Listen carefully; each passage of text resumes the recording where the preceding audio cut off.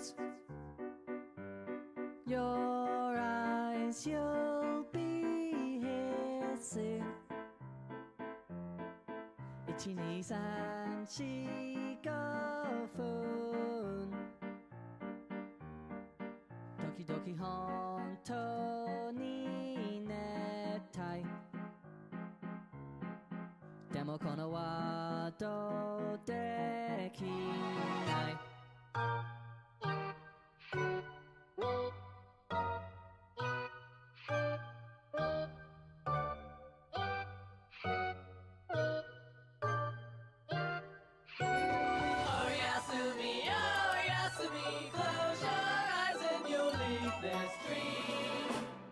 Oh, Yasumi, oh, Yasumi, I know that it's hard to do. Let's go on, shogunai, golden cross, shattered cross, hands on time, with that child in my hand. Hands of time will wring my neck. Every little moment spells regret, but I don't have to feel this way. As a voice inside my head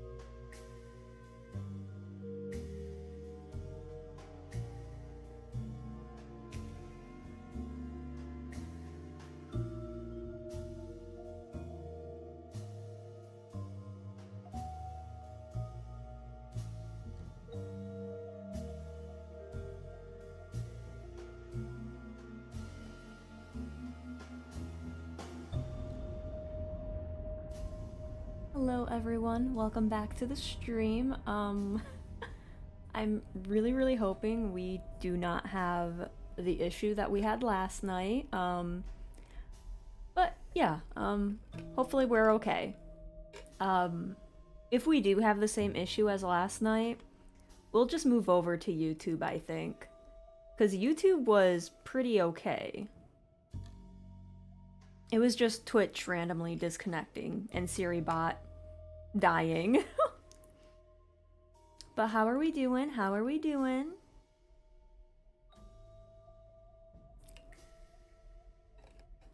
Why is the Alone in the Dark music so quiet?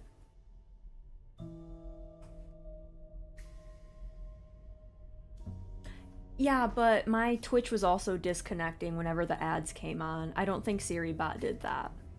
I think it was a mixture of SiriBot and Twitch, TBH.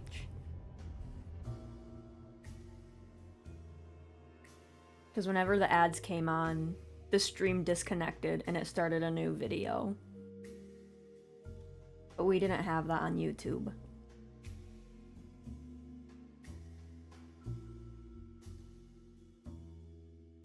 Wish this music was a bit louder.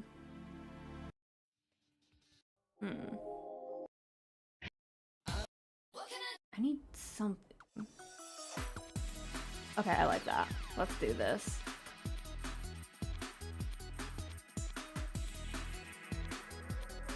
But how are we doing, everyone? How was their Saturday? I just cleaned. I didn't do anything that fun.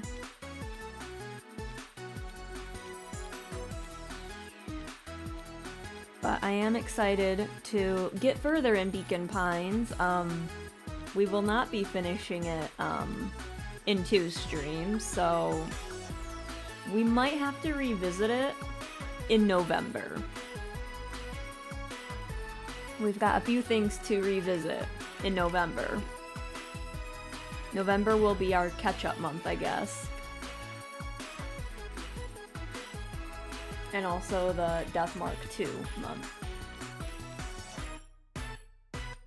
Hang out with my niece and nephew. Oh, so nice, so nice. I'm glad you were able to hang out with them. Hopefully the weather was nice. Weather was really nice over here. Also, congrats on the hot tub, Lappy. Congrats, congrats. That'll be fun to enjoy, especially in the cooler weather.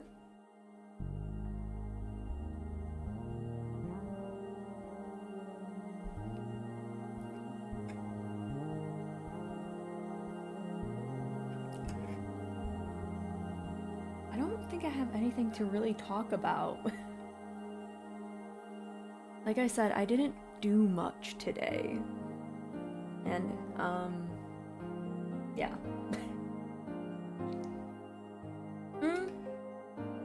I guess I can talk about next week again. Because I didn't really get a definite answer of what we want to do for Alan Wake. So the Alan Wake 2 DLC comes out on Tuesday, and I have D&D that day. So I would not be able to stream it at my normal time. I could stream it after work. I could also record me playing it and put it on YouTube, or I just don't record it or stream it at all. And I was just curious what you guys thought of it. Because we are already guaranteed 3 streams next week because of Slay the Princess. So.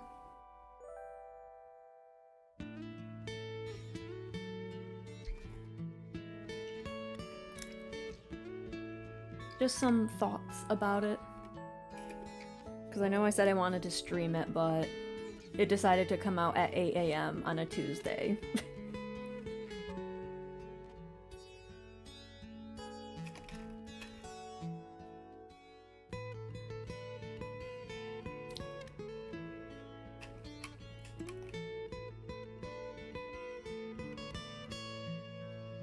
I hate that my mouth does that, and it's like I'm just sipping through my straw. Hang on.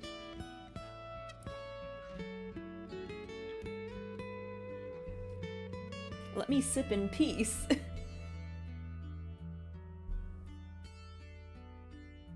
Also, I think I forgot to talk about the merch thing, but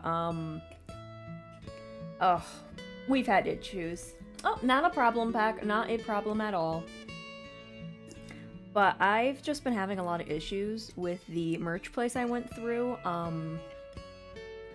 The mugs I got were like really, the colors were really muddy looking, and the image wasn't sharp. And then I got the tumbler in recently,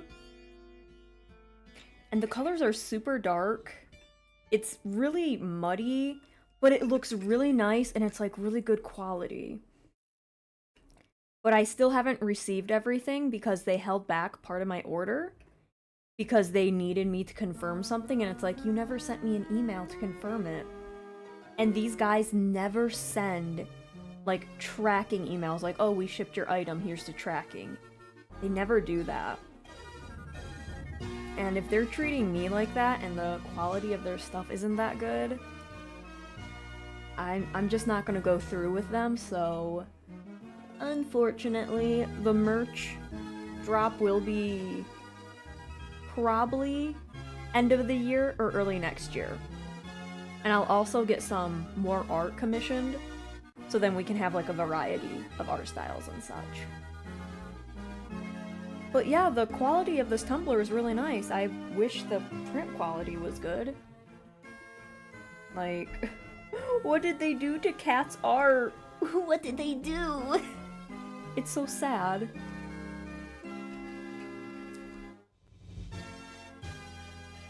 But we will get more cat art, and we will get it on better quality items, and it will be amazing. I just have to set up that website and everything, which might be the hardest part, but whatever. We're gonna have a chill November, so I have time.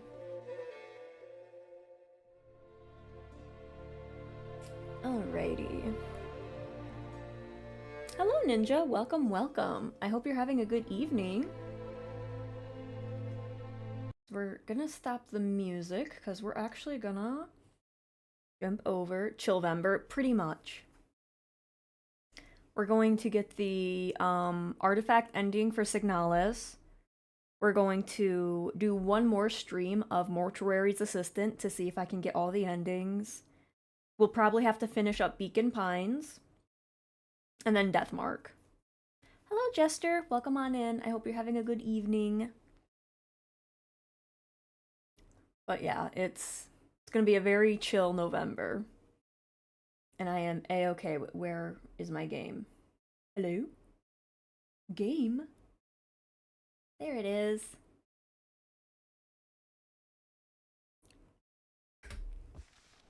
Having a good game, finished a game, and bought a new one. Nice, nice.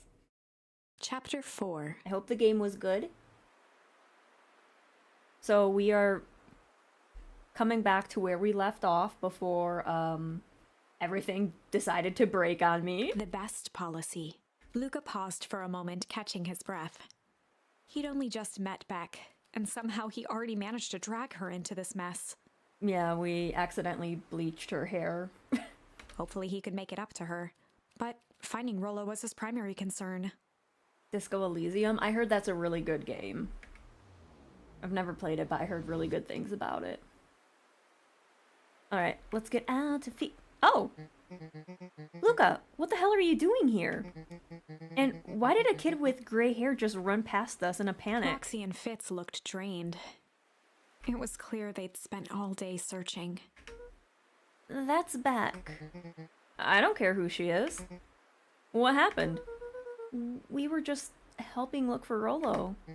Luca, I need you to start telling me the truth. Roxy's temper could often be dismissed as the impatience of an older sibling, but this was the most intense Luca had ever seen her.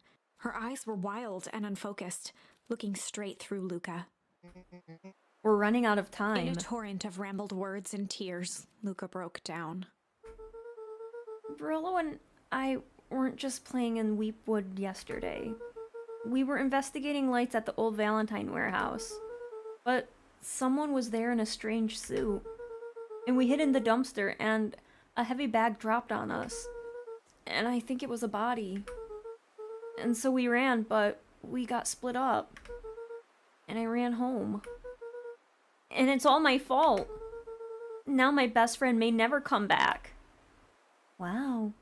Look how sad he is! Look at those little teary eyes. Oh. Actually, hang on. Is the...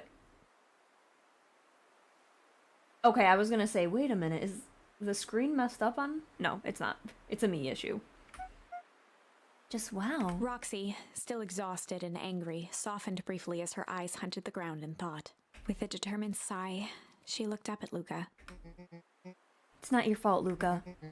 Rollo's gonna be okay. I promise. Roxy drew herself up. I'm gonna fix this. Luca, go home. But I wanna help. This is too dangerous for a kid. Aren't you a kid? I can't just sit around. I have to do something. Totally was here the whole time. We just started, Whittle. No worries at all. And welcome on in. I hope your gig went well last night. Roxy tried to think of the safest place to send Luca. You go back to that little treehouse that you two like to play in. Wait there in case Rollo shows up. Sound like a plan? Luca wiped his cheeks and gave a quick nod. You did the right thing telling me the truth. Now, scoot. You really believe his story? What other option do we have? Things have been strange around here, leading up to the festival. My dad has been acting strange lately. Well, weirder than normal. Looking into the puddle, Roxy rubbed her arms to warm up. Why is it so cold here? This place gives me the willies. Wait at the treehouse? For our friend to show up. That guy has just been here for days on end. He does not care. Mr. Nuncreed jumped with a start. Oh god, it's this guy. Whoa! Don't sneak up on an old fellow like that. Sorry. Who are you talking to? What? Luca motioned to the phone booth. Oh, no. I was just checking because I thought I heard it ring. But the dang thing never does, of course. Yeah, I've never seen anyone use it, really. The whole thing's a waste of money if you ask me. Any word from Rollo yet? Not yet. Long time for a boy to lose his way. Thank you for the lurk, Mickey. I hope you enjoy it. Rollo knows those woods too well to get lost. Suppose you're right. Silly boy's antics have got this whole town worried sick. Antics? Well, we all know Rollo likes to play his little pranks. You think this is a prank? What other possible explanation could this be? He's not playing a prank and he didn't get lost.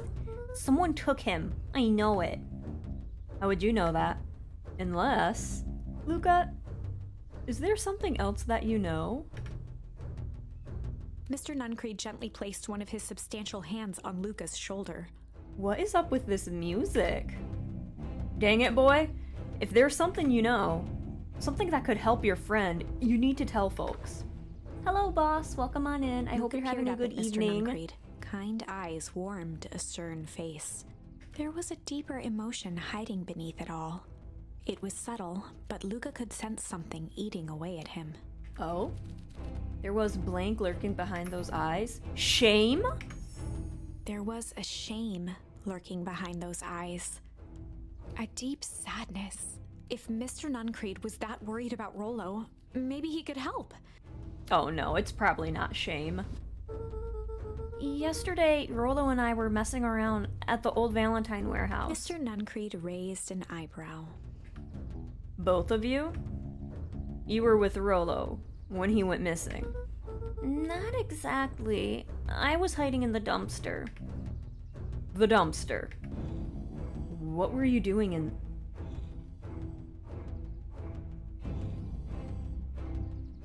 You know, the person in the hazmat suit was a bigger guy. Is it possible that Mr. Nuncreed was that guy? And that's... maybe he caught Rollo and now he's like, oh, wait a minute, there was two of you? I gotta go take care of you now. At first we were just looking around. Then someone in a strange yellow suit came and dumped something on us. We both got scared and ran. That was the last I saw of him. You got scared by some garbage? Well, that's why you don't go sulking in someone's garbage. But it wasn't garbage. I think it was a body. I'm sure it was just some trash. No, you know something, Nuncreed. I know you do. No, there was a name tag. It said Deep Engineering. Mr. Nuncreed's shoulders slumped. Oh? I wish you wouldn't have said that. I bet you I'm right. I bet you I'm right. Hello, Anime. A Welcome on deep in. sigh bellowed from his chest. I hope you're having a good evening. Why did you have to? I tried, Luca. God knows I tried to keep you safe. Luca attempted to take a step back, but Nuncreed's hand clamped down on his shoulder. Oh. But you Van Horns just can't help yourselves, can you? What do you mean? We were all so close. So close to being done with this. With a firm shove, Nuncreed manhandled Luca into the phone booth. What? What are you doing? It's out of my hands now. The door latched shut with a mechanical hiss. What? Shit. As Luca pounded the glass, the floor dropped from under his feet. The inside of the phone booth was now a loose capsule plummeting at gravity's whim. Luca winced and pressed his hands to the walls. As he braced for impact, the capsule hurried to a surprisingly smooth stop. He felt a cold rush of air and opened his eyes with hesitance. Two large figures in hazmat suits occluded his view. Luca heard the deep, resigned voice of Mr. Nuncreed over an intercom. He knows too much. The end. I knew it. I knew it. Wait. No. This isn't the end. I know there's still much more. I know, but I didn't have the charm. Somehow this went wrong. Oh, girl, I know I didn't have the right charm. Okay, let's try something else. Okay, so we can't do that. We can't do that. Can't do that. We need to go here, I think. It's because we haven't used struggle yet. So let's try this. This story is about struggle.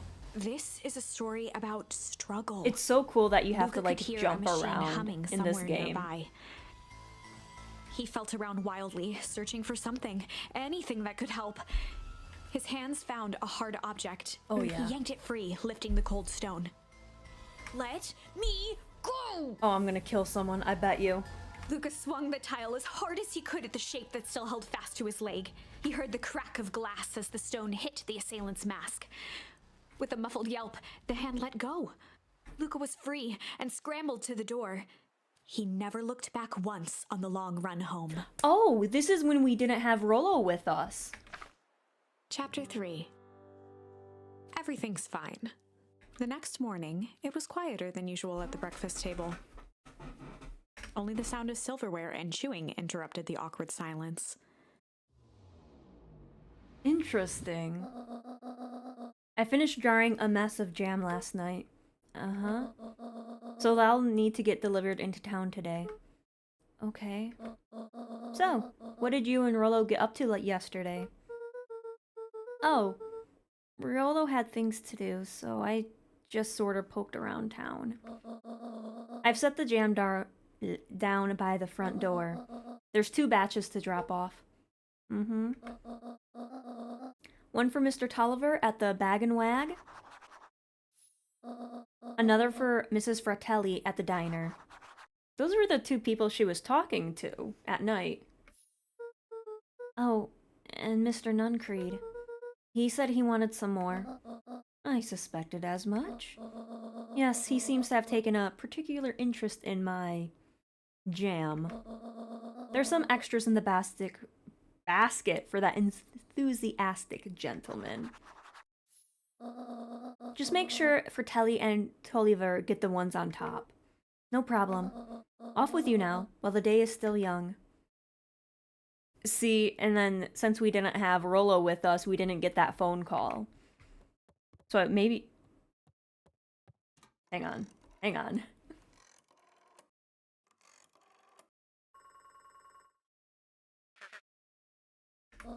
Hello, it's Juniper Hartford.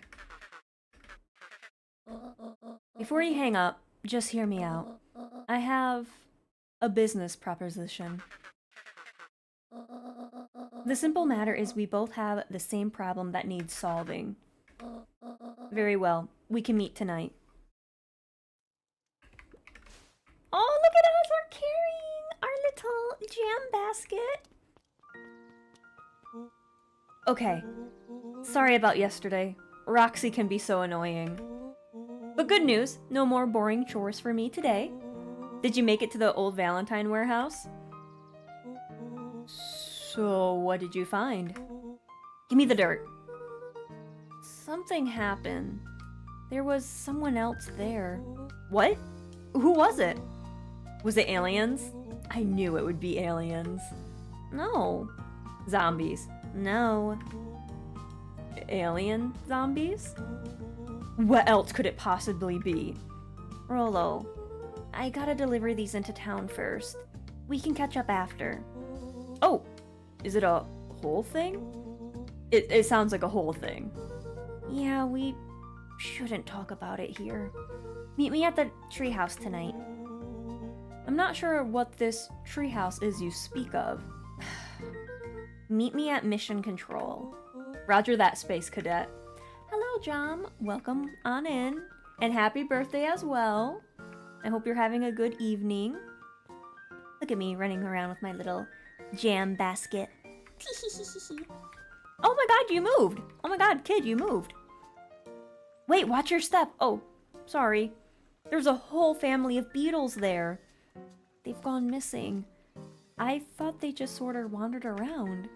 Everyone has a home, Luca. Even beetles. Luca checked the soles of his sandals. I think we're okay. It's weird that they're gone. They went missing when the festival preparations began. Well, that happened with the bees, too. You think the noise scared them away? Something like that. Just watch where you step, okay? Mrs. Doubtfire, help me. I gotta deliver my jam. Look how cute this is. I'm just a little deer delivering jam. Also, hello, Era. Welcome on in. Alright. Oh! In this run-through, I haven't met Beck. Hello. Mr. Wilder, I trust you have time to chat? Eris Valentine, oldest of Sharper Valentine's children, and heir to the Valentine fortune, had a way of making questions seem like demands. Certainly. What seems to be the problem? Mr. Wilder had learned to assume that if he was hearing from Eris, it was because she had taken issue with something he had put in the paper. I couldn't help but notice that the front page of this morning's paper was consumed with stories about this silly festival. Well, yes. That is the news of the day. But there was no mention of the museum, nor the foundation through which it was endowed. I'm sorry, Miss Valentine. My readers are more so interested in this town's future, rather than any one particular family. There was a time, Mr. Wilder, when the going-ons of my family was the only thing this town cared about. Well, things change, ma'am. And you know, change is a dangerous... If you finish that thought, I will make that monocle a permanent fixture of your anatomy. My apologies. Good day, Miss Valentine. Did I give you the impression this conversation was finished? Mr. Wilder averted his gaze and began to polish his monocle. Well, good day, Mr. Wilder.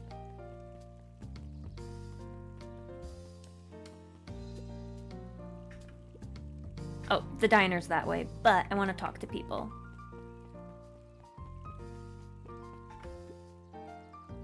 Anger from the past mistakes, not yet made, and a glimmering hope for the future. He carried them all in equal parts, everywhere he went. Oh heavens, what a burden to bear! Have you heard anything, ma'am? No, I can't talk to you. I have jam! Hey, Zariel. Hiya, Luca. Could you please tell this lazy butt to help out in the cafe? Lumi, Zariel would like you. Luca, let me give you a little gem of advice. If you never do what you don't love, then you'll never work a day in your life. Wow. You're really setting the kid up for success. Piper? Oh, hey, Luca. What's up? Hello, Yuki. Welcome, welcome. Can I get a shout out for Yuki, please? Thank yous. I hope you're having a good morning. Yeah, morning. It's morning over there. But I hope you are doing well, pogging and everything. Thank you for the shout out, Whittle. You know it's summer break, right? Of course. And it's like the morning, correct? And you're studying. Like they say, the early bird gets the proper education required for a successful and fulfilling career later in life. Having a comfy night? Nice, nice. Always good to have those types of nights. Sometimes you just gotta pog. Where do I go? Help! I'll go this way, I guess. There's Dawn! We met her, last night. And this was actually the one little creature I sketched way back, during one of my earlier live streams. I think maybe 2 years ago. Dang. Hope you're okay. This looks like a surprisingly non-horror game. I think it just has, like, some horror elements, so I wouldn't say it's, like, hardcore spooky, like, Silent Hill. But, you know, it still has the horror elements, so I'm allowed to play it. There we go. We finally got another, up-close of the animals. Hey, Luca, what's up? Dawn had dreams of becoming a big-time reporter. At night, she searched for the story that could be her big break. By day, she hawked papers at the newsstand. They got you on jam delivery, eh? Yup. Hey, Dawn, have you noticed anything weird around town lately? What sort of things? Stuff going on at the old Valentine building. I'll let you off the hook then.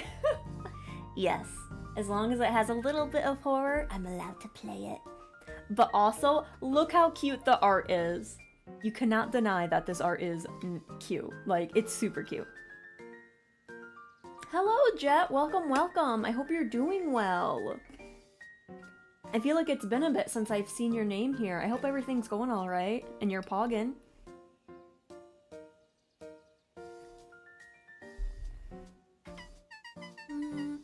You might say I've heard some things.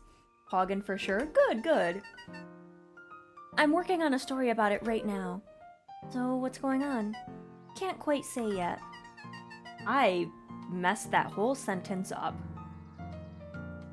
I still need to follow up on a few leads. Keep me in the loop, okay? Sure thing. Have you seen the new kid around yet? New kid? Yeah, came in from the big city. Her parents both got jobs here. But get this, one of them is working for William Carr and Perennial Harvest, and the other is working for Harris Valentine. And the Valentines represent Beacon Pines' past. Perennial Harvest has positioned itself as the town's future. Must make for some interesting dinner table conversations. They managed to get the voice sounds cute and not obnoxious too. Yeah, it's like the Animal Crossing Animalese, like whenever they talk. It's very cute and I love it. Just been busy? I feel that, I feel that. But yeah, the art is so cute here.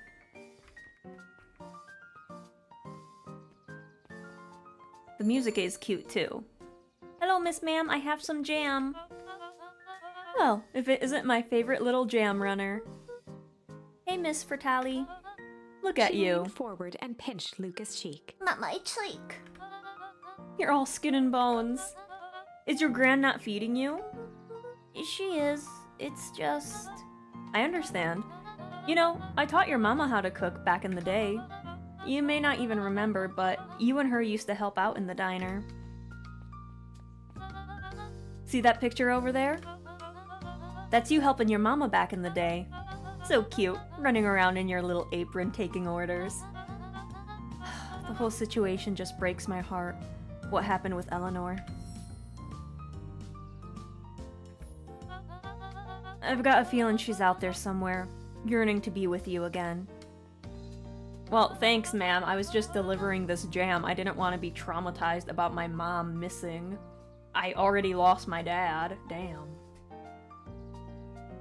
Few things in this world can keep a mother from her son. Luca shifted the basket uncomfortably.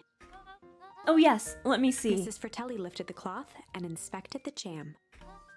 Ah, they even have my name on them. How thoughtful. She carefully lifted out her jars of jam. You tell your grand hello for me, Luca. Will do. I wonder if we can see the image. Luca squinted at the faded photo of him and his mom at the diner. Memories of that day came flooding back. Oh, maybe we'll get another... We got another flashback. And we're BB! We BB! Look at us. We so BB. We're so BB. I got a little apron too. Oh my god, I'm so cute. This is my mom? Mom? I'm ready to help, Mama. Alright, little buckaroo. It's up to us to feed these folks while Miss Fratelli is away. I've got to deal with the inventory before I can start cooking. Do you think you can handle taking some orders in the meantime? Yes, Mama. It's interesting that with the flashback of your dad, his back is turned to you, and then in this flashback, your mom is turned, like her back is towards you, so you can't see them. Which is interesting. Hiya, Roxy. Luca? I'm helping. Wow. Hopefully your work ethic will rub off on Rollo. What can I get you? Not really feeling like a burger. How about a chicken sandwich with bacon on top? Coming right up.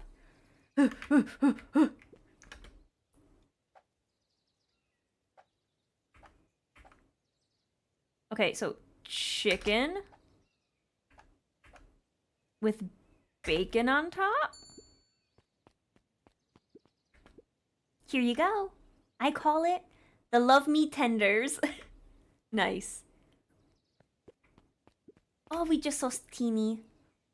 Gadzooks! They've shrunk the wait staff. Jeff slapped the table and gave Luca a toothy grin. How's your pops doing? He's been pretty busy these days. I know that feeling. Tell him the fishing rod he ordered should be ready next week, will ya? Sure thing. I've been in the mood for something sweet. You got a burger that can satisfy a sweet tooth? A sweet burger? Yeah, and top it off with some grilled cactus. Grilled cactus. The heart wants what it wants. Okay, now I understand the candy and the cactus. Delicious.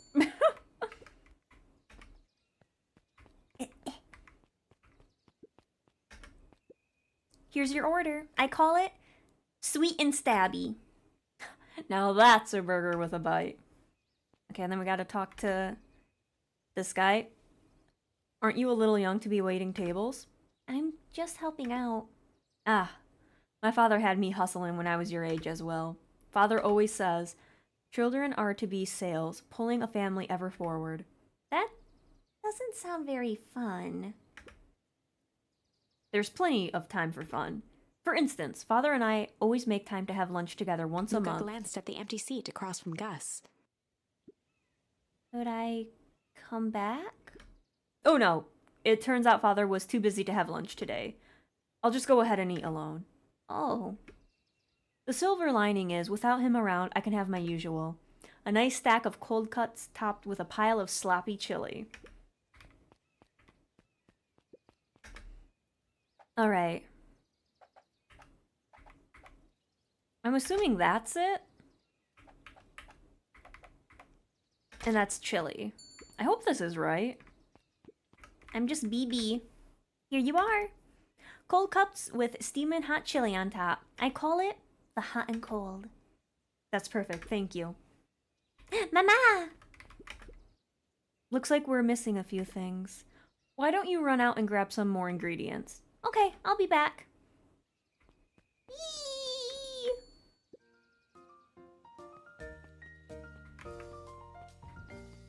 Ah! I'm getting stuck on chairs. If I could just be left alone, young Mr. Van Horn. Oh, sure. Sorry to bother you. It's just that Mr. Kerr has asked me to make the opening speech at the festival. Being mayor and all, you might expect me to be a charismatic speaker. Luca's like, are you serious? The truth is, I'm terribly nervous. I really don't think I'm cut out for this sort of thing. Cut out for being mayor or public speaking? Both, I suppose. I never really chose any of this. It's more of a duty to my family. For our legacy. That sounds like a heavy burden. As for the festival, just speak from your heart. I'm sure it'll be great. Beep, beep, beep, beep. Okay, so now we have to go to the other guy's place. That mama you did was precious. I don't even know how it went. I'll have to like look at... Ooh, we got more stuff! Little creature? How do you keep the ice cream cold? We keep them on ice. Where do you get the ice from? I don't know. Somewhere cold. How do they keep somewhere cold cold? Look, Bert. Do you want some ice cream or not? No, I'm good. Little shit. Huddled at his counter, Hiram Tolliver was meticulously shining apples. More accurately, Hiram Tolliver was meticulously shining one apple. Hello? With a yelp, Mr. Tolliver fumbled the apple, flailing at the air as it fell. Oh, sorry. Ah, no bother, no bother. He leaned forward and lowered his voice. I see you have something for me? Yeah, Gran had some jam I'm supposed to give He you. leaned in a bit further. Why is he being so creepy? Jam? Yeah, these ones on top.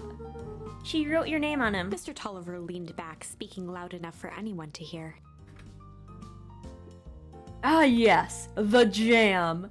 Thank you so much for delivering this jam to He me. reached forward and snapped up the jars of jam, giving Luca a little wink. I shall put it on my shelf, my store shelves, post haste. Oh, okay. I should finish my deliveries. Of course. Of course. He leaned in for a final whisper. Of course. Okay.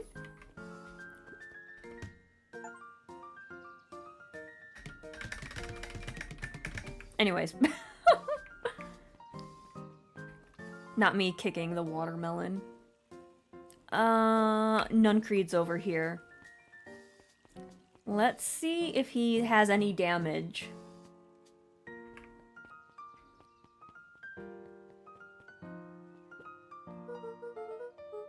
Got some jam for you, Mr. Nuncreed.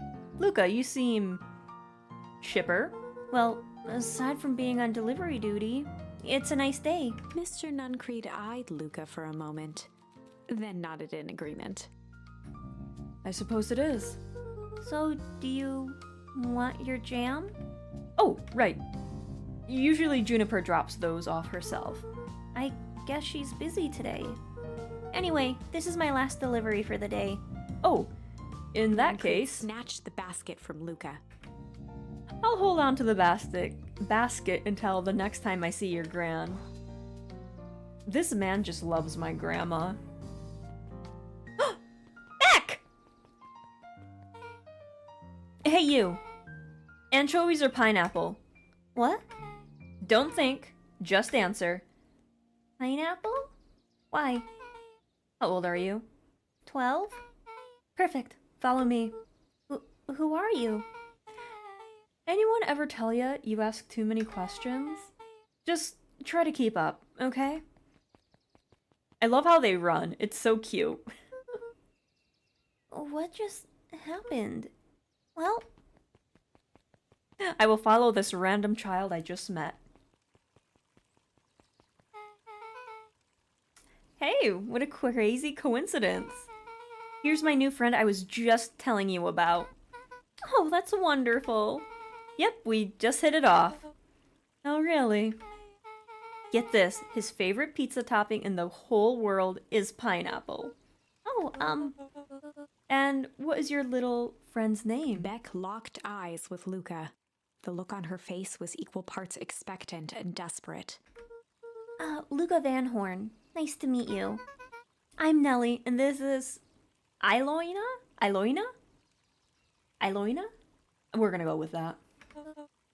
We're Beck's parents. Beck gave Luca a quick nudge. Oh, yeah. Beck told me all about you. Already feels like we've known each other for years. So you both can stop obsessing about me making friends. Oh, darling, we never doubted you. It's just that, for children with fewer than 5 close friends, the probability of a stunted development doubles? Okay, wow, I'm being called out. Jesus Christ. Well, 1 down, 4 to go, I guess. What Nellie means is that we just want this move to be as easy on you as possible. You can relax. A friend has been friended. This calls for a celebration. Luca, you must join us for dinner tonight. Dinner? Wow, another coincidence. I actually already asked him and he said he would love to. It's just wonderful. In that case, we should pick up some groceries. You two don't get into too much trouble now.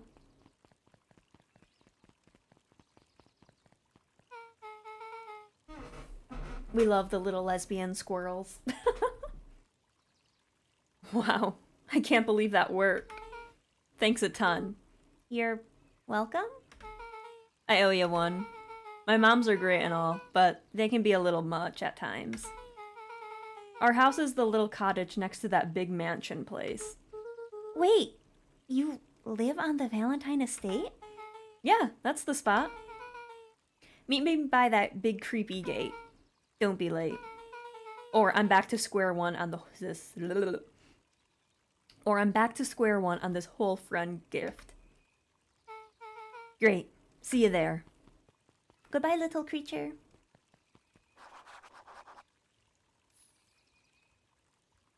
Okay, before we do that, let's see if we can explore a little bit.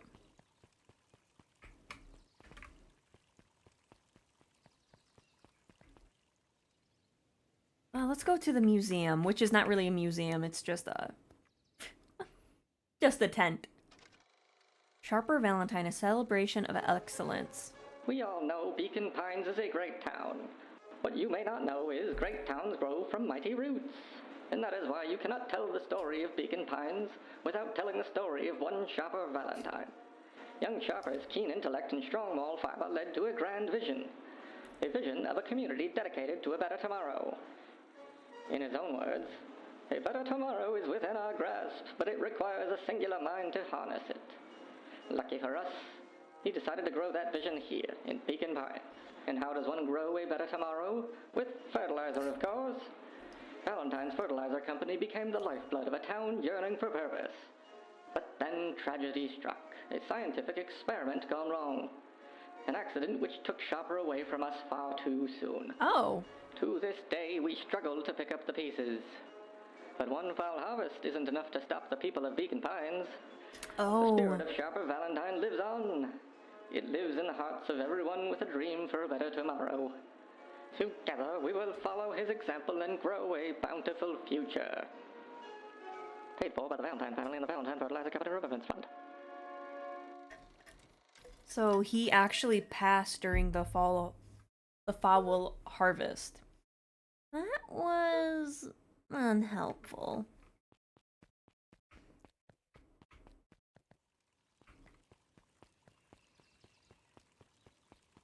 Maybe we will meet back. is my phone dying already? Ah.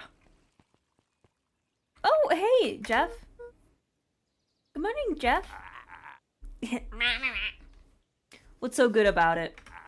Another day further down the tubes, if you ask me. Come on now, it's not all that bad. The festival is coming up. The festival. Old man Valentine used to put on cockamamie shindigs all the time. And where did that get us?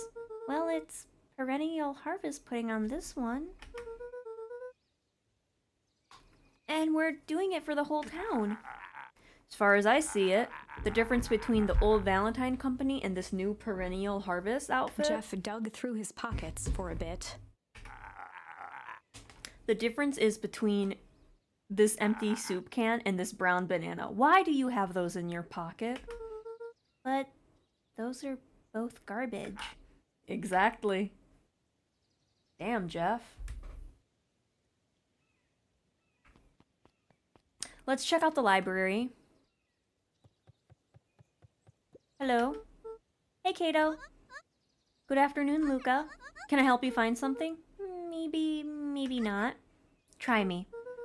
Well, there's been some weird stuff going on at the old Valentine warehouse. Can't say I know anything about old warehouses, but empty hives don't stay empty for long. Huh? Kato motioned to the book in front of him. The more I read about bees, the more similarities I see with people. If a hive collapses and fails, it doesn't stay empty for long. A new queen will shop up pretty quickly. So you're saying it would make sense for someone new to start using the warehouse? Nature arbors a vacuum. Oh god, my eye. That's interesting. And it makes sense because that warehouse factory is being used. I'm assuming the Valentine estate... Oh, here it is.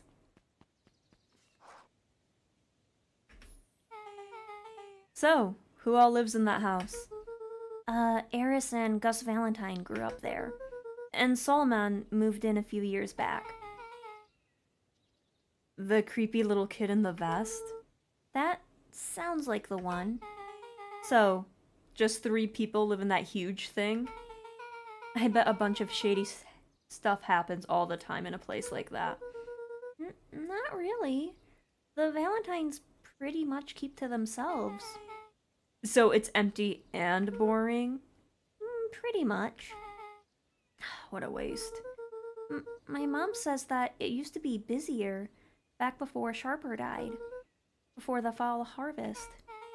Okay, that's like the 5th time someone mentioned this foul harvest thing. And you all use the same ominous tone.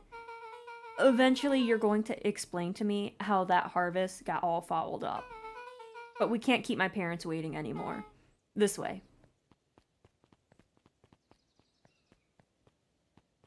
Oh, look at all these flowers. Most kids would have just ditched me at this point. Why are you still here? You looked like you could use some help. You know what, Luca? You're not so bad. Let's get through this as simply as possible. Just eat, smile, and nod. Fun. Great. Whatever you do, don't bring up their work. I think I can handle that. Beck took a long breath, then gave a firm nod. Here goes nothing. Chapter 4. Dinner with the Moodwills. Ilona Moodwill was worried about change. A gardener at heart, she understood the necessity of change, relied on it even. So it is Aluna, okay. But there was a difference between the controlled world of her plants and this cluttered cottage in a strange town. Almost done. Nellie was a blur of activity, digging through boxes.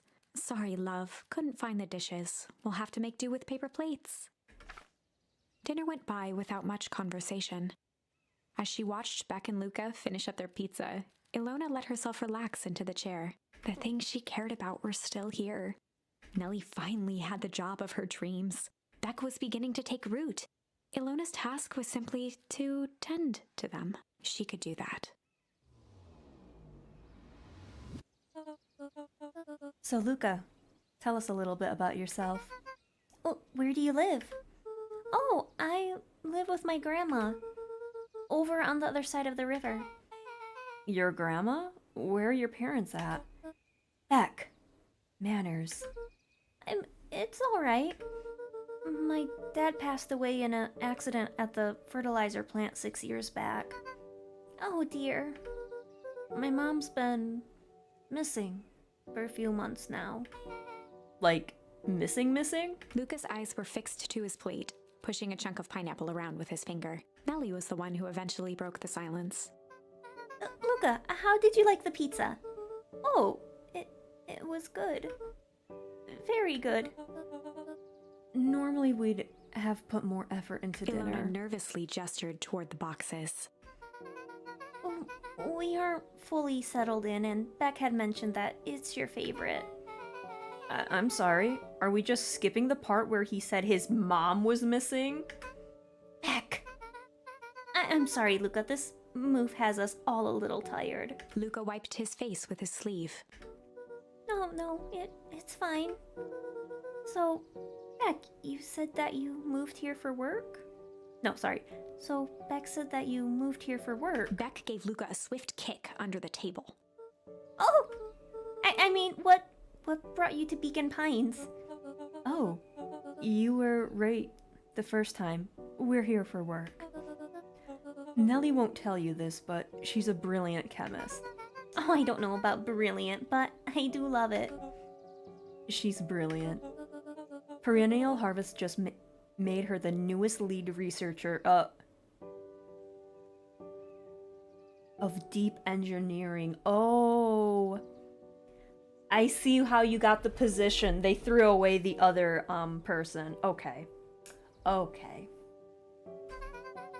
She makes it sound more impressive than it is. I'm just happy I get to make a difference in the world. Perennial Harvest is at the forefront of evolving agriculture into something more useful than sprinkling water and excrement on the Luca ground. glanced over to Beck. She seemed to be holding her breath. What Nellie means, Luca, is that there are different ways to grow plants. Yes, some people talk to their plants and hope for the best. And some people happily leave their jobs to allow a loved one to pursue their dream. You swore you Beck didn't. slammed her fist into the table, perhaps harder than she intended. Hey, Luca. How about some dessert? I actually have to meet my friend Rolo soon. Luca glanced outside to gauge the time. The sky was darker than he expected, filled with ominous clouds. Looks like a storm is brewing. I should get going. Oh, I didn't think there was any rain in the almanac. Yeah, almanacs aren't that useful around here. Luca wiped his mouth one last time with his napkin and started to get up. Thank you for the pizza. It was really good. See you at the festival, Beck.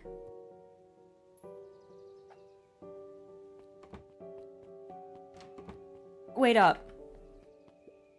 I'll walk you home.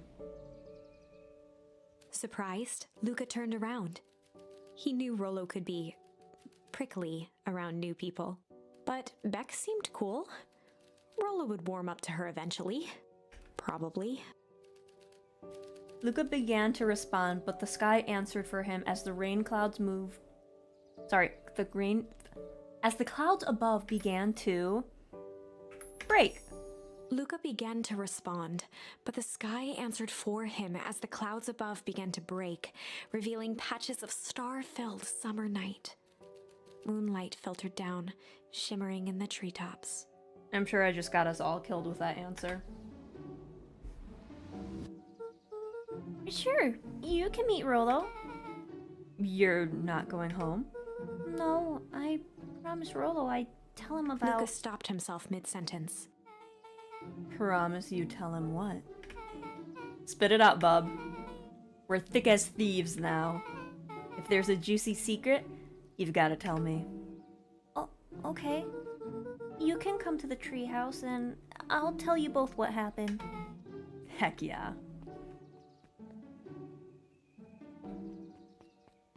Luca saw Beck skulking by the gate. So, you're telling me there's nothing mysterious or creepy about this place? It's mostly boring and empty. I refuse to believe that. Big spiked gate, looming mansion, rich reclusive owners. It smells shady. Beck grabbed the wrought iron bars and shook the gate. Mark my words, you decadent nightmare house. You will reveal your secrets to me. Oh. What did you do? First of all, I told you so. Second, hide.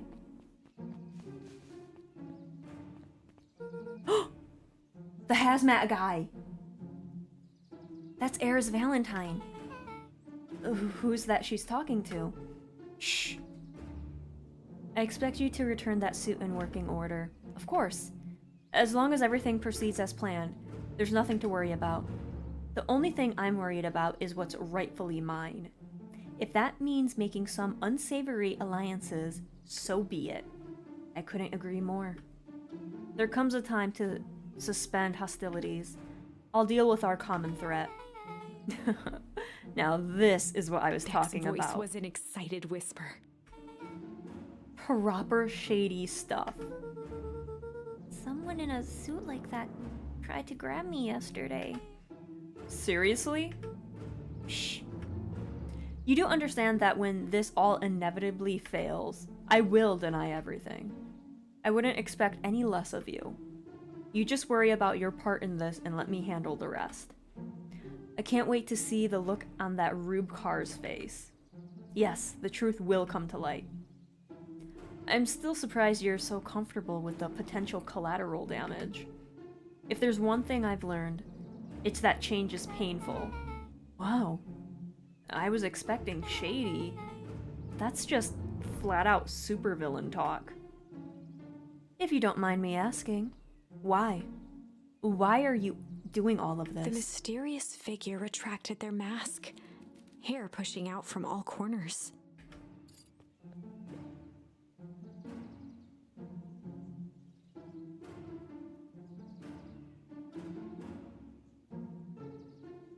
I'm sorry. I'm sorry, that's our grandma. What is our grandma doing? A chill ran down Luca's spine. His vision blurred. Beck stifled a sharp wince, and Luca looked down to see himself wrenching her hand. An answer I can certainly respect. Gran tousled her hair back under the face mask. Just remember, keep everything nice and normal until the festival. I don't need lessons in rousing Gran suspicion. gave Eris a curt nod and disappeared into the night. What is going on?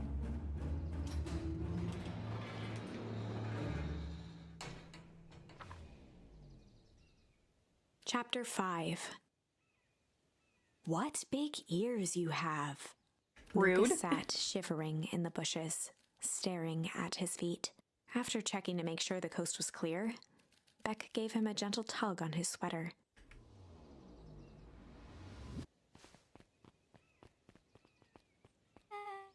What's wrong?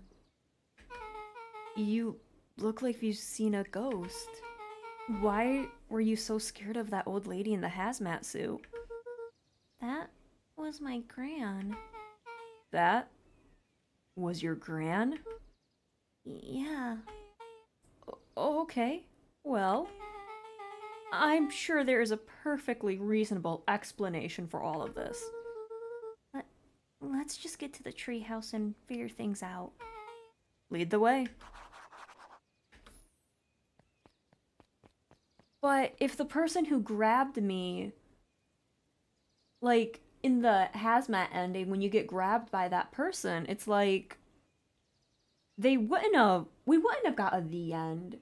Like they wouldn't have like killed us or kidnapped us because Gran is there for us, you know?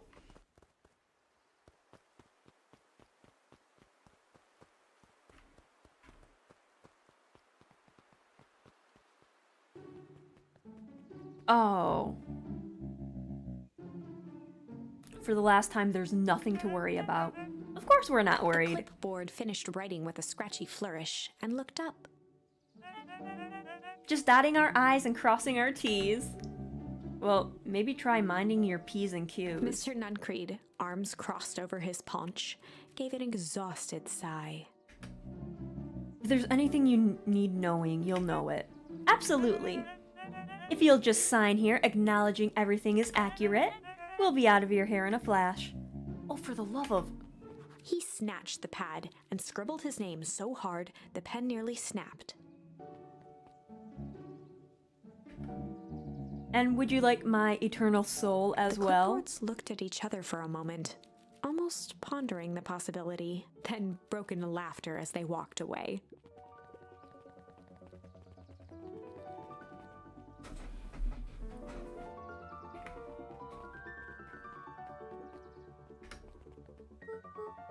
Hi, Mr. Nuncreed. Luca, let me give you some advice. The next time someone you don't know asks to hear your thoughts, give him a good hard bop right in the kisser. Oh, Gran tells me just to keep away from the clipboards. That's good, that's good. Your gran is a smart lady, Luca. Speaking of which, you better run along home now. Too dark to be out wandering on your own. Which makes me wonder, because in the ending with him when he pushes us into the phone booth, does it like go to their secret lair? Maybe he wasn't hurting us or something. I don't know. I'm just confused. Hello, Dev. Welcome on in. I hope you're having a good morning. Oh my god, this woman is still here reading. Ma'am, how can you read? The answers you seek will be revealed to you in due time. The question is, the figure intoned, are you prepared to live with that truth? Another day, another dollar. See you tomorrow, Z. Have you noticed how all the perennial harvest folks order the same drink? Decaf cappuccino with extra foam. Why? I don't know. Just thought it was a little odd. Pretty weird for sure. Well, that's customers. Sorry. Well, the customer's always right. See you bright and early tomorrow. Can't wait.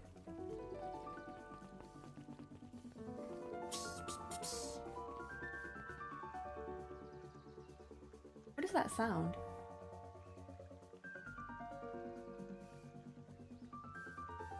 Oh, it's the music. I'm like, what the hell is that? It's the music. What do you want? William Kerr and Gus Valentine proudly surveyed the half-covered festival banner. It's all coming together quite nicely. Couldn't have done it without The ya. mayor gave a half-hearted shrug. I'm not so sure about that. Nonsense. That reminds me. I wasn't able to thank your sister for her contributions. Yeah, she's been indisposed of late. She doesn't much like me, does she? Oh no, that's not it at all. She's just been busy. Of course. Regardless, I would be forever grateful if you could pass my thanks on to her. The History Museum adds a real air of importance to the whole affair. And we couldn't very well celebrate the story of Beacon Pines without including the Valentines. My father was a great man. Oh, so this is Sharper's son, and this is Eris's brother. You're darn tootin' he was. Kerr lopped his arm on Gus's shoulder. But I mean the entire Valentine family. Present company included. Can I ask you something, Mr. Kerr? Call me William. Ask away. William, why are you doing all of this? Gosh, I never felt one needed a compelling reason to throw a party. Not just the festival. All of this. There's gotta be 100 down on their luck towns out there. Why is Perennial Harvest so invested in helping Beacon Pines? You know what I love most about the agriculture business? Seeds. Seeds? Yep, little bundles of With a potential. glimmer in his eye, Kurt gestured grandly toward the horizon. You treat a seed right, nurture it, feed it, and it can grow into something truly special. You see potential here. Undoubtedly. The seed of greatness is already under our feet. All it needs is a little nudge. And the right leadership, of course. Oh. Good night, Mayor Valentine. Interesting.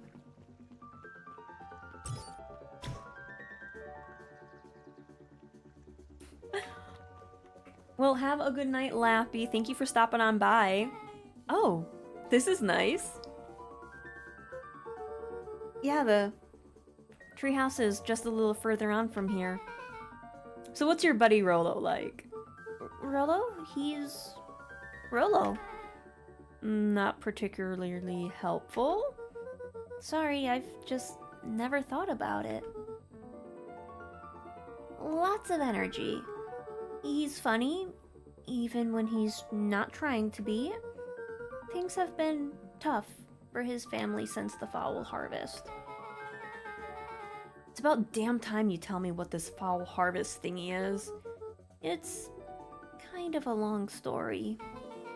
Hit me with the headlights. Okay. There used to be a fertilizer company here called Valentine's. They were kind of a big deal. Oh, big deal fertilizer. It was a big deal to us. Their stuff really worked.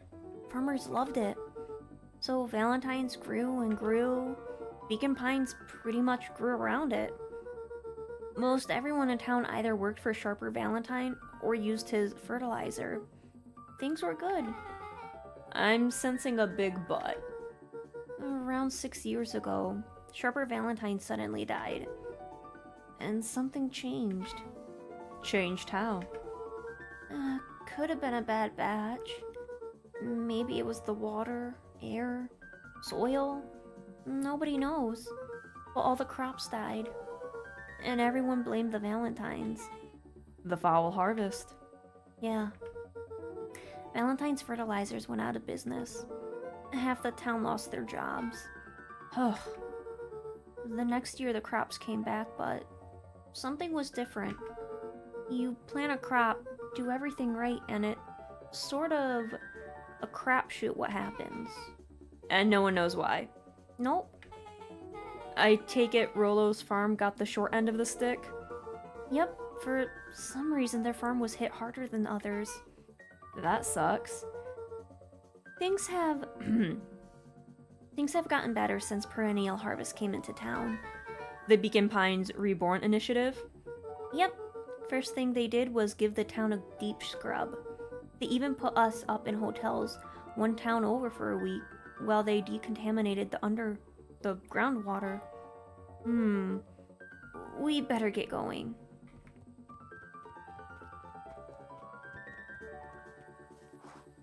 Alright, let's see what Rolo has to say to us. It's about time. I was about to give up and go home. Who's the new kid? Name's Beck. You must be Rolo. I see my reputation precedes me. Welcome to Mission Control. Rolo waggled his head with pride. You'll find we've spared no expense in construction. I've seen worse looking piles of junk. Thanks! Hey Luca, you know the security concerns we talked about? Yeah? While I was waiting, I made some improvements. Let me lock this baby down for a little test infiltration. Can't be too safe these days.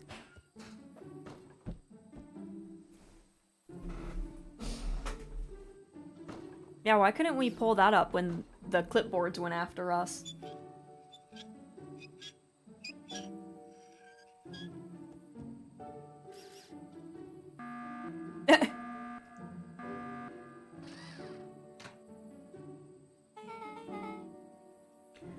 He goes all out, doesn't he?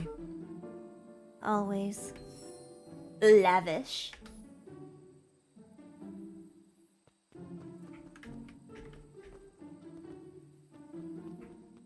What do I do? Oh, I hit it! I hit it!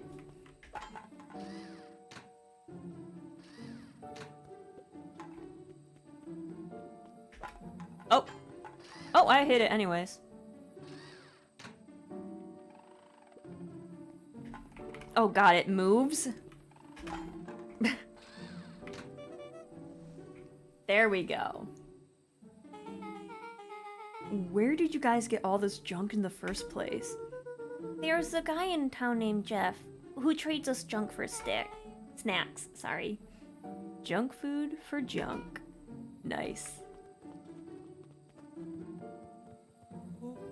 So, Pretty sweet security, right? it was imaginative, I'll give you that. Luca, are we sure we can trust the new recruit?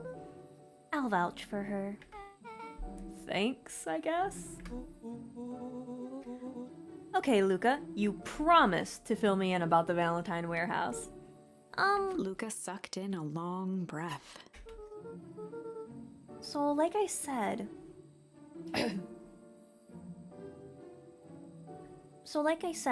there was someone there. What were they doing? I don't know, but the place was lit up and active. Maybe there were squatters? I don't think so. It seemed more organized. When the man pulled me in, I saw some of the equipment running. A man pulled you in? Yeah, but I got away. You keep saying it was a man. They were wearing a mask, right? Yeah. Then it could have been a woman. How did you get away? I grabbed a rock or something and broke their mask. They let me go and I ran. Dang. That's intense. No wonder you freaked out when you saw your grandma.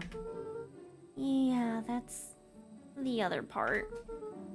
On our way here, Becca and I saw Harris Valentine meeting with Gran, wearing the same sort of hazmat suit. Rollo let out a low whistle. And they weren't there for idle chit-chat. It was a proper Clandestine meetup. So let me get this straight. There's an operation in full swing at the Valentine warehouse. You were almost abducted by a strange man or woman in a protective suit, and then you saw your Gran in the same suit talking to Eris Valentine. Pretty much. I'm beginning to think this town is kind of awesome. Rollo and Luca shot back a look. No offense.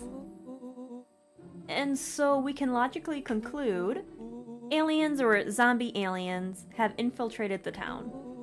And their leader is your Gran, and she tried to murder you. First of all, hint, for the last time, there are no aliens. Second, it couldn't have been my Gran at the warehouse. I broke the person's mask to get away. The mask Gran was wearing wasn't damaged. But she's definitely hiding something. Maybe. Your Gran is weird, but she might be the most boring person in the universe. All she does is sit around all day making jam. What could she possibly have to hide? I don't know. We haven't talked much since she moved in. Moved in? Your Gran isn't from here? No, she came a few months back to take care of me After his mom went missing. Did you know your Gran before? Not really, no. It's been years since I last seen her. Luca, don't take this the wrong way. Are we sure your Gran is on the up and up? Luca gazed out the window. I'm just saying. It sounds like strange stuff has been happening since she showed up. We could say the same thing about your family. But you're right. Luca, your Gran is hiding something. And Pa always says, folks only bury stuff worth digging up. We need to investigate your house. If my Gran is really hiding something, I don't think... Sorry. Don't you think I would have noticed by now? That's kind of the whole point of hiding something. I guess you're right. Gran's been leaving the house for hours at a time this week. I'll call you two tomorrow when the coast is clear, and we can start getting to the bottom of this. I'm always game for a good snoop. You can count me in. Chapter 6. Secret Lair. A secret layer. Summer forged ahead, but the nights only seemed to grow colder. Luca walked home slowly under the pale starlight, cautious to avoid any more surprises lurking in the shadows. Yeah, God. Reaching home, he slipped quietly into bed, half dreading what they might discover the next day. There we are, sleeping. Oh, what time is it? There we go. Get out of my pajamas. Stop knocking, I'm coming. I have little legs. Rollo, what on earth is that? Hmm? That ridiculous thing on your head. Oh, this? It helps me think. You're gonna need a lot more of those. Joke all you want. We'll see who's laughing when I crack this case wide open. The coast is clear. Yep, whenever she's been up to this week, it's been keeping her busy most of the day. Very well. The game's afoot. Luca and Beck rolled their eyes as Rollo strutted across the room. If I were Gran, where would I hide my deepest, darkest secrets? Perhaps where you least expect it. Rollo flung open the cabinet with confidence. Aha! He coughed as a veil of dust hit his face. I think it's safe to assume anything that dusty isn't what we're looking for. Or maybe that's what she wants you to think. Then again, any good detective knows not to trust his first hunch. First hunches are for suckers. Eureka! She's lit a fire in order to burn the evidence. She keeps the fire going every day, Rollo. Drat! It may be already too late. Just think of the mounds of documents lost to ash. Okay, I'm gonna stop you right there. Can we just think for a moment? Luca, is there anywhere Gran doesn't want you to go? Yeah, the closet upstairs. So maybe it stands to reason that we should check there first? No dice. It's locked. Well, well, well. Look who stands to reason now. And I have no idea where the key is. If it really is important, then she probably keeps it with her. Anywhere else? She has a berry bush. Who has ever thought, I'm going to take this important thing and huck it in a bush? True. Anything else? Maybe something out of the ordinary? Well, she is always worried I'll break her fancy dishware in the kitchen. But it doesn't matter anyways. I can't reach the latch. A look of realization crept onto Luca's face. All three kids snapped to glance at each other, then sprinted in turn toward the kitchen. You know, for being middle schoolers, for them not being able to reach the hatch is kind of funny. All right, Rollo. This is your time to shine. Ah, yes. You've called upon my expert detective skills. And now I shall proceed Before he with... could finish, Luca scrambled up Rollo's back. Hey, this isn't my idea of detective work. Every squad needs a good lockpick. And every good lockpick needs a sturdy head to sit on. This is beneath my standing. Stop complaining and hold still. Got it. The three crowded around the hutch to peer in. With the glass doors opened, a perfect porcelain display gleamed in front of them. Their eyes searched for anything amiss, but the only distinct feature was its impeccability. That was anticlimactic. Yeah. I don't really know what we were expecting. Like, oh hey, let me just yank on this random teacup As and... Beck pulled on one of the teacups, it slanted forward with a hollow click. The entire hutch began to rustle and slide under its own power. Seems like your gran has been doing some remodeling. Dude, only 2 types of people have secret layers. Evil masterminds and superheroes. So, which one do we think she is? We're about to find out. When was this added? This is my house! Okay, so more of an unhinged conspiracist vibe? Oh, wow! Yeah, this can't be good. We need to look around before jumping to conclusions. What do we have here? Barrels marked caution, explosive. And jam jars? That's enough jam to feed this whole town. What kind of incinerary jam is your gran making? She wouldn't have had me walk around town delivering bombs, right? Only one way to find Rollo out. casually spun open a lid and dipped his finger in the jam. Huckleberries. He smacked his lips. A hint of brown sugar. And ink? What? Rollo plunged his hand in the jar, fishing out a soggy slip of paper. Ah! Rollo offered the slimy note to Luca and licked his fingers clean. It's addressed to Mrs. Fratelli. A grand jamgram? It says, last night I used the disguise Eris provided to scout the location. The timing window should be possible. Operation Sparkplug is a go. Oh man. Are they doing a heist? Whatever it is, it can't be good. So more a bombshell than a bomb, am I right? You're new here, so I'll let it slide. But I'm the bad joke guy around here.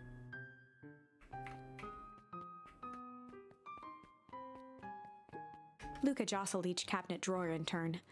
Only one was unlocked. He fingered through the filing cabinet, pausing at a bulging folder labeled Walter. Walter? For a long moment, he just stared at it. Is that our dad? What do you got there? My dad. So Walter is our dad. Looks like some of his old medical files. Your dad was a doctor? Luca nodded and caressed the label with his thumb. Well, are you gonna read it? Here, let me help. Rollo swiped the folder from the drawer and began leafing through the pages. He whistled to himself, barely looking at the text.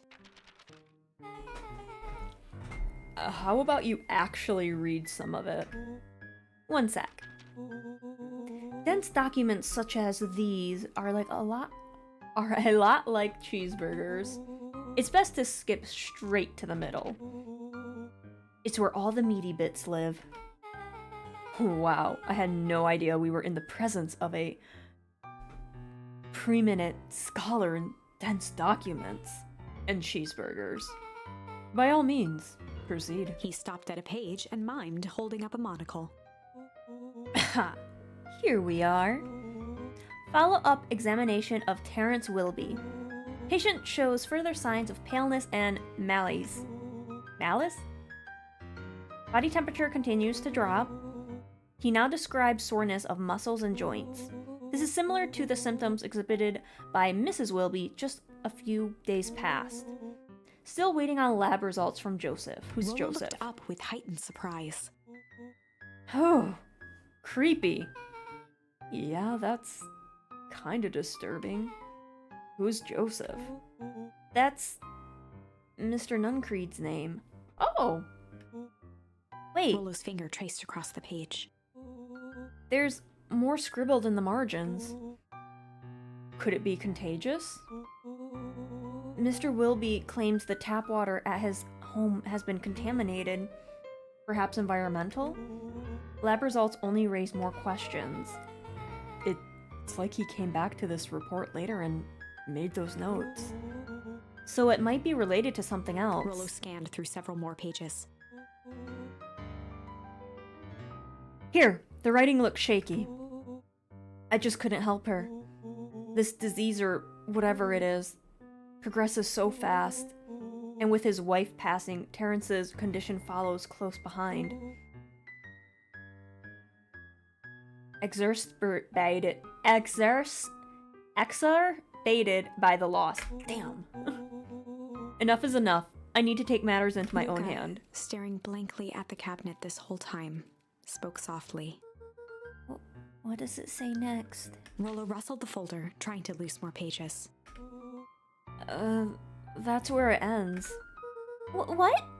There has to be more. Luca frantically shoved the remaining cabinet folders, trying to find another labeled Walter.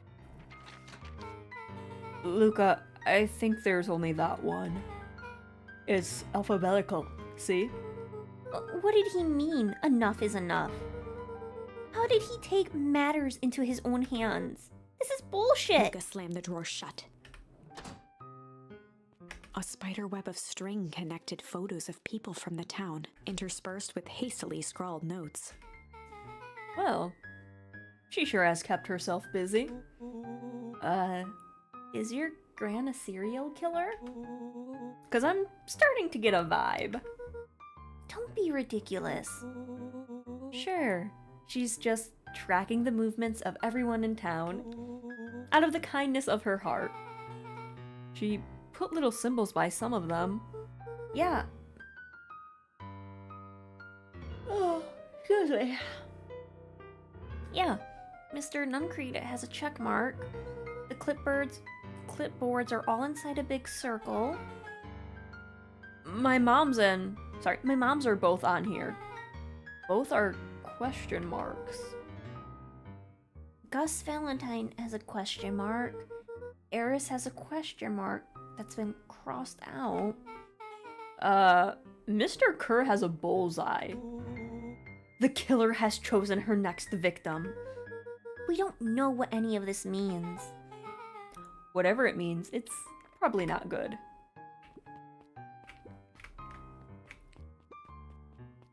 They crowded around a worn-down old map of Beacon Pines. Cool. This looks like a treasure map. Not every old map is a treasure map, Rollo. Yeah, but every treasure map is an old map. Can't fault that logic. Look, there's even a pathway drawn on it. It starts at the entrance of town. And if we follow Rollo it, carefully traced the path with his finger. it leads right He to jabbed down at the end point. town square? That's the fountain in the middle of town. What a weird place to hide treasure. Rollo, that doesn't look like treasure to me. The end of the path on that map has the same symbol as those explosives over there. So it's not hiding treasure. A real bummer. Rollo, what's the thing you've been excited about for the past month? The festival! Did you just say gulp? This feels like a gulp kind of situation. Everyone will be gathered near the center of town. She's gonna blow up the festival! Not if we stop her. What was that? Luca looked up from the map. What was what? No, I heard it too. That was the front door, which means someone just shut the door. Which means someone's upstairs. Shh, quiet. Hit the lights. Beck flicked off the light, and they became statues in the dark. Overhead, creaking floorboards bent under slow, deliberate steps. Oh, excuse me. The kids looked up, the tilt of their necks following each footfall. So it sounds like... Then Hello, suddenly, Mrs. Doubtfire. It stopped. Without realizing, they'd been holding their breath. All three exhaled shakily and glanced at each other. A muffled male voice broke the A silence. male? Oh, it's Mr. Tulliver. Hang on, I have to grab. A little water. Hello? A final few footsteps reached the entrance above them, and the voice now echoed down the stairs. Anyone down here? The three kids shuffled to the corners without a peep. As he began to descend the stairs, the man's voice punctuated every new step. Thump, Yoo-hoo! thump, I'm not here to hurt anyone. thump, I'm just here to help.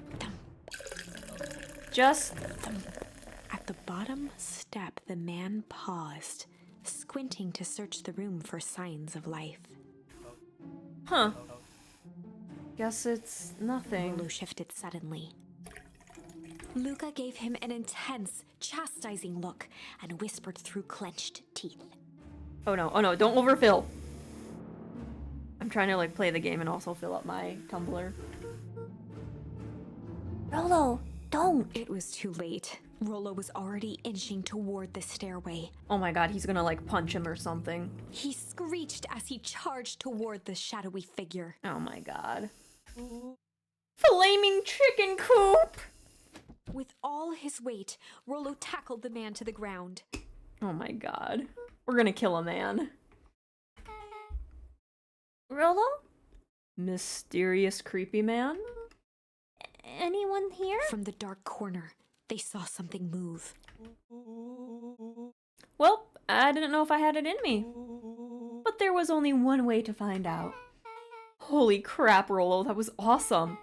Wait, did you just kill a person? Luca scrambled to the hunched figure on the ground. Pressing his fingers to the man's neck, he sighed with relief. You sure clobbered him good, Rolo. He's knocked out cold. As Beck flicked back on the light, Luca and Rollo both gasped in stereo. Mr. Tulliver! We killed a man this summer. Chapter 7. That's Chapter 7's name. The Interrogation of Hiram Tolliver. It's close enough. Still unconscious, Mr. Tolliver slumped heavily in a shoddy old chair.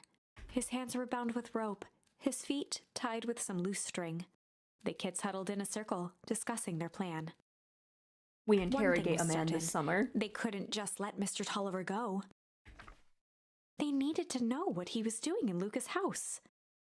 I mean, what is an interrogation if not a slow death? I mean, hopefully we're not like beating him with a hammer or anything. Hopefully not, or this will take a very dark turn.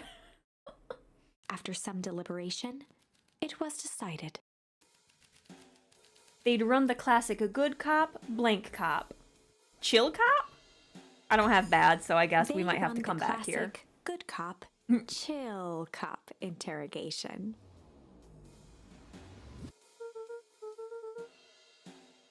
I'll handle this. Just gotta play it cool. Luca walked calmly to the light switch, flicking it off and on a few times. Mr. Tolliver shook his head, gathering his wits. Golly, I sure got my bell rung. He looked over to find Luca, who returned a calming grin. Sorry, Mr. Tulliver. This was all a big mistake. Luca, what's going on here? Why do you have me strapped down? No one's fault, really. Rolo just got a little startled. Rollo's here? Rollo and Beck emerged from hiding to give a timid wave. Well, alright. Mistakes happen. You kids gave old Hiram a good scare. Let's just get me out of these ropes and call it even. Luca glanced over to Rollo and Beck, who replied with skeptical looks. Mr. Tulliver, why are you in my grand's basement? I'm here to help, of course. Help with what? What's my gran up to?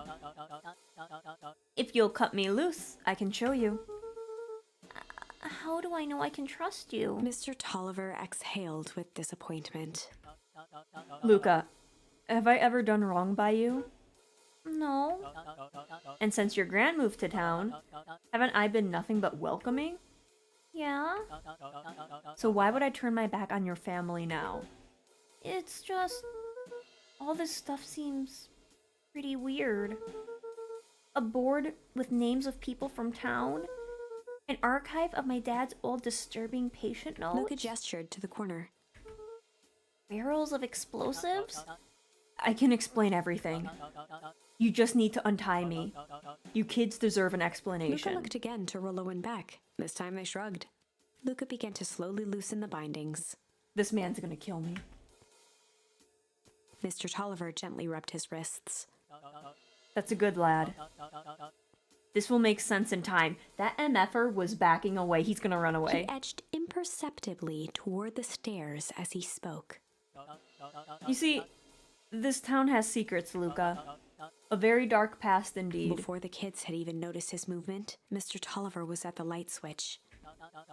A past that must be brought He to punctuated his final words by flicking the switch and rushing up the stairs. light.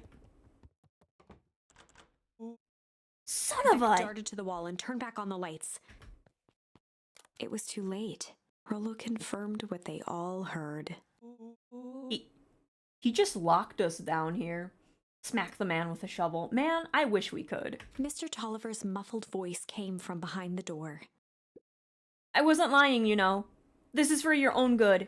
You kids just keep tight down there and let the adults They handle looked this. bewildered at each other. Is that what, like, all the adults were doing? Like, in the, Hazmat ending and the Nun Creed ending? Like, play it cool, huh? Not now, Beck. They heard the staccato thump of quick steps exiting the house. The kids looked down in resignation. This isn't how it goes in Hank Atomic. For some reason, they'd always assumed it was up to them to save their town. Luca opened his mouth, hoping to conjure some magical words to make this right. Only a hollow croak escaped. The end. Well, we certainly aren't going to find a grand resolution to our tale locked in a basement. No, we have to, like, go back or Back something. to the drawing board. Yeah. Let's see what we have. We can use Rumble there. We might have to use Rumble there. Yeah, we have to go to Rumble, here.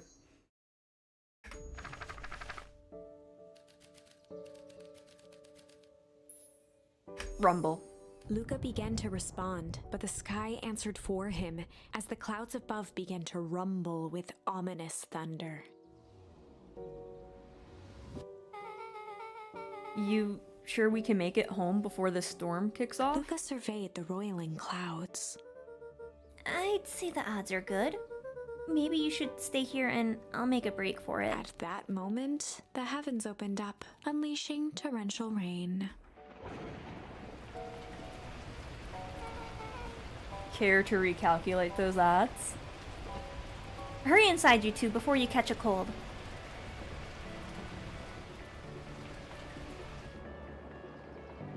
Luca, Nellie will keep trying to reach your gran on the phone.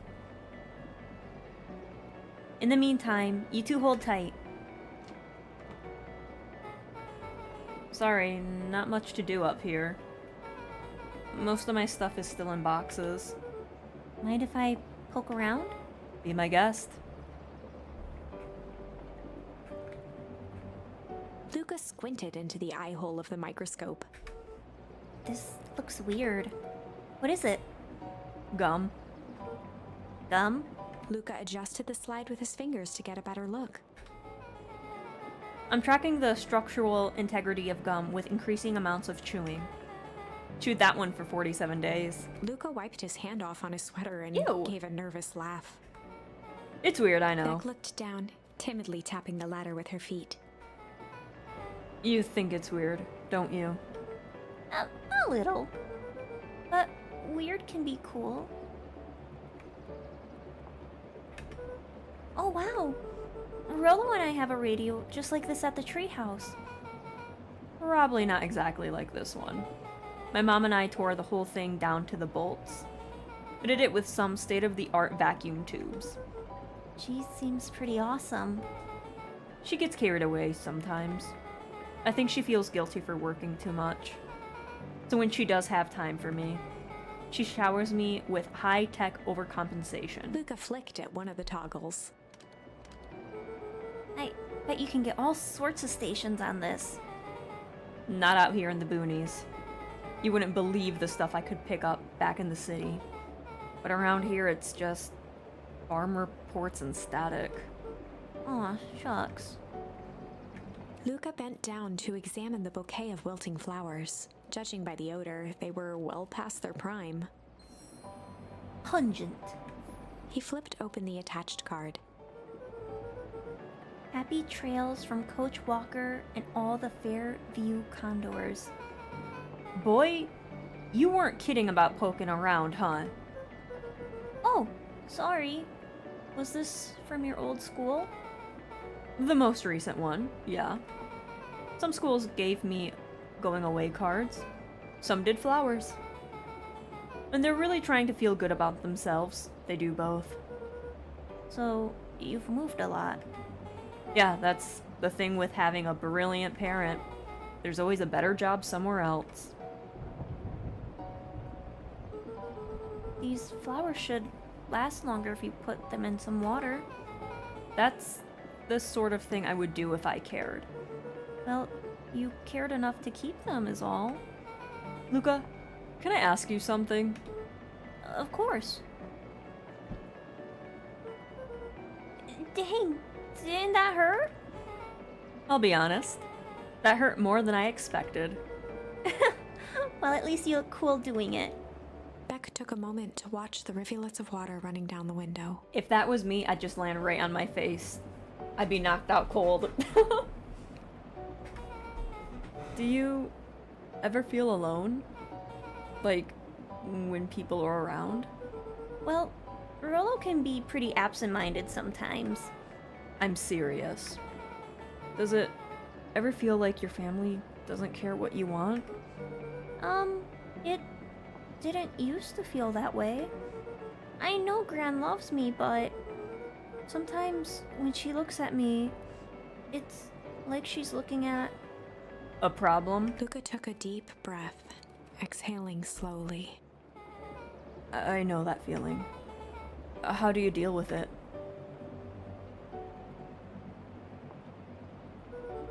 I guess I haven't yet. But one thing my dad told me when I was little, don't hold a grudge, especially against yourself. If you try to hold it all in, you're gonna pop. So, then what do you do? When you don't know what to do? Dad never got to that part. Something I figured out on my own, though. You gotta do something. Anything. Here. What are you doing? I don't know. Something. We're gonna register our complaints with the storm. Listen here, you miserable universe. Stop jerking me around. I just want things to go back to the way they were. Everyone tells me it's gonna be alright, that things are gonna change. Luca let out a feral scream that echoed into the night. Every time something changes, everything gets worse. Screw this town. Whoa. Let me try. Moving sucks. I hate it. I hate that I hate it. Why can't I just deal with it and be happy for my mom? Why can't we just stay somewhere? Ugh! Voice dropped to a trembling whisper. I just want to be a normal kid. Beck brushed off her shirt and straightened up. There. Wow, I actually do feel a little better. As abruptly as it began, the storm abated. Thanks. I needed that. Me too. I should head out before the rain starts up again. Sure, I'll walk you out. See you and Rollo at the festival? Sounds good. Luca. Don't let the universe jerk you around. Beck gave Luca a light thump on the arm before heading in. Chapter 5. Friendly Feud. Ooh, The friendly air was feud. heavy with the hard rain's residue. The smell of wet things. Despite his dreary surroundings, Luca felt at peace. He'd never shared those details about his dad with anyone, not even Rollo. But it's not like this changed anything. Rollo was still his best friend. For now. Adding Beck to the group would help balance things out. Everything's better in threes. This is what Luca told himself as he headed to the treehouse.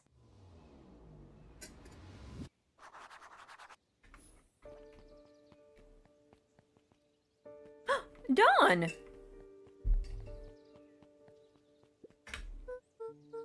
Hey, Dawn. Tracking down a lead? You bet. I heard a juicy new rumor. Turns out when Sharper Valentine died, he left behind a particular last will and testament. Particular how? He didn't just give his kids an inheritance. There were conditions. Like what? The document stipulated that Harris had to take on a child as her ward. A kid our age, who just showed up to town one night with a lawyer. The bat sounds so cute. I love Dawn. She's super cute. Solomon? Bingo! So, Harris was forced to take care of him? Yep. Or she would have lost everything. Why would Sharper care so much about some random kid? Rumor has it old Sharper has sowed some wild oats. That's a interesting way of saying he had an affair. That explains the way Eris treats him. Poor Solomon. How did you find this all out? A good reporter never reveals her source, Luca. Okay, bye, Dawn.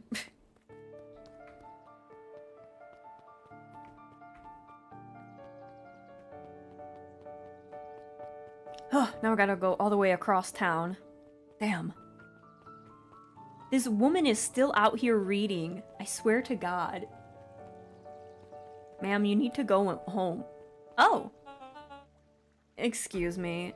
What are you doing? Just locking up for the night, sir. Oh, wonderful.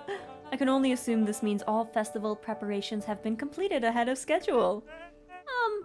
Not exactly, sir. The storm set us back a bit, and it's getting late, so we all decided to... You all... decided? Yes, sir. I was unaware that your job involved deciding things. We are all here at Perennial Harvest because we believe in creating a better future, yes? Yes, sir. Very much, sir. Do you want to be the one to tell this town that we failed them? No.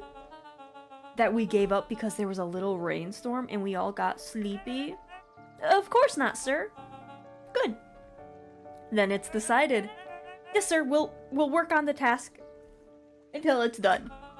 See that you do. Our harvest awaits. Oh god. The bubbling, sparkling water gets to me sometimes. Sorry, that was like super gross sounding.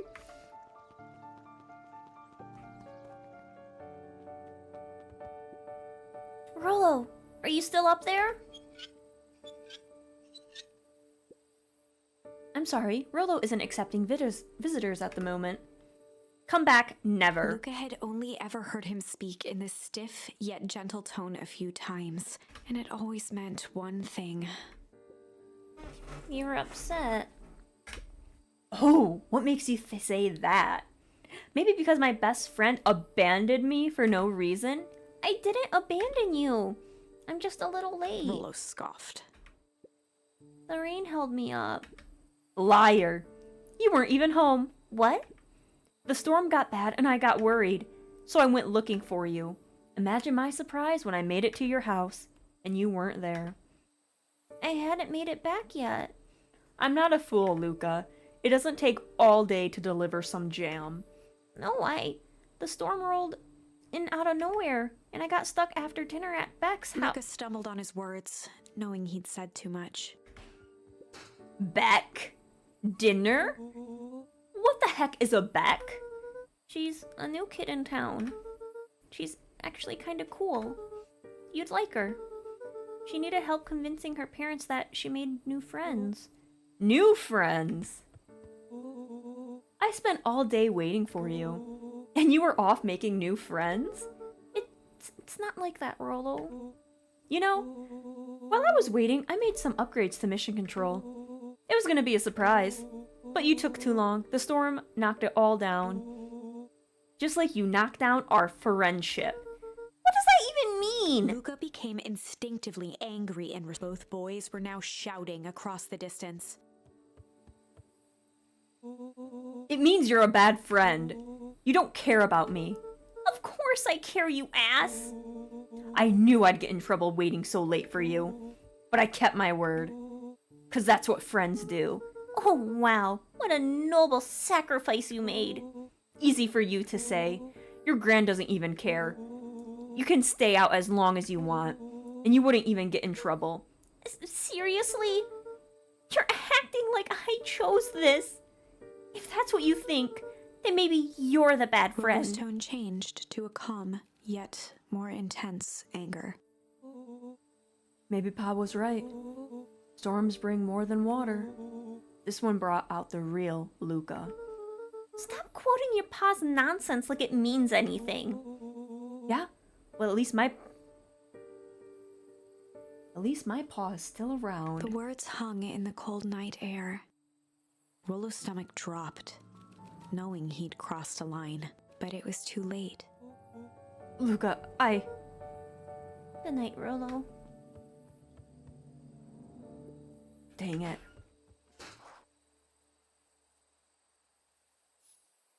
Oh.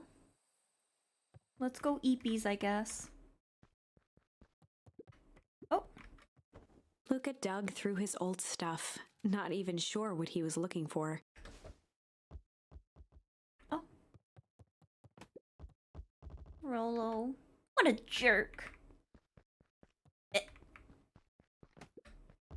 Call me a bad friend.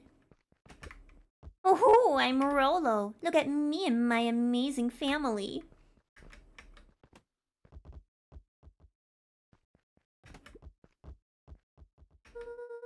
I guess I'm just never supposed to make new friends. Oh. Go eepies. Luca, Gran cooed gently from the hallway. you slept through breakfast. Luca, are you alright? I'm fine. Just don't feel like getting up yet. Okay, I'll leave this oatmeal by the door.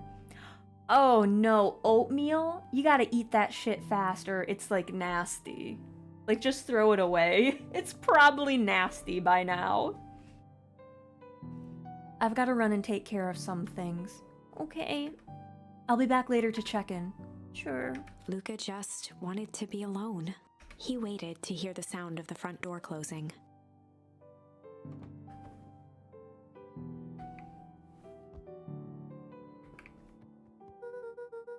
If Rolo thinks I'm still going to the festival with him, he can shove it.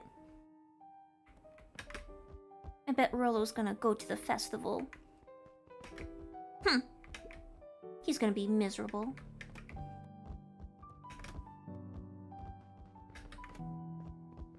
I'm just gonna play with my ball. No one can stop me.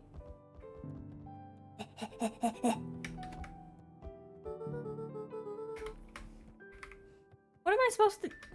I'll go to bed. Luca dozed off again. Luca, I see you didn't eat your oatmeal. Wasn't hungry. Well, just in case you do get hungry, I'll leave a sandwich here too. Thanks. Rolo came by. What did he say?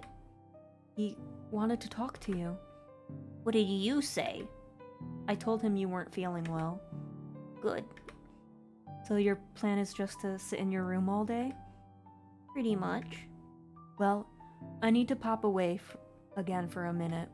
If you decide to end your pity party and go outside, I think it'd do you some good. Noted. Luca still couldn't bring himself to go out. Besides, if he ran into Rolo, he'd have to actually confront the situation.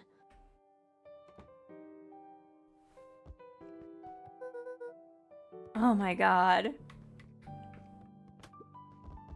There's never anything interesting at the festival anyways. Oh? Hang on, I gotta kick it. No.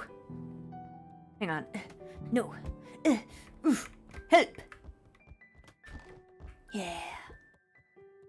The Adventures of Hank Atomic. The complete first volume. Luca carefully opened the cover and began to read. Oh, my back. Rollo had received it for his birthday, a special hardcover edition with behind-the-scenes commentary and bonus art. Rollo cherished it, but asked that Luca keep it at his house. Luca wasn't sure if it was because Rollo didn't trust himself with it, didn't trust his sister around it, or just wanted an excuse to come hang out at Luca's more often. Oh.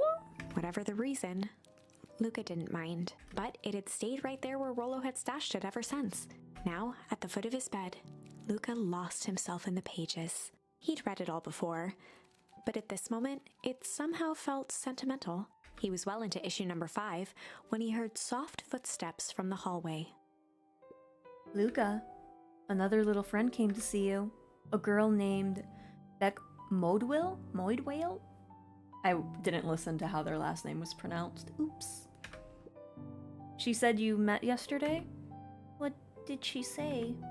Is she here? She was just dropping by. I told her you weren't taking visitors today. Oh, She seems nice. yeah. You had a fight with Rollo, didn't you? Can I come in? Maybe later. Alright then. I'll leave dinner on the kitchen table, in case you want a bite before bedtime. Without realizing it, Luca had pouted away the entire afternoon. Sometimes you just gotta do that. He once again felt the weight of it all and allowed his weary eyes to close. Luca stood in a vast black expanse. He looked up at his father standing beside him. Walt was working a straw at the bottom of a fountain glass, trying to collect the last bits of milkshake. Dad, where are we? Taking a final loud gurgling sip, his father peered up from the glass. He jangled the straw playfully with a warm smile, then lifted the empty glass as if to point into the darkness. The source. The source? Luca's eyes followed his father's gesture. In an instant, he was sitting in front of a blazing campfire. Across from him sat a large figure in a yellow hazmat suit. What? The figure's voice was a scratchy echo. Well, if it isn't the man of the hour, make yourself comfortable. Luca held his shivering hands over the flame to warm himself. It doesn't work that way here. Their yellow-gloved hand pointed to the base of the flame. It's a cold flame. See? Luca peered at the base of the fire. It wasn't wood that was burning. It was Beacon Pines itself. Oh! Let's just warm our little hand over our town. Tiny buildings, freezing and crumbling as they were consumed by flame. Luca could see small shadows moving in the burning city. People. Luca leapt to his feet. We've got to help them! The figure gave a dismissive wave of their hand. Why waste energy helping people who can't even help themselves? The figure bent down to examine the panicked crowd as they desperately tried to stop the flames. They only care about what's right in front of them, not like us. Luca's voice was a trembling whisper. Us? Yeah, what's us? The figure slowly stood up, grabbing its helmet with both hands. Oh god, is this my mom? With a jolt and a twist, the suit emitted a gasp. A cloud of torpid mist escaped, slowly revealing the face within. Luca's own face looked back at him. Oh. Older, worn, distant. Oh. The sensation was oddly familiar, as if he'd caught his own reflection by surprise in the mirror. The doppelganger smiled. They say you shouldn't never meet your doppelganger. That means death. I tried to help once. He gestured towards his face, and all it got me was this. Luca staggered back. You aren't me. Luca felt a hand catch his shoulder. His father was there again, beside him. Every choice sets us on a path. This is the end of one of your paths, son. Luca watched his older self shake its head ruefully, its face twisting into a cruel grin. Welp, Dad. If you wanted him to see this, far be it from me to disappoint. Luca watched in shock as the figure took a confident step forward and plunged into the flames. In a flash of cold light, What? He was gone. What does all of this mean? Luca felt a reassuring squeeze on his shoulder. Just remember, why we choose matters just as much as what we choose. Luca woke up to see a hazy figure at the foot of his bed, silhouetted in the morning sun. Mom? No, dear. It's only Gran. Luca rubbed his eyes. The kind, concerned face of his gran came into focus. How you feeling? Fine. Anything you want to talk about? I don't feel like talking. That's just as well. How about you sit there and listen a bit? Whatever you and Rollo fought about doesn't matter. But he... Gran silenced Luca with a gentle pat on the leg. Fights between friends happen. What was said doesn't matter. The important thing is that it's not the last thing you ever say to each other. But he said stuff about Dad. Well, do you think he meant it? No. He was just... Dad. Mm-hmm. And did you mean any of the things you said to him? No. Good. One must appreciate friends in their best moments and accept them in their worst. Hello, Fant. Welcome, welcome. I hope you're having a good evening. Now, get your little butt out of bed.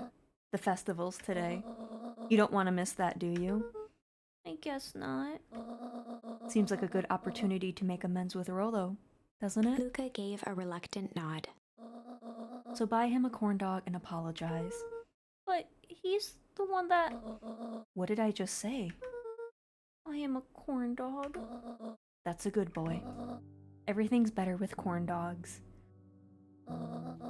I need to get going now. Got some last minute festival business to take care of. I'll come find you at the fountain a little after lunch. Alright. I love you, Luca. I love you too. So Luca took a deep breath. chapter 5 is the day of the festival. Okay.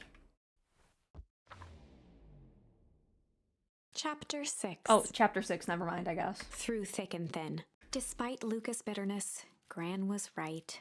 He needed to hash things out with Rollo. The voices you're doing are so good that sometimes I forget that it's not the game's own voices.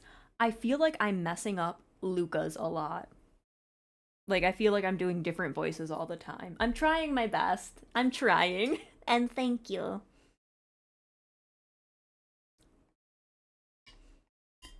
I was working on my voice acting reel, and then I had to, like, throw it all away because it just sounded bad. I'm sure I have missed a lot outside of the small bit I saw last night. Yeah, the stream wasn't that long last night because SiriBot just decided to take a shit on me. And then also Twitch. YouTube was the only good one. It didn't hurt me. But SiriBot is all fixed now. If we have the issue again, so if you guys ever have that issue that I had last night, you can just, like, message the SiriBot dev and he can, like, look into it. Yeah. Like Pac said, it's fixed. He was able to talk to the dev. But if you guys ever have something like that, reach out to the dev.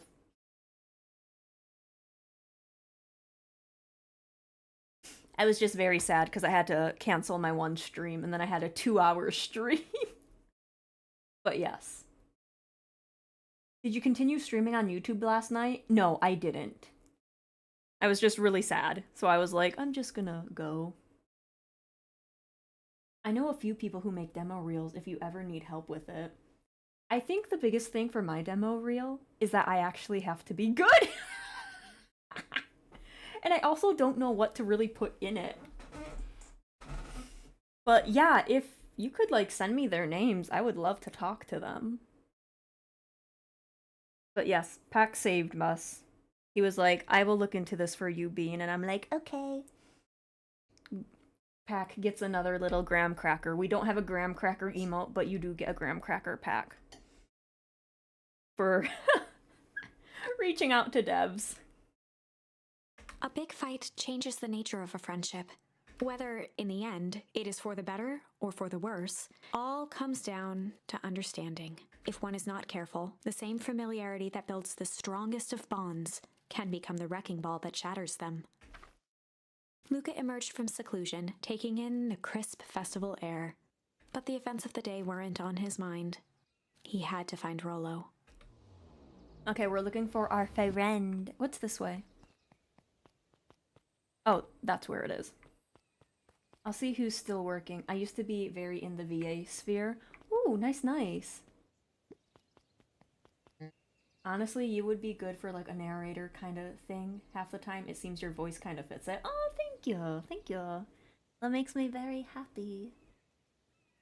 I actually, what I wanted to do, I wanted to do like YouTube videos of like reading poems and stories, like Edgar Allan Poe, like just stuff like that. I also have Mary's letter, and I wanted to like read some like horror lore and stuff, and it's like I don't think anyone would like that, so I dropped it.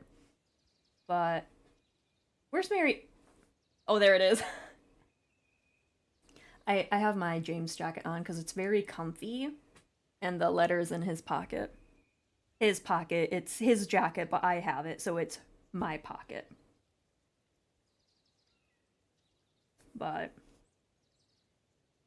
yeah, I just saw like some people doing like some audiobooks, some short stories, and I'm like, oh, that sounds cool. I want to do that, but I don't think I have the voice for it.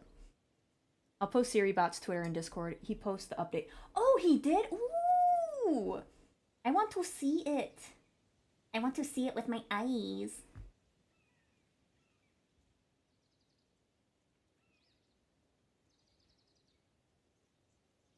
I'm reading it. Hang on.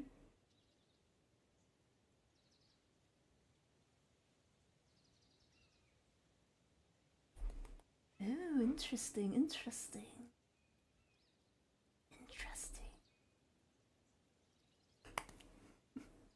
Well, that's cool. I'm glad it wasn't a me issue.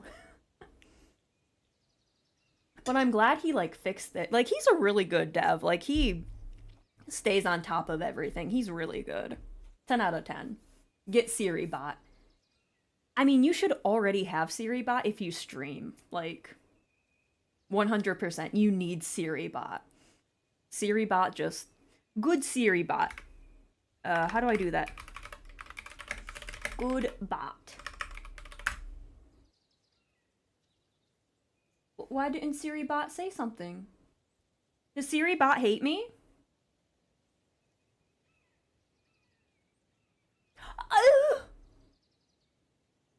He hates me!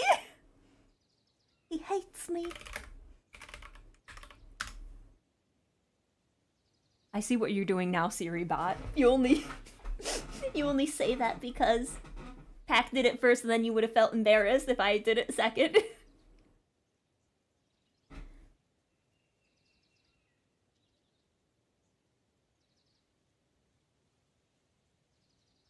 Just keep doing your thing and try whatever you want.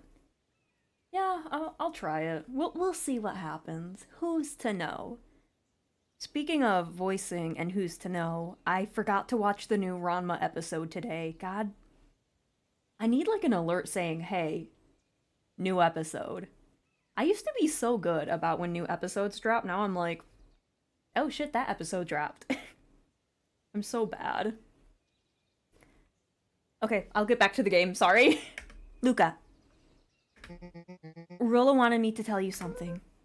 What is it? Roxy rolled her eyes, shaking her head.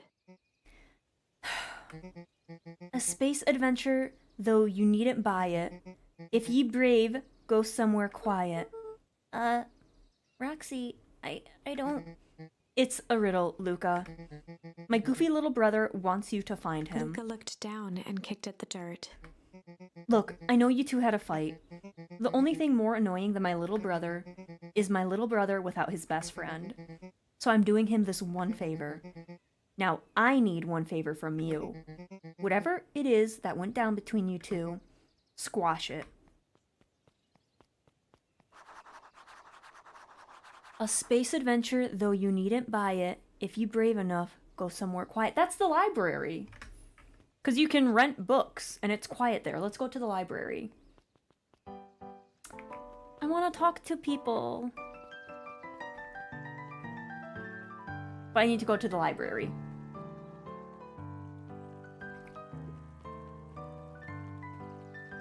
This way. Yes. The library. Somewhere quiet. That SOB isn't here. Hey, Aluka! Kato's eyes lit with excitement. I've been expecting you. Bravo on deciphering the first riddle. The first? Oh, you didn't think that was all, did you? Rollo does go all out, doesn't he? Kato straightened up and cleared his throat as if preparing to sing. On planet Furpole, you may take issue. When the fifth king dies, you'll need a tissue. Kato stared at Luca eagerly. Get it? Want me to tell you? No, it's okay. Let me figure it out. Alright, when you find it, bring it here to be verified. And if you decide you want a hint, the offer still stands. On planet Furple, you may take issue. When the fifth king dies, you'll need a tissue. Okay. Luca grabbed The Adventures of Hank Atomic, issue number 4, from the shelf. No, that's not what I need. Luca grabbed Oh. the... I need a fifth book. I need to throw this away. I know. No! No! Please, I wanted to throw it away. I know! Please, let me throw it away. It wouldn't let me throw it away. Luca grabbed The Adventures of Hank Atomic. There it is. Kato removed his book from the desk and replaced it with Luca's, turning on the lamp. As he slid the book under the purple light, 2 words glowed. The Adventures of Hank Atomic, issue 5. Luca clicked his tongue with recognition. Rollo's cipher pen. He used to write secret messages everywhere with that. And only I had the special flashlight needed to reveal it. But I lost it. Well, apparently he traded Joff for this purple light bulb. Parted with his entire Halloween candy stash. Oh, Rollo. It's summer. Why do you have your Halloween candy stash still? Now let's see. Kato began flipping through the pages, stopping when he hit a glowing word.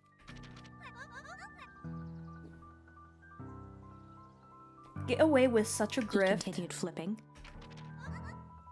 Only found in Grub, Cart.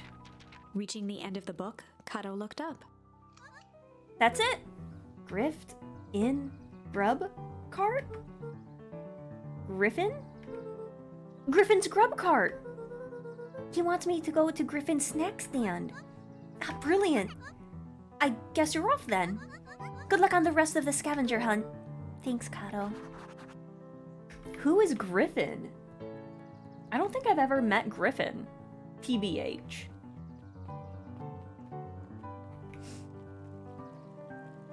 Isn't that so sad? Are you Griffin? That's Griffin! Hey, Griffin. Did Rollo Before come? Luca could finish his sentence, Griffin handed him a corn dog. Oh, that's it? Bought and paid for. Enjoy. I thought there was supposed to be a riddle or something. Luca shrugged, taking a sizable bite out of the corn dog. It's cold! Oh, yeah, that's been sitting here for a while. Rolla wanted me to make sure to give you specifically that one. Well, that's just... Luca tongued at his cheeks, feeling something rough between his teeth. He reached into his mouth and pulled out a slip of paper. I can't even enjoy a corn dog. Oh, come He on. shook off the bits of corn dog to read the slip. I'll pick up when you need some pep. Near the fountain, up the step. Luca finished Coffee. off the remainder of the corn dog. This is getting to be a whole thing. Coffee, coffee, da ba ba ba. Da ba ba ba ba ba ba ba ba. Hello, ladies. There you are, Luca. There's no way I'm actually doing this. It is way below my pay grade. Oh, come on, you big stiff. Let the kids have some fun. Fine. But Rollo owes me one. Lumi waved his hands around sarcastically as he began. Oh, Lumi is a guy. In my D&D party, we have a character named Lumi, and she's a girl. Oopsies! Not a problem, Pack. Thank you for stopping on by. I hope you have a good evening. What takes flight but has no wings, your final task a friendship brings. See? That wasn't so hard.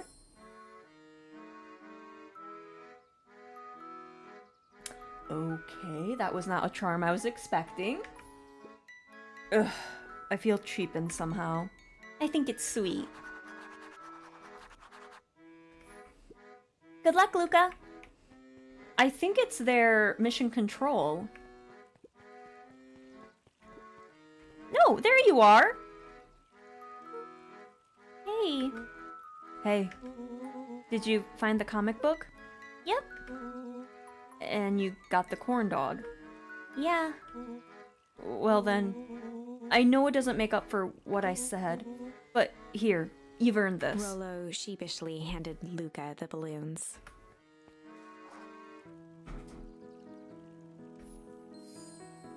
Flight. Thanks. You didn't have to go through all this trouble. I'm sorry I got so mad. Dang it, you were supposed to let me apologize first. Oh, sorry. Now you've apologized twice before me. Just let me do this. Luca, I'm really sorry. With everything that's happened with your mom and all, I've always wanted to be there for you. Be a good friend, you know? When you said you were hanging out with someone else, I kind of freaked out. Rollo. Still my turn. I felt like if you needed some new friend to help you, it meant that I wasn't good enough. But that was selfish and wrong. I was wrong.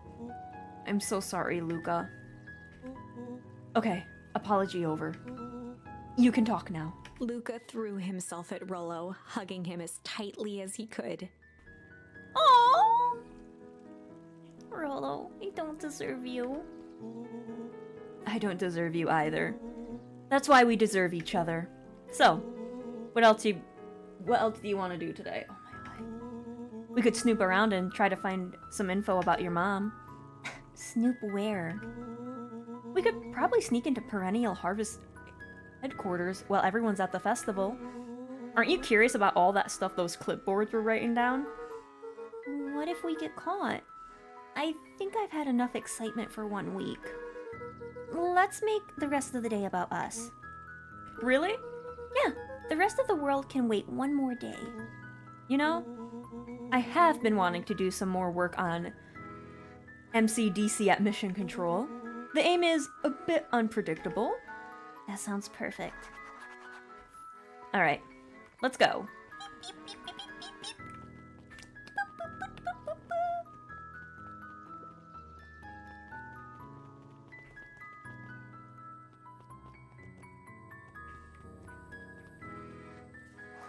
The animation for the balloons is a little weird when you run with them. Oh, I almost forgot. I ran into your grand this morning. She asked me to give you Rollo this. handed Luca an unopened letter. I'll wait inside if you want to read it now. A letter? Luca, some things are going to happen that might be difficult for you to understand. If I am honest, I hardly understand them myself. But whatever happens, I need you to know that I love you. Grandma, what are you going to do? None of this is fair to you. You have already lost so much. Grandma? We both have. I wish there was a simpler way forward. But if there is, I haven't thought of it. Grandma? God knows I've tried. Everything I've done. I did for you. I hope someday you can accept that. Love, Gran. I love you too, Gran. Luca folded the paper into his pocket and headed up the ladder. what's up with the letter? Anything you want to talk about? Maybe later. Sure, whatever you want. Look at us just laying there. You know, you really didn't have to go through all the trouble just to apologize. I know, but we'd been looking forward to the festival for weeks. After I ruined everything with my big mouth, this was the best way to make sure you still had a good time without me. Rolo. Luca was at a loss for words, but that was fine. Words aren't always necessary. The festival seemed nice. Was it nice? We can still go. Nah, this is fine. Well, there's always next year. Sadly, this was untrue. What? A distant rumble shook the treehouse. Did my grandma blow up the fountain? Huh? What was that? Oh man, we missed the It fireworks. was not fireworks. It was something the boys couldn't possibly comprehend. No, I think I can comprehend it. Something as old and cruel as time itself.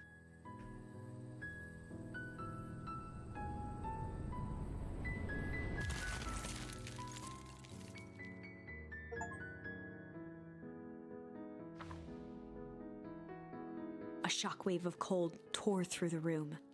A bitter, unfathomable chill. Before they could react, it encased them in ice. Two boys, reunited by friendship, only to be cruelly separated by a malevolence beyond reason. And so, our story ends on this melancholy scene.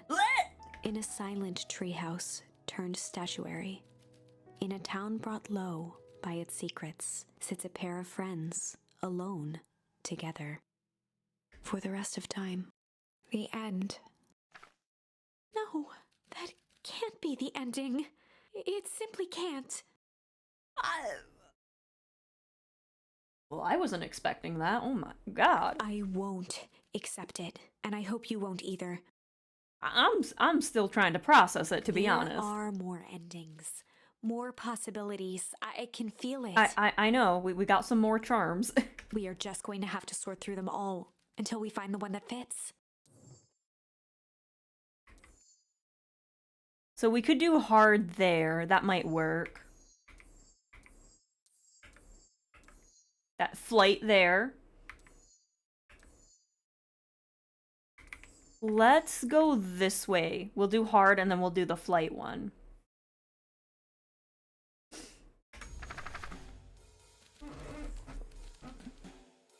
We're gonna go hard. They'd run the classic good cop, hard cop interrogation. Rollo brandished a steely gaze. I've got this. Read about it 100 times. Okay, who's the good cop, who's the bad cop? Rollo We need to slouched know. against the chair which propped up the slumping Hiram Tolliver. We need to know which one's the right cop, or else we're gonna have, like, bad cop, bad cop. Without even looking at his captive, he began with a long, blustery drawl. Well, Mr. Tulliver. Mr. Tolliver remained motionless. Rollo spun around to face him. He'd clearly expected to rouse Mr. Tolliver with his booming voice. Mr. Tulliver? Beck and Luca gave each other an unsure glance. Rollo slammed his fist on the table. I said, Mr. Tulliver! He grabbed the table lamp and beamed it onto the unconscious face. Mr. Tolliver groaned and slowly lifted his head. He recoiled with a muddled, weary squint. What in the The chair world? wobbled as he attempted to straighten up. Who's Mr. there? Tolliver could only make out rough shapes through the glaring light. With a gruff tone, Rollo hoped to both conceal his voice and intimidate. I'll be asking the questions here, punk. Now hold on, let's just calm down. Oh, I am calm. Calm as a carrot in dirt. As for you, looks like you're The sweating. doubtful expression on Beck and Luca's faces transformed into awe. We can do this my way, or... Well, let's just say, I've never needed another way. Rollo, hitting his stride, was now channeling every detective trope his memory could recall. He slammed the table again. Now dance. What? I don't Mr. even... Tolliver's voice became desperate. He was nearly in tears. You've tied me down. How on earth can I dance? Dance with your mouth, punk. Spill the beans. What are you doing poking around this house? I'm here to help Juniper. To make sure everything's ready. Oh, so are you in cahoots with Gran? Gran? Mr. Tolliver was in a daze, now more confused than ever. Gonna help her blow up the festival, eh? Blow up the festival? Good He lord. shook his head, feeling more and more dizzy. No. You've got it all wrong. Where is she now? She's headed to the source. Source? What's the source? It's His where voice faded to a whisper. the town began. Where it all began. What is Operation Sparkplug? With that, Mr. Tolliver passed out cold. Oh my god. Rollo swung around with a repentant grimace. We didn't even do good cop, bad cop. We just did bad cop. I just want to say that right now. Damn, Rollo. I think you went a little too hard on him. What did he say about the source? It's where the town began. We need more information. Yeah, but we better not push Mr. Tolliver any further. Is there anyone else who might know more? What about the History Museum? It just got set up for the festival. Nah, the tent was put up by the Valentines. Everything they do is just a bunch of fluff to glorify themselves. Is there anything more reliable? The library. If there's any information about this source thing, Kato can help us find it. Let's go get some answers. And maybe not turn into an ice cube. Oh my god. This is a dang nice library. Thanks! We work hard on it. Aren't you a little too adorable to be a librarian? Adorable. Oh!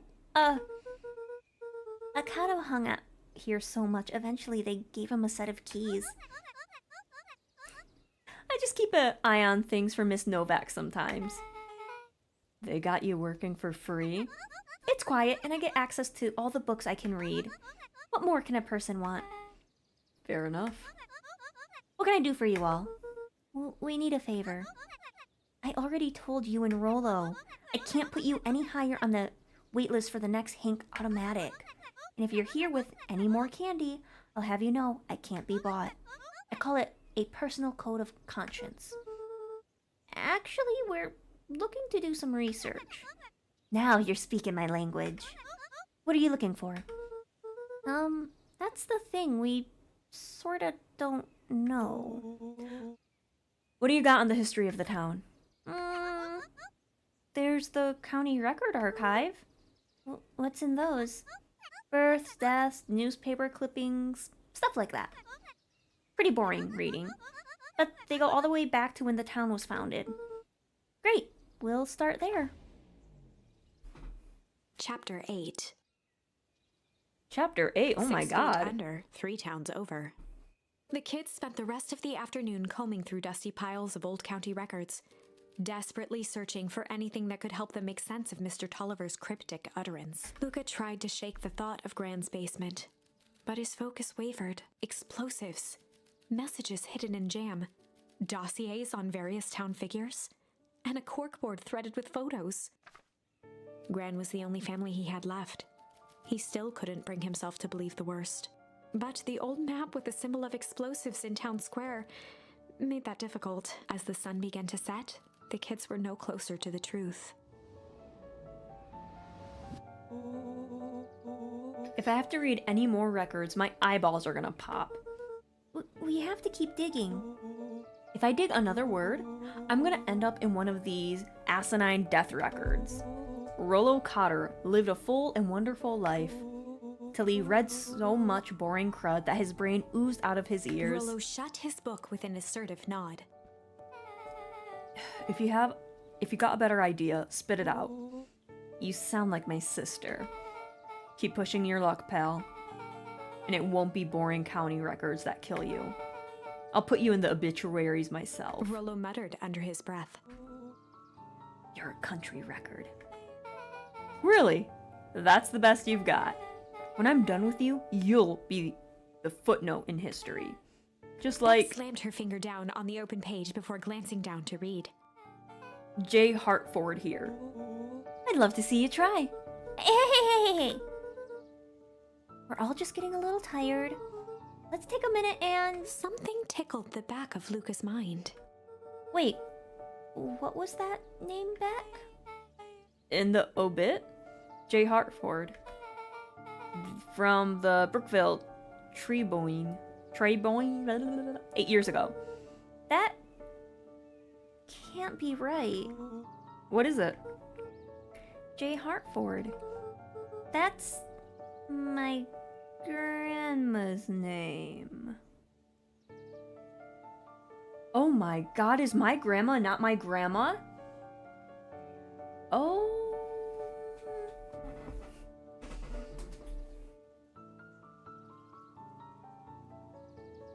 What?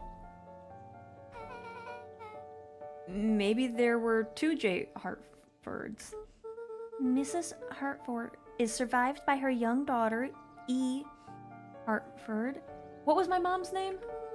My mom's name is Eleanor. Okay, this is getting creepy. If your gran is 6 feet under and 3 towns over... And who am I living with? The question hung in the air. Oh my god. Alright, gang, I gotta close up for the night. Beck rubbed her eyes. How late is it? Almost 10. 10 p.m.? Oh crap, Pa's gonna kill me. I gotta go. Yeah, my parents will be worried sick. Okay, let's meet up as early as we can at the festival tomorrow. What are we gonna do about your unconscious man in your basement? I'll think of something. Dang, a library open that late? They generally Luca's heart close was like at pounding 6 as he now. approached the house. Like ever since COVID, they just like close them down on the weekends and like they don't stay open that long and it sucks. If he was lucky, Gran, or whoever it was, hadn't gotten back yet. And of course, there was Mr. Tolliver tied up and unconscious in the basement.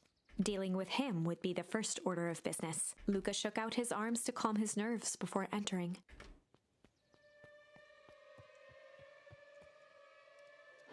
He held perfectly still, tempering his breath, and listened closely.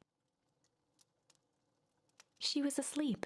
His only hope was that she hadn't found Mr. Tolliver before dozing off.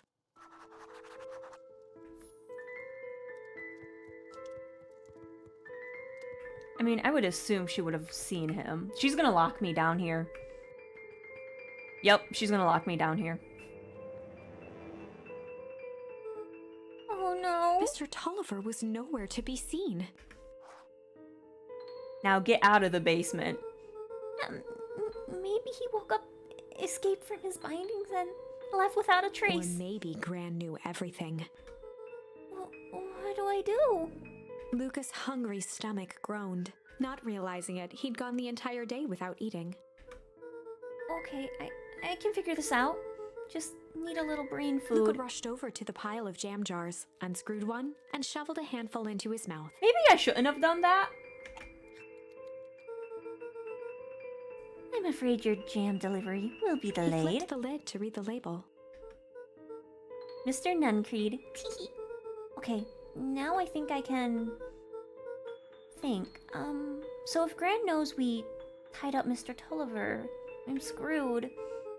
If she doesn't know, then I need to play it cool. I guess the only option is to go to bed and act as if nothing is wrong. Gran will think Mr. Tulliver finished what he was sent to do and left when he was done. Oh my god. Gran's gonna be awake. She's gonna be awake and looking at me. Gran? Okay. Stick to the plan. Go to bed. Play it cool. She's gonna be up As there. Luca climbed the final stair, the emotion of the day dragged heavily on him. With each consecutive step, his legs weakened. His stride began to falter. Oh god, the jam was poisoned. He tried to grab for the railing to steady himself. Something was wrong. Come on, legs. Just a few more steps. Luca groaned and tried to move. His limbs might as well have been bolted to the ground. Through numb lips, he mumbled just before falling asleep. I mean, I guess I did go to sleep, but... Sweet boy. What did you get yourself into?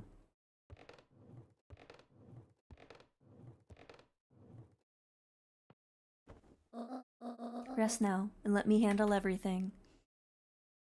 Thank you, Grandma, for letting me... You're not my grandma, what am I saying? But I guess, thank you, stranger, for putting me in Chapter bed. 9. A speech to end all speeches. Luca awoke to find himself face down in bed. He moaned into his pillow. Why would Gran drug him? Or rather, why was she trying to drug Mr. Nuncreed?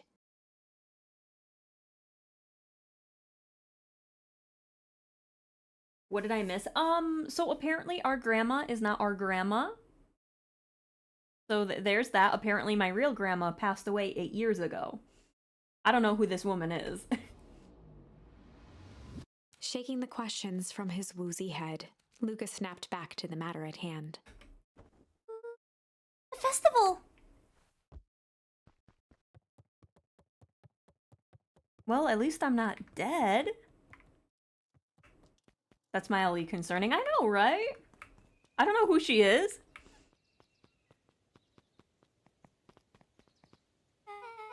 Where have you been? Gran put something in the jam. Yeah, we know. Secret messages for secret conspirators. Not this one. The one intended for Mr. Nuncreed. Put me to sleep. Whoa, whoa, whoa, whoa. Sly devil. Ooh, sly. I think she's trying to remove him from the equation. He might be in danger. Have you found anything? We looked around, but haven't seen anything odd. Your Gran is nowhere to be found. But Mr. Nuncreed is just loafing around waiting for the speech. What speech? Mayor Gus just got up on the podium. Everyone is gathering at the stage. Let's get moving.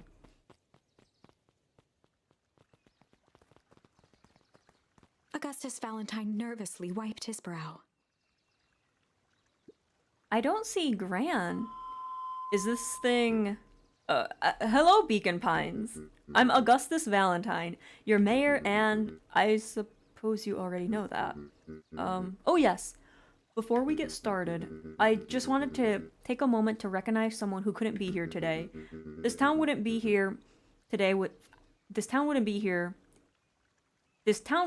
where it is today without my father, Sharper Valentine. So I thought we could begin with a round of applause, befitting such a great man. Oh. Even that's more than the old cogger deserves. Gus cleared his throat and awkwardly loosened his tie. Right. Where was I? William Kerr bounded on the stage with the energy of a preacher at a big tent revival. Gus Valentine, He everyone. gave Gus a hearty slap on the back and motioned him off the stage. Let's hear it for our mayor. What a great turnout. Oh heck, I didn't prepare anything. What? I suppose I can say a few words. Would be a shame to waste such a beautiful podium. Mr. Kerr pulled a thick stack of note cards out from his vest. Community, conviction, commitment. These are the things we celebrate at Perennial Harvest. For us, these are the pillars of the bridge to a better tomorrow. But I think it's time to add a new pillar. Change. Change is a powerful thing. It's exonerable, unavoidable, and undeniable.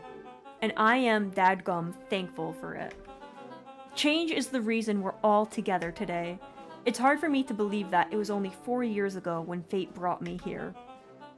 A simple business trip which brought me to a small town which would forever change my life. Mr. Kerr took a moment to survey the crowd. You know He what? wiped away a single tear. From the second I set foot in Beacon Pines, something about this place held me captive. You see, change represents opportunity. It represents potential.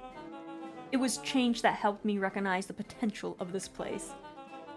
To see that the people of this town, despite suffering great loss, still held on to the things that made them special. He thumped the podium to emphasize each word. Community, conviction, commitment, change. Mr. Kerr nodded confidently, biting his lip. The crowd was silent, in rapt attention. Fate made a perfect match that day. Nothing is more important to you all than community. And Perennial Harvest is a community first and foremost. Mr. Kerr methodically made eye contact with each section of the crowd. The only way you made it through the fall harvest was an unshakable conviction. A conviction that a better tomorrow was just over the horizon. Perennial Harvest was founded on the conviction that we are that horizon. This festival is a symbol of our commitment to each other. His voice began to build to a crescendo. We now walk hand in hand into a future we will shape together. And that is what change is all about. Grabbing the future by the scruff of the neck and making things happen. Change is a choice. I am tickled pink that we will all be making that choice together. How great is that? Just imagine what we can accomplish. God, we're gonna freeze. What was that? The crowd began to look around nervously. Don't worry, a little thunder isn't going to ruin the day. Everyone remain calm. Mr. Kerr quickly flicked through his note cards. Where was I? Through all of my travels, I have learned one true thing. One always reaps what they sow. We have all planted a lot of good in this town. And so it is with a happy heart that I can proclaim, He raised his hands up to the heavens. our harvest awaits?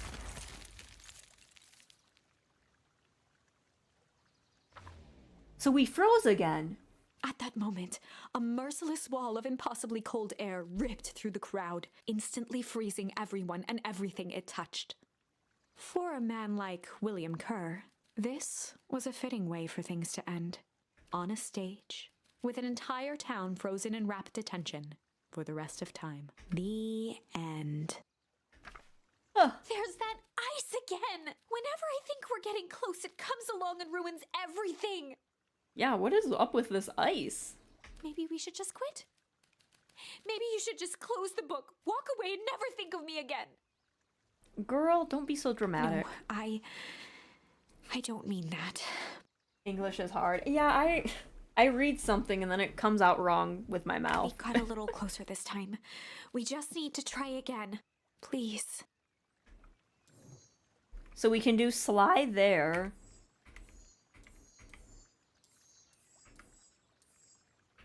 We can do flight here.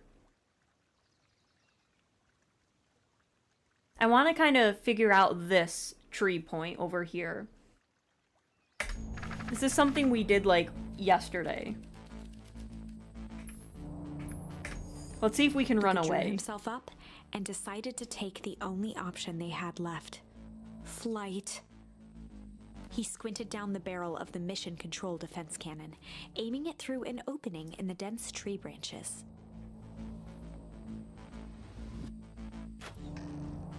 He looked up with surprise as it struck true and taut. Wow, I can't believe that worked. Hey, Mr. Kerr. We love to hear your thoughts. But I'm afraid we have places to be. Come on, Iggy. See ya, jerks. Then we're just ziplining down.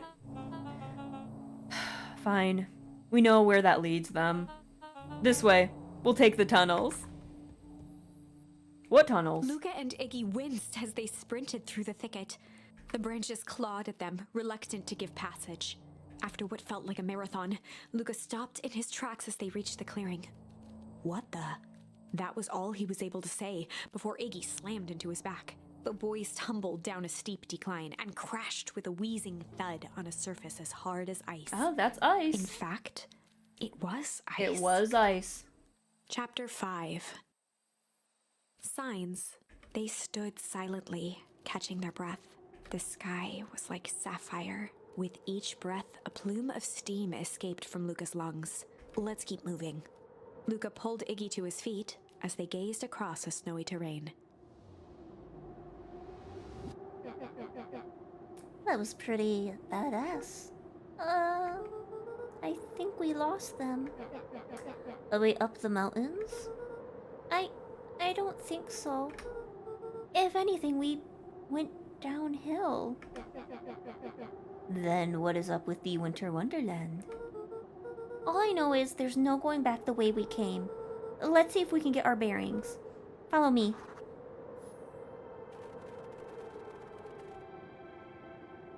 This was my home. Cause this is the same layout as Luca's house. Cause right there's his house. Over here, and then up here is the tree where they buried his dad. Luca? Luca, are you there? Luca had almost forgotten the walkie-talkie he was carrying. Hello, McGoof. Welcome, welcome. I hope you're having a good evening. I'm really enjoying the story, though the ice is kind of mysterious. It really is. I think we're going to get more information out of the ice with this branch, I hope. I hope nothing bad has happened to you out in those woods. Luca looked at Iggy with hesitation. No need to be rude. With a resigned sigh, Luca responded. It seems like the only dangerous thing in the woods is you. He speaks! The young man of the hour. Now, how in tarnation did you end up with one of our radios? Oh, it's not Rollo. Just lucky, I guess. Boy howdy, you Van Horns are full of surprises, aren't you? You knew my parents? I never had the honor of meeting your father, but your mom was sure a handful. Luca winced, shoving the walkie-talkie back into his pocket. We gotta keep moving.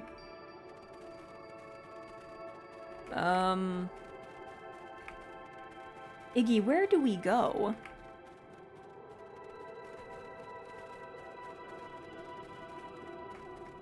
A disc of smooth metal was lightly covered in snow. Two faint seams were visible along the surface. A manhole cover? If it is, I've never seen one like it. Now where in blazes are we going, Iggy?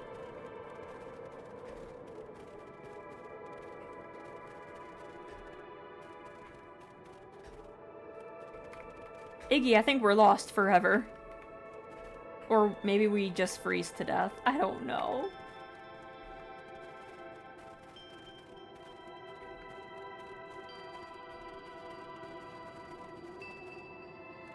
Oh! This is Beacon Pines! Because that's the Beacon Pines map. Okay, so I was right. What's the readout? Sitting just above 258 Kelvin. That's a bit down from the last time. Should we report this to Mr. Kerr? Meh. Still within safe ranges. It may be spreading, but it's under control for now. Even a small nudge in the equilibrium could cause a cascade. Dude, relax. Just a few more sites to hit before we punch out. Let's get this over with. This is 100% like Beacon Pines. What's this? Hard to say with all the snow. I think it's a town sign. I can almost make out the letters. What town could this even be? There couldn't be another town this deep in Weepwood. I'm looking at evidence to the contrary. Let's figure out what we're dealing with here. Step 1. Snow's gotta go. I'll see what I can do. We pee on it. Beacon Pines! The boys stared in disbelief at the sign that now clearly Aurora, read, welcome, welcome. "Welcome to Beacon Pines." Welcome on in. I hope you're having a good evening. That doesn't make any sense. We're in Beacon Pines? How is that possible? We ran away from town. How did we get back? I guess we got turned around? Where did all the snow come from? Well, it's been colder than normal lately. There's a pretty big difference between sweater weather and this Arctic hellscape. The puddle we fought at before, it was cold too. Maybe all of it leads to one source. You think it's related? What the hell is going on? We're gonna get some answers. Let's keep moving.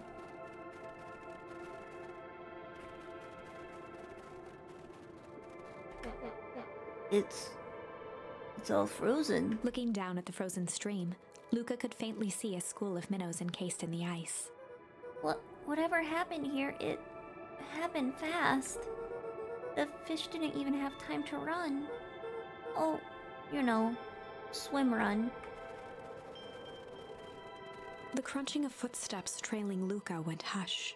He looked back to see Iggy's face twisted with confusion. Everyone's gone. What? There's nothing here but more snow.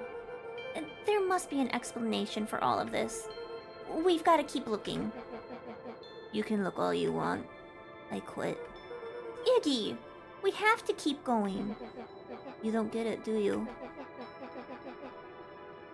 This isn't one of your pathetic Hank Atomic stories. We aren't going to save the day.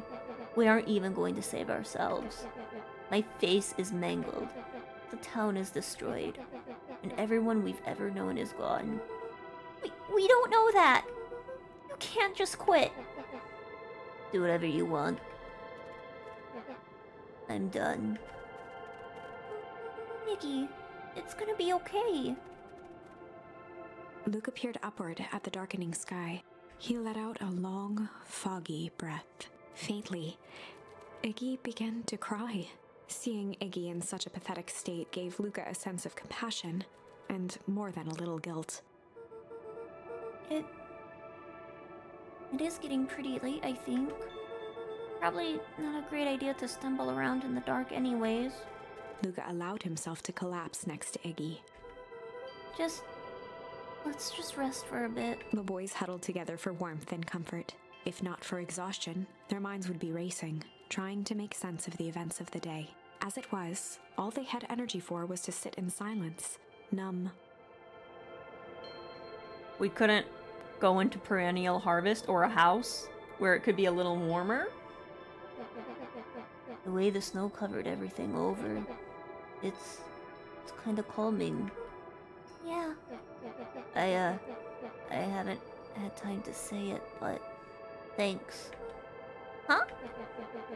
For getting us away from those creeps. I sorta froze up back there. Iggy, I should be the one apologizing. This all happened because I lost my temper. Nah, that's bull hockey. First of all, you didn't know what Gunk would do. You didn't, right? Oh, of course not! And second, stop with this baloney about losing your temper.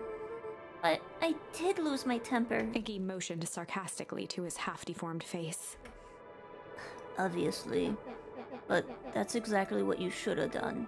Huh? I was being a horse's ass. You were supposed to be a horse's ass in response. That's how it works. Iggy, I'm having a hard time following. You wanted me to fight you? Of course. Jeez, you goody-goody types take forever to understand this very basic point. Why would you go around saying cruel things, trying to get into fights? Iggy shrugged. It's something to do. You're an asshole because you're bored? Sometimes I just feel empty. You wouldn't understand. You and Roller are always having a blast. Laughing and chilling. Laughing and calling that dinky little treehouse mission control. Iggy now wept openly. Perfect little Luca Van Horn. With his perfect little life. My life isn't perfect. Everyone in town likes you. Not everyone. Hell, that new girl hasn't even unpacked yet, and even she already likes you. You have Tish. He wiped his nose with a sleeve. I love Tish. Tish is great. But she ain't exactly the world's greatest conversationalist, you know? Luca gave a warm chuckle. I get that impression. Iggy cleared his throat as he wiped his eyes. Huh. Must be raining out here. Definitely. Iggy arched into a wide yawn. We should probably try to get some sleep. Yeah. Let's lay low for now. Tomorrow, we'll get to the bottom of this all. Luca's eyelids began to slowly drift shut. Luca, Yeah? I always did want to see that inside of your dinky little treehouse. What do you think? Not bad. I'll give you the full tour when we get back. You know what? That's all Luca could whisper before succumbing to sleep. Iggy snuggled in some more. When it comes to the worst days of my life, this one wasn't half bad. Oh. But I bet you we die. The house smelled of warm bread. Wait, what? Luca was playing with toy blocks on the living room rug. Oh, it's a flashback. Okay, I was like, what the hell's happening? He looked up to see his parents on the couch. His mother held his father's head in her lap. She idly stroked his hair while humming a song. A voice behind Luca spoke. "This is how you remember them, huh?" Luca turned to see his own face. Oh, it's us again. The doppelganger from his dreams, still clad in a yellow hazmat suit, still carrying a look of disdain behind empty eyes. Aww, look at this perfectly cozy scene. You know it wasn't really like this. What? The figure picked up a toy block and inspected it. It's amazing the facades that one can build given the right materials. What? Not that I blame us. These are a child's memories, all warm and fuzzy. What? You What? don't remember, do you? What? Luca snatched the block from the figure's yellow-gloved hand. Remember what? An ad break? No worries. I will actually BRB, because I will go potty, and then, once the ad break's done, we can continue. Okay, guys? So let's, get up, stretch, go potty, get some snacks and a drink, okay? Oh.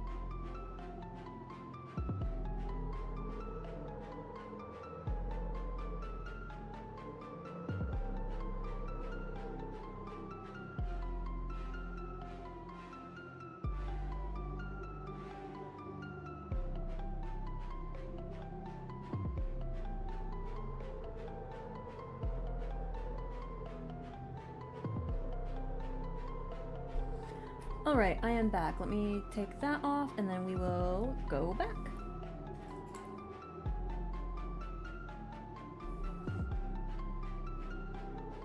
The doppelganger pointed to the couch. The last day we saw him alive. Oh? The day he chose to abandon us. What? Luca turned to look at his father, still lounging on the couch. That's not true. He didn't abandon us. The doppelganger waved his hand dismissively. Everything is true here. It's just a matter of what we choose to see. Let me show you. The world flickered and pulsed. Luca was sitting next to his bed, listening to his heartbeat with one of his dad's stethoscopes. The doppelganger limped into the room. Limped? Oh, now, we both know that's not how this went.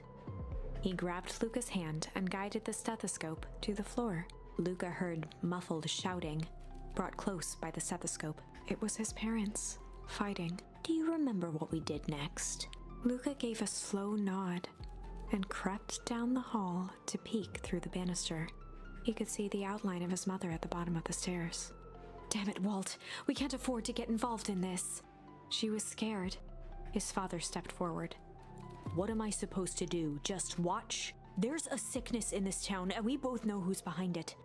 I swore an oath to help people. I won't turn my back on them. Luca's mother grabbed Walt. She was crying, pleading.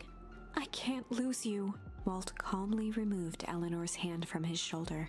What's right is right, and what's wrong is wrong. I could never live with myself if I let Sharper get away with this. Eleanor raised her voice. Spare me your bullshit platitudes. What about our son? Luca flinched, dropping the stethoscope down the stairs. Walt turned with a panicked smile. Luca, is that you, buddy? Oh no. With tears in his eyes, Luca descended the stairs. Mom? Dad? What's going on? Walt dropped to a knee to meet Luca eye to eye. Nothing, buckaroo. Your mom and I just got a little overexcited is all. What is going Luca on? placed the stethoscope against his father's chest. His heart was racing. It sounded like you were going somewhere? Walt gently removed the device from Luca's ears. Listen to me, Luca. I have some business to take care of. I'll be back in time to tuck you in. Dude, no you will not. Luca hugged his father tightly. Promise? Walt stood up and walked to the door. He glanced over his shoulder. I promise. That's a With a lie. wink and a grin, he put on his hat and strode out into the evening sun. Wait, who's this? A figure approached soundlessly from the foggy snowfall. It stood above them, lingering in contemplation. Slowly raising one hand above Iggy, it snapped out 2 brisk raps on his head. From a deep slumber, Iggy sprang up defensively. Get your hands off me. Whether it was the calming presence or the recognition that he was not in danger, Iggy felt his clenched fists lower. Just what you think you're doing. Luca looked up, gradually remembering his whereabouts. The figure exhaled a cloud of warm vapor. I think we met a little mouse. You two certainly have caused a lot of commotion. What's that supposed to mean? Take it easy, Iggy. We were sleeping, minding our own business. You're the one running around knocking on people's heads. I'm sorry if I hurt you, Iggy. You didn't hurt nobody. Anybody. Huh? Oh, I see. You think you're better than me, you. When it came to complete strangers, Iggy had trouble cobbling together an insult. You big-headed, scarfy-necked furball. Mm-hmm. Okay, let's lower the temperature a bit here. Interesting choice of words. I mean, let's all just calm down. Who are you? A friend. An observer. A hitchhiker on the infinite expanse of possibility. Great. How about a name? If you must call me something, you can call me Nat. Iggy huffed with gratification. How about you make like a gnat and buzz off? Very well. Nat began to turn away indifferently. Wait! Do you live here? You might say that. So, you know where We are. You might also say that. Look, pal, we just want to find a way out of here. You gonna help us or not? Before knowing how to leave, one must know where they are. Alright, that does it. Luca, I don't know about you, but I'm getting out of here, one way or another. Iggy turned sharply and began to stomp off. Enough with the riddles. Iggy, wait up. Realizing he'd worn their patience then, Nat relented. Very well, I suppose. This isn't the time for metaphors. I'll show you how to get back Luca home. and Iggy turned around with hope in their eyes. Come here. Nat took a deep breath in. Close your eyes. Nat exhaled slowly, then snapped his fingers. Okay, open them. For a brief moment, Luca and Iggy let themselves believe that some great magic was about to unfold, until they opened their eyes and found themselves in the exact same place, This mouse hates us. cold and disheartened. This is your home. This is Beacon Pines. Look, Nat, we don't know how we got here. Maybe we stumbled through some time travel gate in Weepwood. Or we teleported to some alternate universe. Or this is all just some cruel experiment by Kurt and his goons. But this is not our home. You're inching closer to the truth. Alas, the reality is much less fanciful. Just give it to us straight. So be it. As I said, this is Beacon Pines. The original, true Beacon Pines.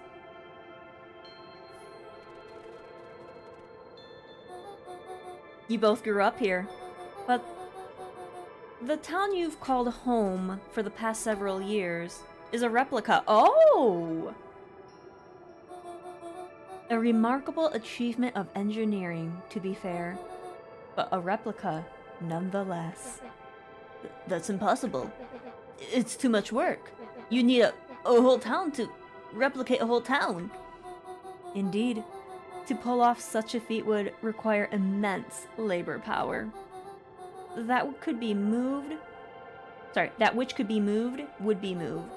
That which could not would require a precise duplicate. We would have noticed.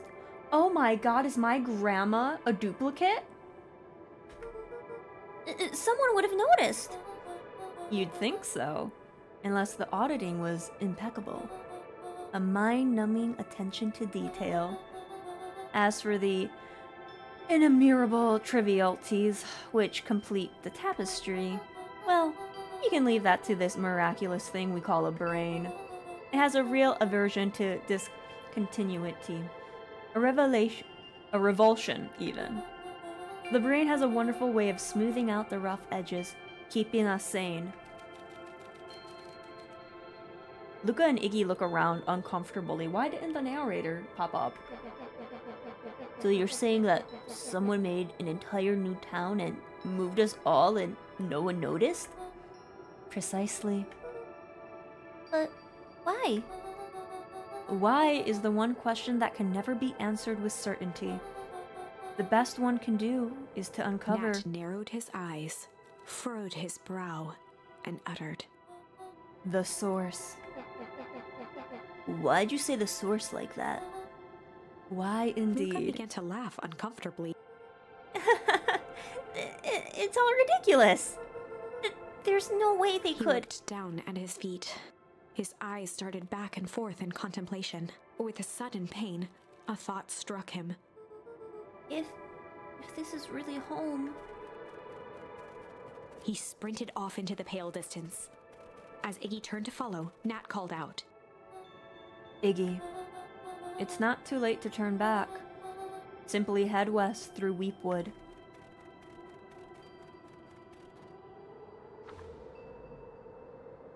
Chapter 6. The Source. Nat expressed Oh. his sympathy with a shrug and sauntered off as unassumingly as he'd arrived. He'd given Luca and Iggy what they needed, and nothing more. As Luca sprinted across the snow, the events of the past few days became clearer, pieces to a larger puzzle. But there has to be people that know that where they live is not the real Beacon Rollo Pines. said he was underground somewhere, captured. Mr. Kerr tried to cover it up with lies. The clipboards were hell-bent on capturing Iggy. It all seemed to point to Perennial Harvest. But right now, there was one thing that Luca needed to know. It's his dad's grave. He wants to see if it's there. Luca stopped dead in his tracks. The tree was gone, uprooted and moved, leaving a raw gash in the earth. He dropped to his knees and dug wildly at the cold snow. His numb hands hit something hard. A headstone. A dry whisper escaped Luca's lips. You're here. All this time, I thought I was visiting you. But you've been here. Alone. In the snow. Dad, I'm so sorry. They ruined your favorite spot in the world. Our favorite spot in the world. Dad, what do I do? There was no reply. Just snow-covered silence. Why'd you give me the slip like that? What if I couldn't find you, you jerk? Iggy finally noticed the tears welling in Luca's eyes and the snow-covered grave. Oh. Iggy, they stole his tree, Iggy. Yikes. Suddenly, they heard the crunch of approaching footsteps in the snow. We gotta hide.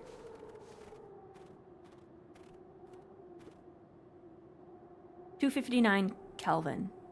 Fall off distance still good. Dude, did you hear me? I said 259. Sorry.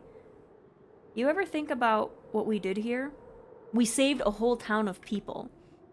Doesn't feel like it sometimes. What about everything we left behind? That's the grave of someone with a family. The people who loved them will never know the truth. The truth is He overrated. bent down to scoop up a snowball and lobbed it playfully. Hey, don't be such a downer, dude. We took this job to change the world. Yeah.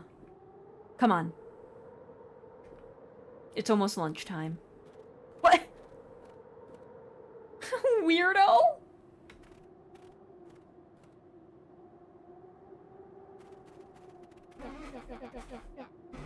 Here I thought I was a jerk. These dinguses are out here literally dancing on the graves. Luca stuttered through heaving sobs. I thought I was visiting him. I thought he was with me. Not gonna lie, that's a bad break. Here's some Iggy advice. gave Luca a solid smack on the back of his head. Hey! Who's any of this helping? What? Sitting here in the snow crying like some pushover. Who are you helping? Icky, look what they did! They lied to everyone! Blah, blah, blah. Luca Van Horn, you're a lot of things, but you ain't no pushover. What did I tell you before? When some jerks come at ya, acting like a horse's ass, I should stand up for myself. Hell yeah. Kerr and his little merry band of clipboards pulled the switcheroo for a reason, right? Nat mentioned something about a source. Luca wiped his eyes with a sleeve. Whatever's at the source must be awfully valuable to Perennial Harvest. Sure would be a shame if something unfortunate were to happen to their precious source, wouldn't it? What do you have in mind? If it's small enough to steal, we can snatch it. If it's too big to snatch, we smash it. And what if it's too big to smash? Iggy flashed a mischievous smile and cracked his knuckles. I'm always up for a challenge. I'm gonna make this right, Dad. I promise. Let's do this. Locate the source. I bet you it's under here. I bet you it's not. It can get awfully cold in those woods, Luca. Probably best you two stay put and conserve your energy. Help's on the way. Where's Rolo? Where's my mom? Did you kill her? Oh, heavens no. Do I seem like a killer to you? Iggy and Luca shared a skeptical look. Well, do I? Oh, shucks. Now that hurts my feelings. Screw that guy. Okay, where would the source be? Wait a minute. If this is the original town, then that means... Iggy darted behind a large pine and began digging furiously. He emerged holding a shoebox with a crude skull painted on its lid. What's that? Long story. So a few years back, I, came into possession of some premium grade fireworks. Not the wimpy firecracker stuff they give kids. The good stuff. So, why did you bury it under a tree? That's the long part of the story. You and Rolo were doing chores at Rolo's chicken... Oh, you caught the chicken coop on fire! And you guys pissed me off for some reason or another. Luca rolled his eyes with realization. No, you didn't. Iggy stifled a chuckle. Yep. I just wanted to give you guys a little scare. But, like I said, these were some primo fireworks. So I might have underestimated things. You blew up the chicken coop! I prefer to think of it as an incendiary redecoration. Sorry, but you should have seen the look on your faces. Rolo got grounded for months. Which is why I needed to stash the evidence and lay low. So I buried them under the tree. But when I came back for them later, they were gone. I figured some grown-up found them and tossed them. Iggy triumphantly raised the shoebox. Turns out, it wasn't the fireworks that got moved. It was us. Unbelievable. Alright, we're gonna blow... Do you think this is a game? Newsflash, boyo. You're not a hero. You're a little brat who is in way over his head. A hero is just someone who refuses to give up. Comics these days are rotting children's brains. Everyone thinks they're a spaceman superhero. I was always partial to Hank Atomic myself. Is that so? Do you really think you have a chance against us? You have no idea how powerful we are. Prepare for blast-off, loser. Ah, the hole! This is where, Gran had, like, on her board. Luca and Iggy inched up to the edge of the hole with bewilderment in their eyes. Oh no, did the YouTube stream die? It says sending oh no, I think the YouTube stream may have died. Did it die?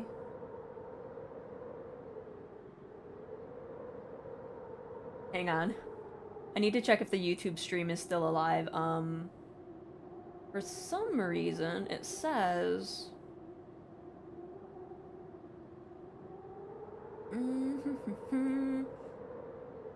Why do I always have these problems?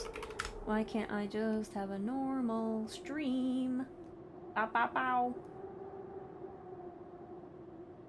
It might also be restream. I think it might be a restream thing, and I need to find, like, something else. I think it might be a restream thing. No, it's working fine. What is Obi... You know what? I'm gonna talk to someone and see what they use for, their multi-streaming, because restream is not it. It seems to be good here on my end. Yeah, I just checked it. Also, welcome on in, Darren. I checked it and, like, it's fine on my end, but in OBS it was saying, oh yeah, something happened.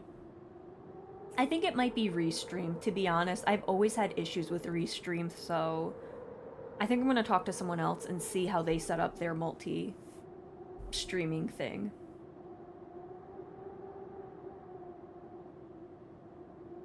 Arctic air breathed out of the cavern in heaving gusts. Echo! Whoa! I can see why they wanted to move us all out of town now.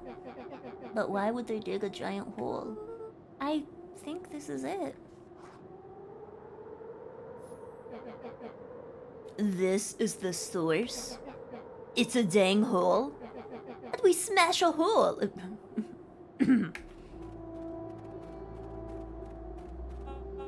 Oh, it's much more than that, my annoying little friend. Kerr! Where's Rolo? I wasn't lying before. He's safe.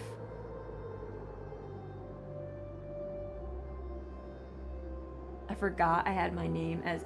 Yeah, don't... Yeah. It's okay, I won't remember. Well, safer than you two at least. Drats, it's cold. You just had to drag me all the way out here, didn't you? Mr. Kerr gazed down the abyss in contemplation. It's really something, isn't it? What did you do to our town? What is all of this? Well, that's a doozy of a question. This is the source, where they collect the unrefined... Kerr scratched the back of his head. Honestly, boys, I don't understand any of this well enough to explain it. Not a problem, Fant. Have a... Willie... We will be here. No worries. Wow, I can't speak. The fact of the matter is, I'm not paid to know. That is the answer I give. I don't get paid enough to know this shit. What do you mean you don't know? Ain't you in charge? Oh, heavens no. My role is merely to flash a winning smile and manage various complications. Complications like us? You're a smart boy. His face contorted into a saccharine grin. It really is nothing personal. Some people are destined to strive for greatness, and others are simply obstacles along the way. Well, it seems like you were destined to be a creepy lackey. The point is that we all played our part in life. Mine just happened to be a lead in the role of a lifetime. And you happen to be extras, ready for your curtain call. We aren't giving up without a fight. Your smile's not... Your smile's not gonna be so winning after we're done with you. Now boys, there's no need for melodrama. It makes even a professional such as myself embarrassed for you. Let's change the mood a bit. Kerr snapped his fingers. Scene change.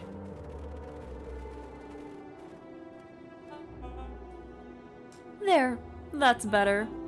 Deal with them. Iggy turned to Luca with a sly glance.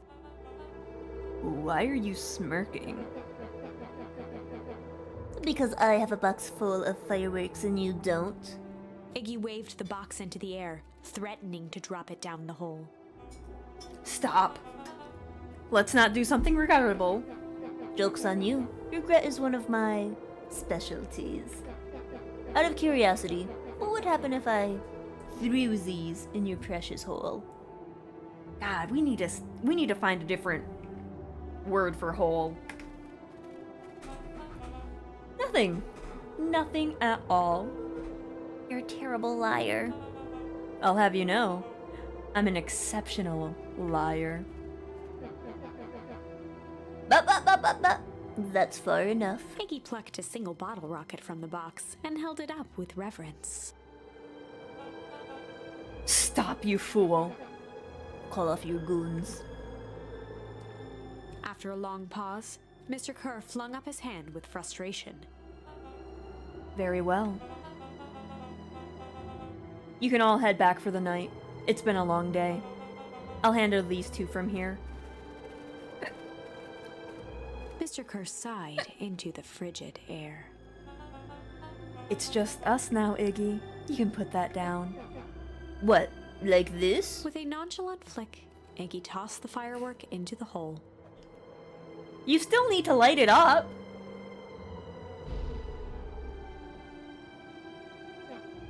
Oh. Wow. With a growl, Kerr leapt at Iggy, crashing through Luca. Oh, God. Iggy tried to twist away, but in the struggle, they both tumbled over the side. Oh no. Luca dove forward, bracing Iggy's hand just before it slipped. His grip was made precarious by the cold, wet snow. He could see Kerr further down, clinging to Iggy's coat. You reckless child! What have you done? Luca, listen to me. Hold on tight and use the walkie-talkie to call them back. How? What channel do I use? It doesn't make a damn difference. They're always listening. If you do that, the clipboards will haul us up and snag us both. The only way you get out of this is if Kerr's out of the picture. Just let go and save yourself. If he lets go, we both die. I don't want to die, but seeing that look on your face almost makes it worth it. Mr. Kerr, you've had a long life. Why don't you actually do something selfless and just let go? Damn, Luca! That is cold! Mr. Kerr gasped with insult. Long life? I'll have you know I can still play 25! You should have heard me sing the part of Phyllis Young. With a wild look in his eye, Mr. Kerr began to hum a proud melody. Prom ba ba ba bum, proopity dum dum. Wow, can you believe this guy? Oh my god. Luca's hand began to cramp. His voice began to crack. Kerr, just let go! No can do. If you want to save your friend, you'll have to save me too. Luca, look at me. It's Luca okay. felt Iggy loosen his grasp. You aren't going to kill your friend like that, are you? Every muscle in Luca's body burned. I'm not his friend. Yes, you are. Nah, I'm just a no-good bully. Like you, Kerr. Iggy, no. Luca felt his hand slipping. And I told you what you need to do with bullies. I can't. It's your only way out of this mess. 2 birds, 1 stone. It makes sense for us to fall together. Wackadoos travel in packs. A calm settled over Iggy's face. Luca, let me do this. Iggy's voice was colder than the bitter air billowing from the chasm.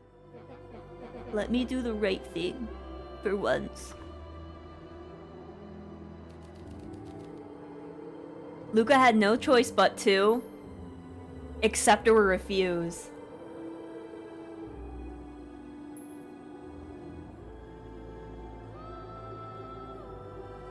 We can come back here and do refuse, but I think... Oh, I feel so bad! Luca had no choice but to accept Iggy's request. With a quiet blink, Luca watched a teardrop sail down into the howling void. As his fingers slowly gave up, he met eyes with Iggy. Good. Oh. The 2 silhouettes were swallowed by darkness.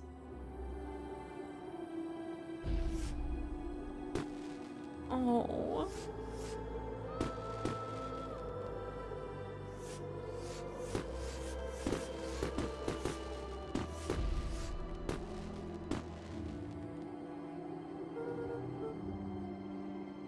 I love a goodbye, Iggy. Wait, what if I refused and Nat came and helped? Oh shit, now I feel like an asshole. Luca, you should really step back. What? Quickly.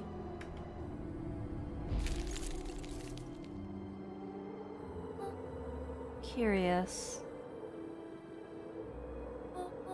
Ah, but of course. Those fireworks of Iggy's must have just been the right amount of energy. We should get out of here before perennial harvest arrives. Not until you tell me what just happened. Your friend's sacrifice just saved this town. For a little while anyways. How? Tempus liquamine is a particular substance. It can change the relationship between matter and time itself, but doing so requires unfathomable energy. In a closed system, That energy can only come from its surroundings.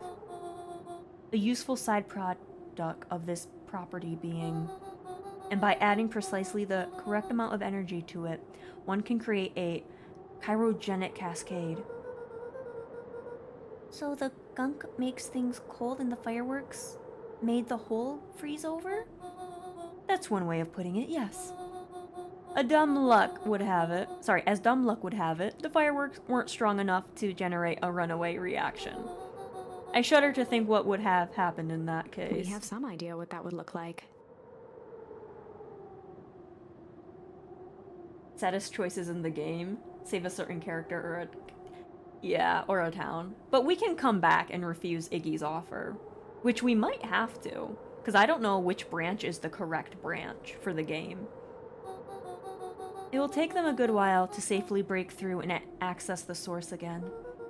If you know all this stuff, why haven't you been helping? I have been. In my own way.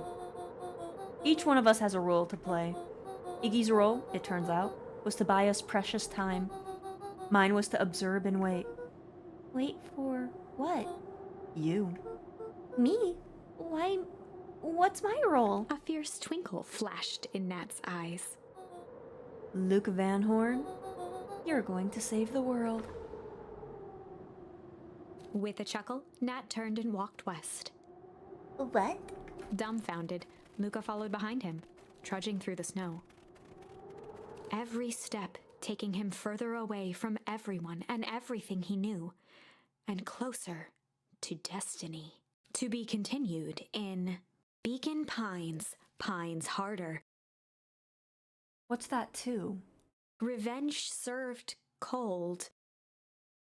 Second time's a charm? Wait, that's it? Okay. This ends with a crummy cliffhanger just when it was getting good? Okay, so that I actually have to refuse him, I think. I was even starting to like Iggy. No way. I refuse to be associated with some never-ending parade of sequels. Let's go back and find something more definitive. So we will actually do this one and we're gonna actually refuse. Because Nat is right there, so I think Nat... Because Nat was waiting for Luca because... He's like waiting for him because it's his destiny, so it's like... If he sees him struggling, he's gonna come and help, I think. We're gonna refuse. Luca had no choice but to refuse Iggy's request. He tightened his grip and reached for the walkie-talkie in his pocket. A wild delight crept onto Mr. Kerr's face. That's a good lad. Now, radio for help. Iggy begged Luca with his eyes one last time, but Luca pressed the button and called out. We need help. Mr. Kerr is in danger. It wasn't long before they were once again surrounded by clipboards. Mr. Kerr sighed with relieved frustration. There you are. You really are a worthless lot, aren't you? Mirror, now. A clipboard dutifully produced an ornate ivory hand mirror, and Mr. Kerr began preening his tousled hair. Ah, that's better. Mr. Van Horn, I applaud your sharp thinking under duress. I'll put in a good word for you with the founder. Take The them away. founder? A swarm of hands overpowered Luca. The last thing he saw before a cloth bag was pulled over his head was the defeated look on Iggy's face. The end. So this isn't the branch at all. I think this was one of those times where doing the right thing was the wrong thing. So that branch is completely done. We can't do anything. So that means... we need to go here and be sly. Interesting.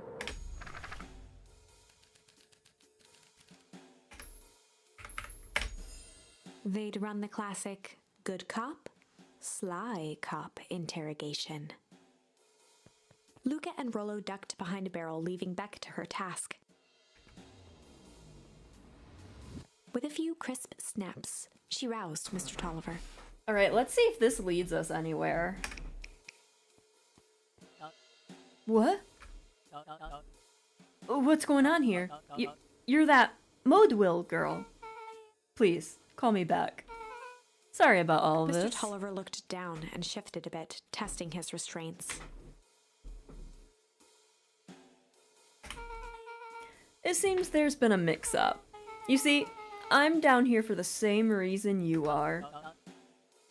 Juniper? Sent you here? Beck caught herself before letting the surprise manifest on her face. She'd already gotten him to reveal his relation to Gran. This was gonna be easy. You know how Juniper is with her precautions.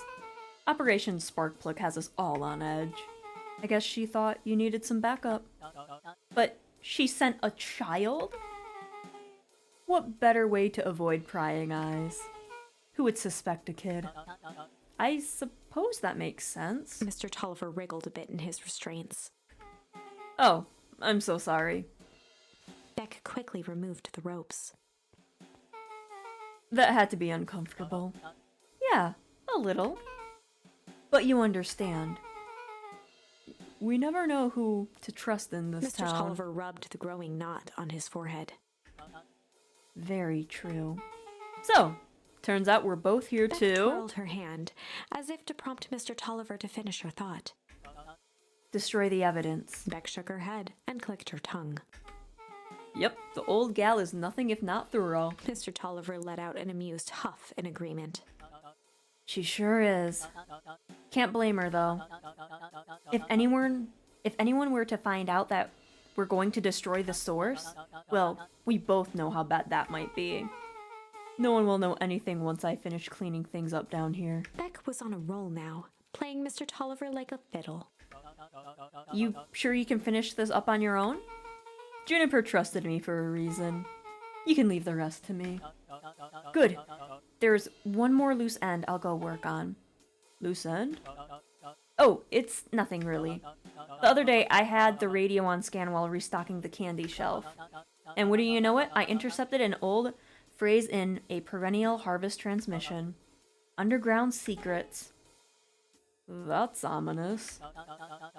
I think it might be a password, but Juniper dismissed it. Said it wasn't mission critical. What's the password for? We don't know. So we have a password and nowhere to put it. It's gotta mean something, right? Good thinking. You should probably go work on that. I've got this under control. That's a relief. Between you and me, this basement gives me the willies. Heading for the stairs, Mr. Tolliver hesitated and turned to Beck with a puzzled look. She grinned and gave him a peppy wave. With a shrug, he continued up the stairs, whistling a jaunty tune. You guys catch that? Sure did. This whole time, Mr. Tulliver's had a candy shelf. But all he ever sells us is apples. Beck blinked slowly in disappointment. The password, Rolo. Well, sure, but once things are back to normal, I'll be having a word with Mr. Tulliver about that candy shelf. Fine. In the meantime, I've got an idea. I know, Beck saves the day. She turned to the table and began tearing small scraps of paper. He said he heard a password on the radio. Any good spy transmission is never what it Beck seems. marked each scrap of paper and leaned back. We just need to find the hidden meeting. Okay. What's another word for underground? Buried, covered. Could it be cover up? Maybe it's one of those each letter is a number thingy. So U would be 21, N would be 14, D would be... Oh, it's an anagram. Nuncred's drugstore. Luca and Beck looked at Rolo with amazement. Rolo. That was incredible. Well, it's either that or Kren's nude rug store. Yeah, I think you were right the first time. How did you do that? What can I say? I love ciphers. Well, I guess we know where to go next. Let's go, my friends. What is she doing here? You scared me half to death. Sorry. You kids haven't seen Mr. Tulliver around, have you? No? He's got me waiting around like the last piece of pie. I swear that man would be late to his own funeral.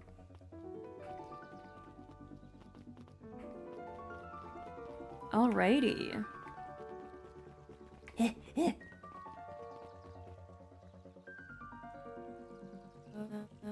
You're late, Augustus. Sorry, sis. Was caught up with work. Work? You? I had a few more details to lock down for the festival. Oh. What do you have to report? What is this Inspid Town festival really about? Gus looked around nervously. I think Mr. Kerr really does just want to do something good for the town. He's actually a pretty nice guy. You should spend some time with him. I didn't pull strings installing you as mayor so that you could make friends. Your job is to help me figure out what Kerr and Perennial Harvest's true intentions are with this town. We have a responsibility. This is our father's town. Was. Excuse me? This was our father's town. He's gone, Eris, and he isn't coming back. Father left us with nothing but problems. Mr. Kerr came here and offered to help us. We accepted that help. We didn't agree to them turning Father's warehouse into a toxic dumping ground. That was just a temporary arrangement. The glow can be seen from our damned backyard. They are dumping their nasty little secrets on us. When this all inevitably goes wrong, who do you think will be blamed? Eris's cry hung in the air. We have a new choice now to make. This town is going to change, whether we like it or not. Are we going to choose to be part of the future, or be forgotten in the past? It's a shame. Father named you Augustus. But you will always just be a Gus. Good night, Eris. I'll see you at breakfast tomorrow. It's getting late, children.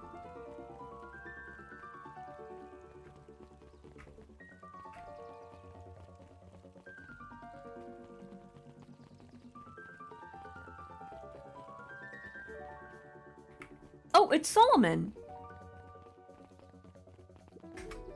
Solomon stood proudly at the entrance to the drugstore, holding a brown bag overflowing with black licorice. Oh, ew. Hey, Solomon. We're looking for Mr. Nuncreed. Is he still here? Afraid not. Then where'd you get the candy from? You might say we have an arrangement. Solomon shoveled a surprising amount of licorice into his mouth. Sometimes it's the small pleasures in life. Though we might not always have family to rely on, licorice has never let me down. Well, I can't say licorice would be my first choice. But whatever floats your boat. You can tell a lot about a person by their choice of confection. Oh, yeah, I guess. I like sour gobs. I'm sure you do. I always wondered why Mr. Nuncred kept licorice in stock.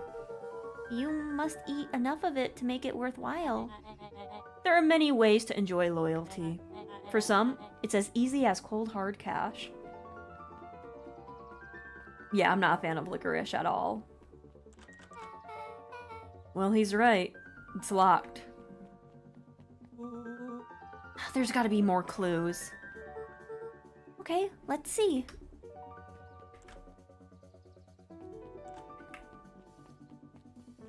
We go in the phone booth. Have you ever seen anyone actually use this thing? Besides Mr. Nuncred? No. Nuncreed. Ugh. Beck cupped her hands on the glass to peek inside. This is not a normal phone booth. It's like a blinky keypad. Why would there be a blinky keypad? Kren's nude rug store! I mean, underground secrets! The password! Beck flung open the door and they all squeezed in. I guess we're going to a nude rug store. Alright, Let's see here. Luca cracked his knuckles and entered the letters into the keypad. Underground secrets. Sounds like that did something. Great! Now what? I guess we. The inside of the phone booth dropped loose from its shell. Without even the space to panic, they closed their eyes, held their breath, and accepted their fate. Suddenly, the chaotic descent slowed to an effortless landing. It was unclear where they ended up, but at least it was solid ground. Oh. The air was stagnant and smelled vaguely of chlorine. I knew it. You knew that there was a secret hub full of strange tubes under the phone booth? Of course I did. Didn't I say that? No. I definitely thought it.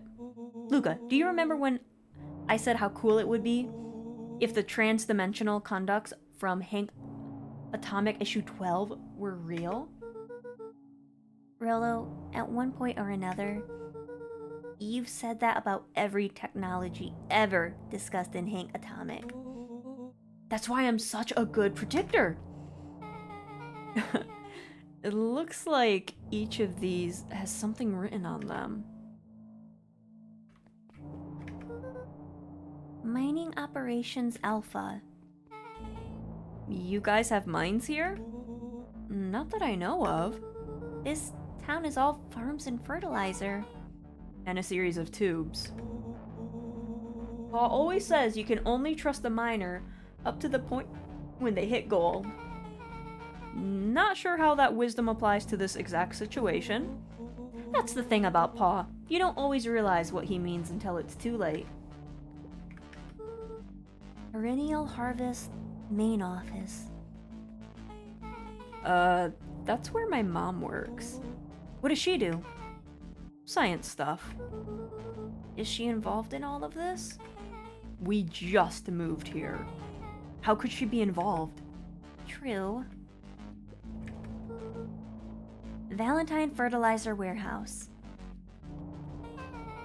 Isn't this where you almost got snatched? Yeah.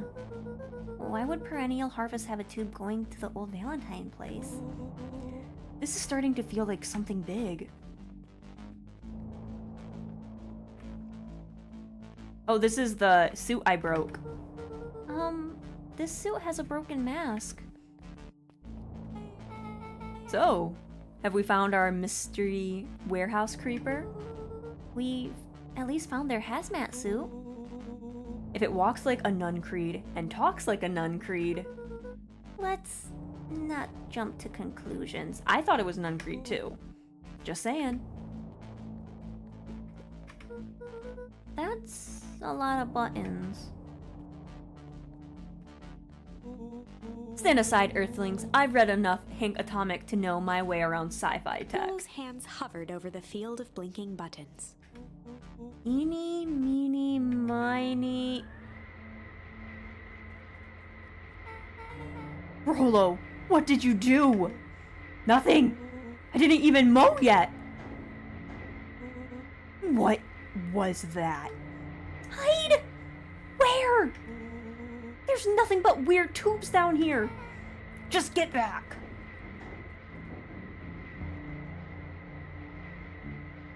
Shit.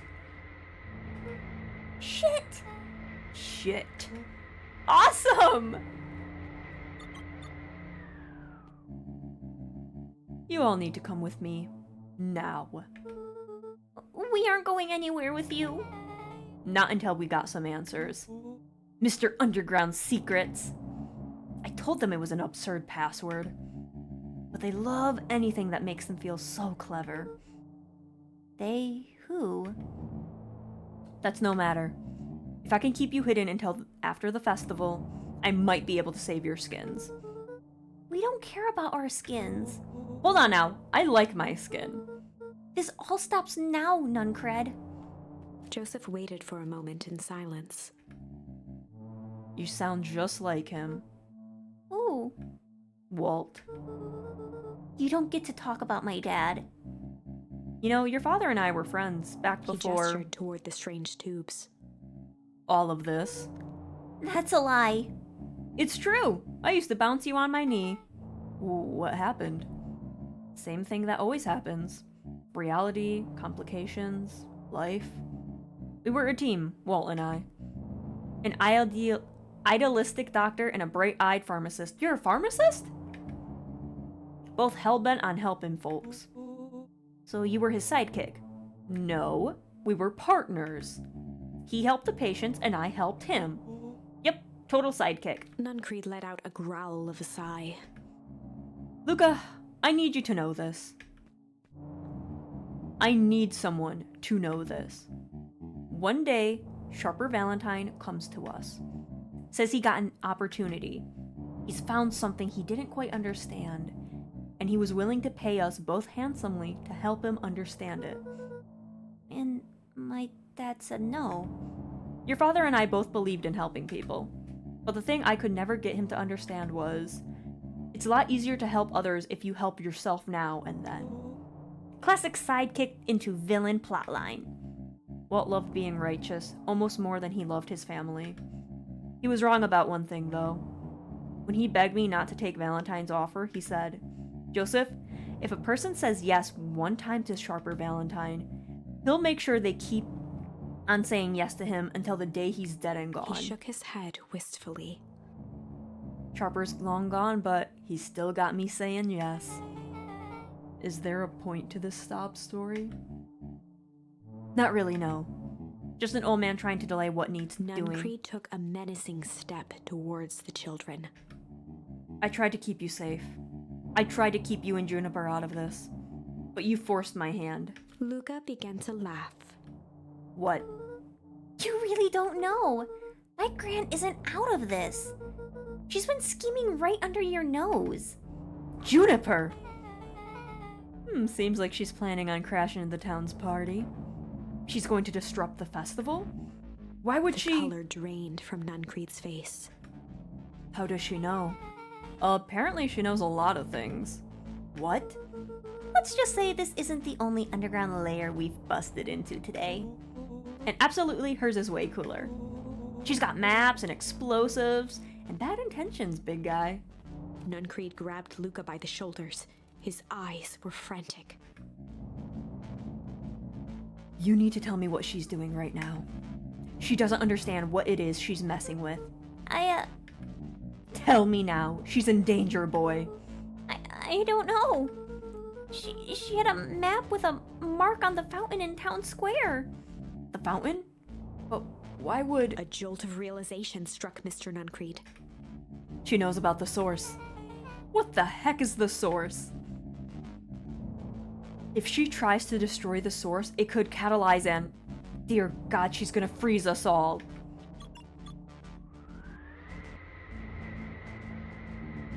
You all need to run. Run where? Away. As far away from this town as you can get. Head west and don't look back. That did not go how I expected. So, we're totally following him, right? Totally. See you on the other side. You good? Yep.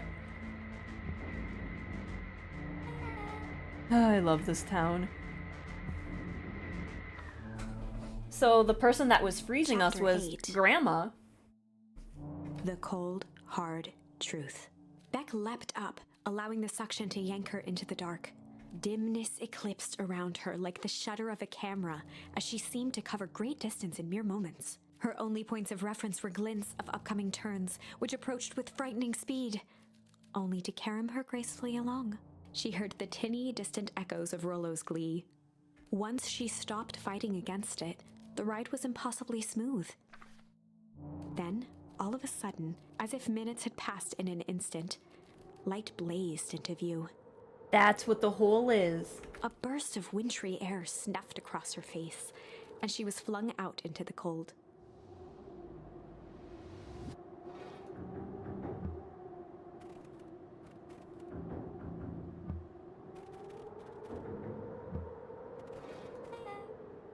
That was... Intense? Yeah.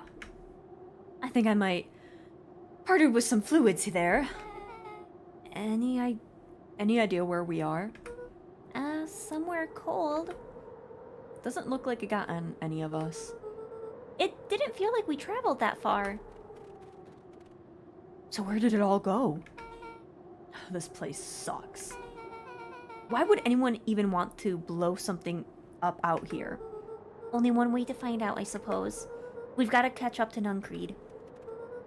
I think he went this way.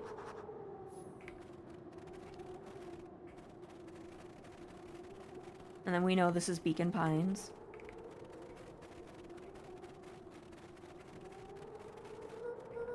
Okay, this is starting to feel really familiar.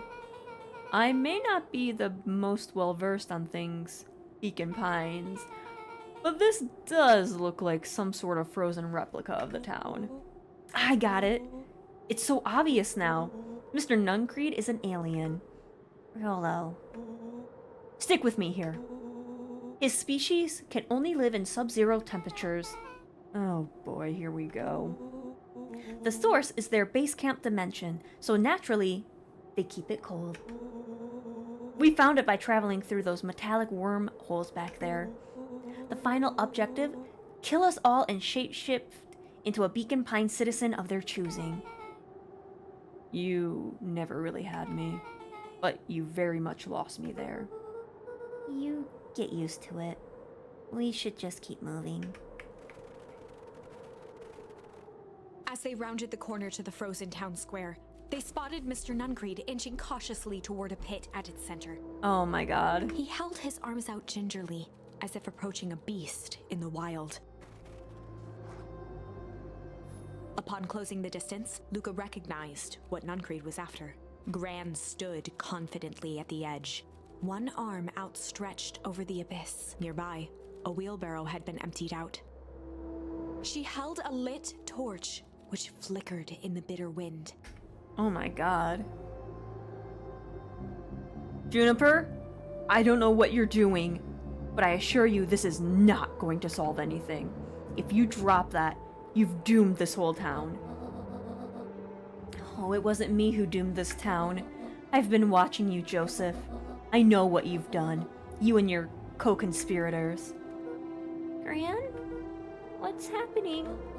Luca, you and your friends need to leave right this moment. Mr. Nuncreed turned back toward the kids, desperation in his eyes. Listen to your grandma, Luca. This is between me and Rollo Juniper. and Beck held steadfast in awe.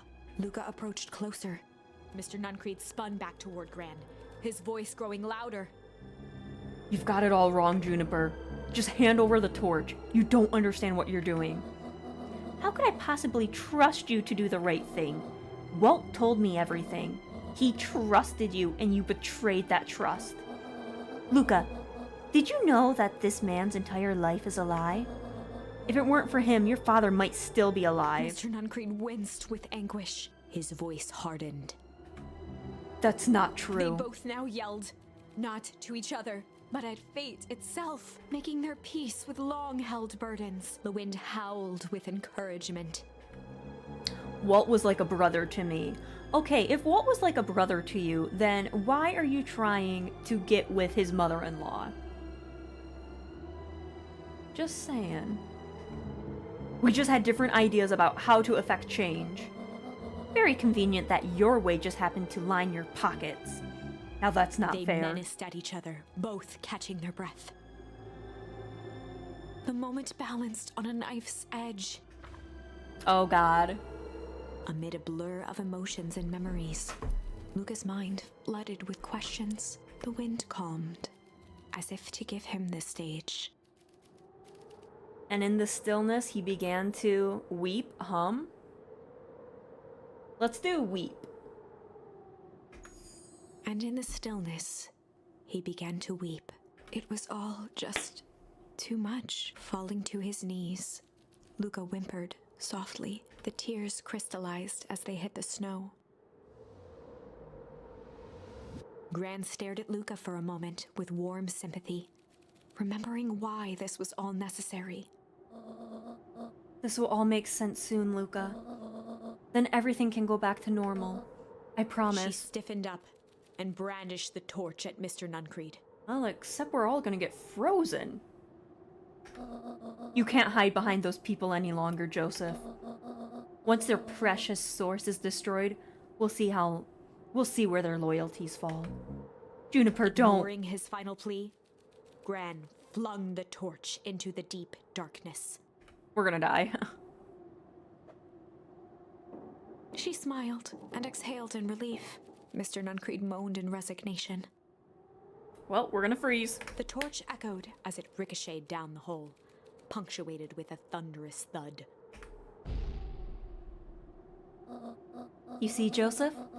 I've learned one very important lesson in life.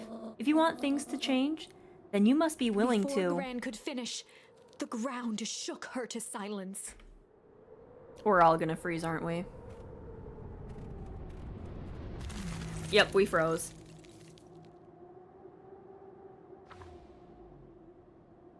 Gran only had time to spin around and run to Luca. Her attempt to shield him, an honorable but trifling act. Unflinching love, pitted against an unthinking horror.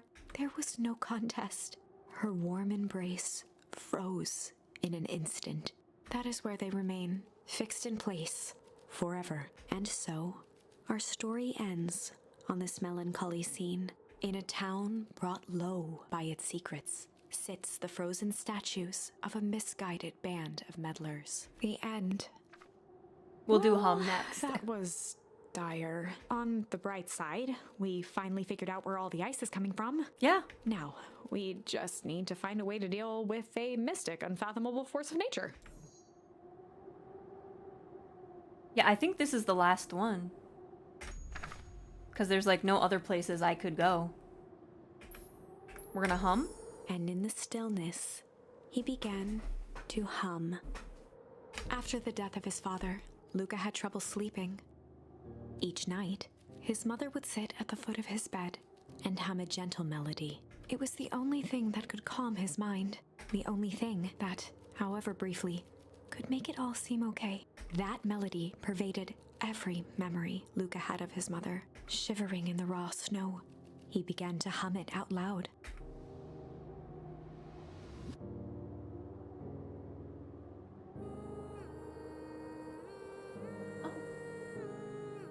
He's actually humming. Cute.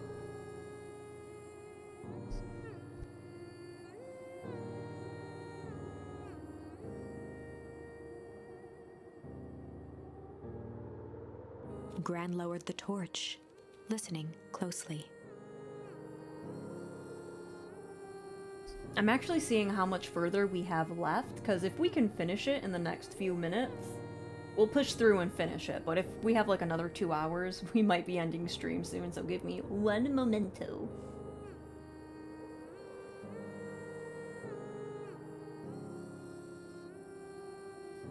Where were we?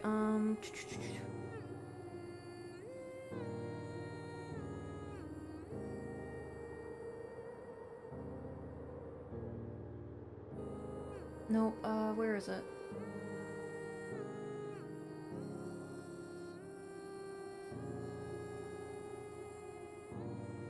Where?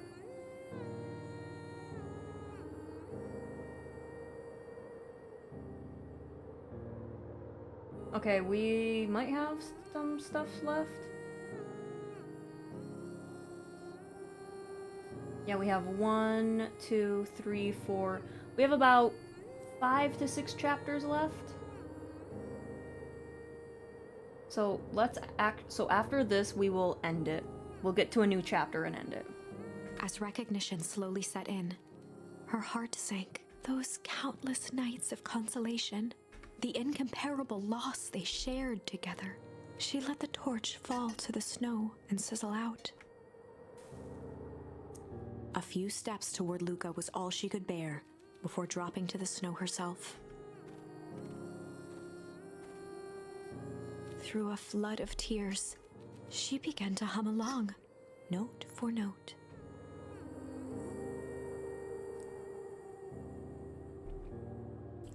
But she's not my grandma. Is this my mom dressed up as my grandma? Because she knows the song that she's singing, and this is the song that Luca's mom sang to him.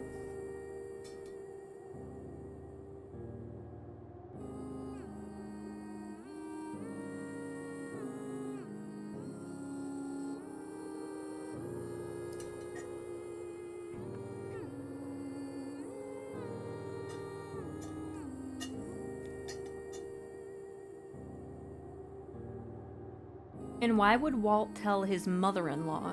He would tell his wife, but he wouldn't tell his mother-in-law. It's... Our grandma is our mom. Luca lifted his head in astonishment. The last time he heard that melody was the last night he saw his mother. Our grandma's our mother. How do you know? I'm so sorry, my little buckaroo. Buckaroo? The only people who call me that are my dad and... Your mother. Luca blinked through blurry, watery eyes, trying to see more clearly. He could just make out the impression of a familiar face. He peered across the snowscape at the woman on her knees. Something about her was undeniably his mother, only smaller, older, changed. Mom? That's right, buckaroo. Mom! Luca sprinted as fast as he could toward his mother. They held each other close, and the cold retreated from their bodies. Eleanor? I thought you were... gone? You should have known I would never abandon my Eleanor son. looked down at Luca, tightening her embrace in an appeal for forgiveness. How? You're a smart man, Joseph. I thought you'd have pieced it together by now. You were exposed. Mom, I don't understand any of this. What happened to you? Where did you go? Why did you leave me? I never left you. I was always right here, Luca. Why did you lie to me? It tore me up, Luca. But I did it to keep you safe. I thought that getting answers would help us both move on. But the more I discovered, the more I realized the danger we were in. Until perennial harvest was stopped, it was better if everyone thought I was gone. You could have trusted me. These are bad people, Luca. They won't stop until they get what they want. And they don't care who gets hurt in the process. Then what do we do? We have to stop them. Joseph slumped into the cold, wet snow. They can't be stopped. This is too big. I tried beating them at their own game. I'm done fighting fire with For the fire. first time in a long time, her voice felt like her own again. No more lies. I see now. There's a better way to stop perennial harvest. The cold, hard truth. Luca gazed down at Nuncreed with pity. He looked small. Joseph stared into the snow, as if searching it for answers. Come on, everyone. We've got a party to crash.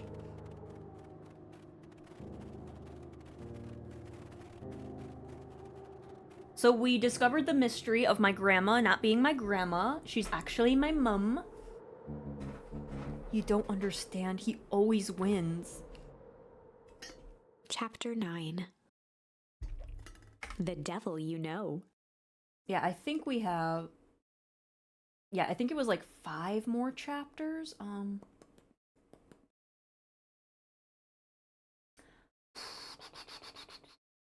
Let's actually push through. I know I said I was gonna stop it, but we're gonna push through, I think, just because if we can get it done in one sitting, then we don't have to come back for it for like 2 hours, you know? So let's push through. Let me clean out my straw. Hang on. It has all my chapstick all over it. We'll push through, we'll finish it, and then we can have like a clear start for November. Maybe we'll fit in Mortuary's Assistant too, just for like a clearer start. 7 months ago. 7 months ago? Eleanor Van Horn crept down the maze of sterile hallways under perennial harvest. She stopped in front of the large steel door marked Deep Engineering. No turning back now. She raised a trembling hand. The stolen keycard worked as promised, and the door bust open with mechanical efficiency. She was immediately hit with the smell of disinfectant. It was some sort of laboratory. In one corner was a desk covered in papers. Across the room stood a tall metal pod with hoses protruding from its base. She rushed to the desk and began shifting through the piles of papers. They were experiment reports on something called Tempus liquamen. There were dozens of them. Every one stamped failed. Eleanor heard the sharp echo of footsteps approaching. She was out of time. Her eyes scanned the room, eventually landing on the strange pod. Muttering a curse under her breath, she dashed over and dove inside.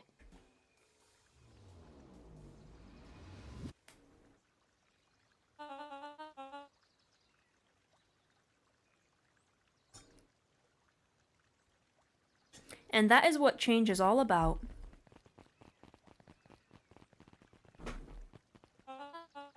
Grabbing the future by the scruff of the neck and making things happen. Choice! Change is a choice. And I am tickled pink that we will all be making that choice together. How great is that? This man is a liar. Excuse me? I will not. This town has a dangerous secret and perennial harvest only exists to keep it hidden. Nonsense. They picked up the whole damn town and moved it right under our noses. You aren't making any sense, dear. Mr. Kerr addressed the crowd with a sarcastic tone. I wonder if Mr. Tulliver and Mrs. Fertelli knew that our grandma was our mom.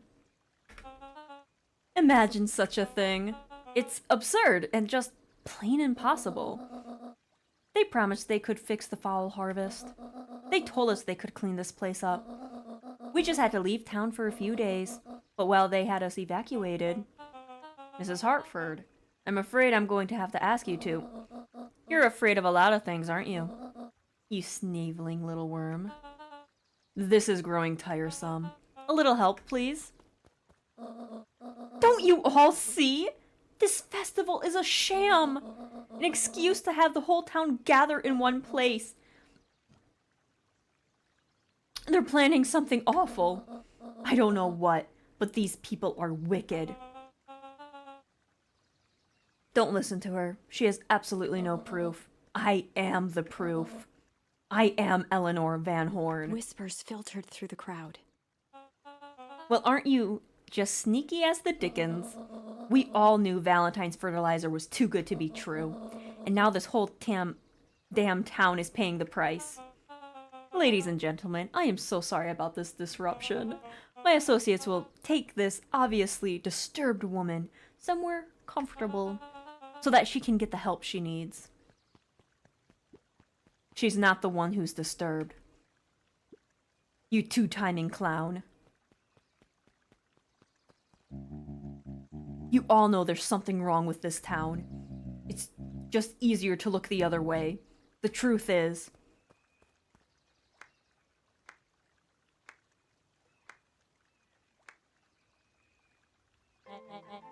That's quite enough, Mr. Nuncreed. Torment dragged on Joseph Nuncreed's face.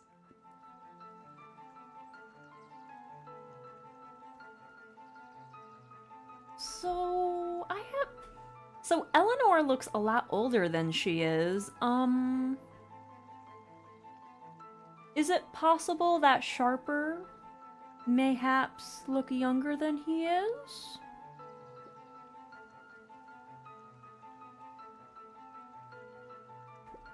Yes, sir. Take them away. If you catch my drift. No, I want them to see this. The ever-tempestuous Eleanor Van Horn. You've been quite the thorn in my side, like a weed that's burrowed in where it doesn't belong. I must confess, you look dreadful. He paused for a moment, plucking a piece of fuzz from his sweater and discarding it to the ground. Consider yourself in rare company. You've managed to pull one over on me. It won't happen again. I knew you had some sort of plan to disrupt our party, but alas, I expected something a bit more impressive than incoherent rambling. No matter, your failures are yours to bear. Mr. Kerr? Yes, sir? It's a shame to cut it short, but I thank you for your rousing ossuary. I'll take it from here. Yes, sir, of course. You have done quality work for me, William. You can look forward to the recomps we agreed Kerr on. gave a bow of deference. Founder, you are most generous. Here's the founder. Gasps rippled through the crowd. Thankfully, we can dispense with the formalities from here on out. Solomon pulled a glass vial from his pocket. Am I right? In one smooth motion, he downed its contents. A triumphant smile grew across Solomon's lips. You can all call me Sharper Valentine. I was right. I was right.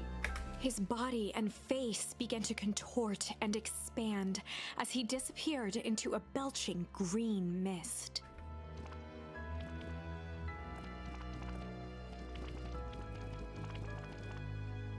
A hushed horror gripped the crowd. This is a story about change. What? No! You didn't see that coming. Good. Sharper examined his new hands. Well, this is quite the improvement. Everything looks so smaller now. Eleanor was right about one thing. This festival was a ruse. That's my D&D character's name. I wanted you all to witness my glorious return with your own eyes. Why does everyone look so downtrodden? This is a celebration, people. Maybe it would help if we set the mood. Mr. Kerr, be a dear and reveal the sign. Sharper Valentine Festival. Wonderful. Sharper choked out a crude squawk of a laugh. Frustrated grumbles sprinkled through the crowd. This is the guy who found Beacon Pines, and he's the father to Eris and Augustus.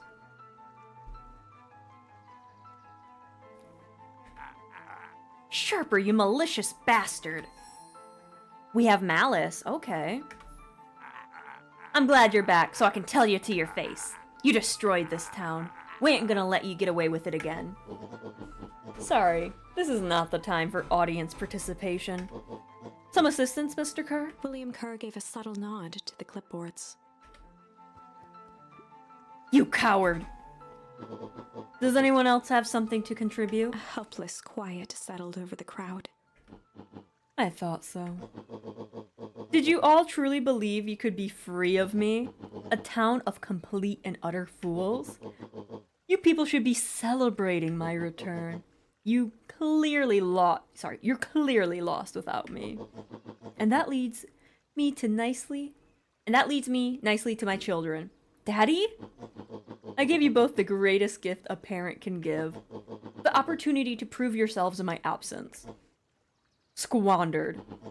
To say I'm disappointed would be an understatement. But Silence, Augustus. An adult is speaking. I don't know which is worse, a son who is completely hopeless, or a daughter with such potential who inevitably lets me down. Eris, you fail me with admirable consistency. Thankfully, I was counting on it this time. Father, I have been wasting time, my dear. What have you accomplished? I was focused on cementing our legacy. Legacy? Who needs a legacy when you can just live forever? But what about... It's all right, kiddo. I'm afraid you suffer from a complete lack of imagination. There's no helping it.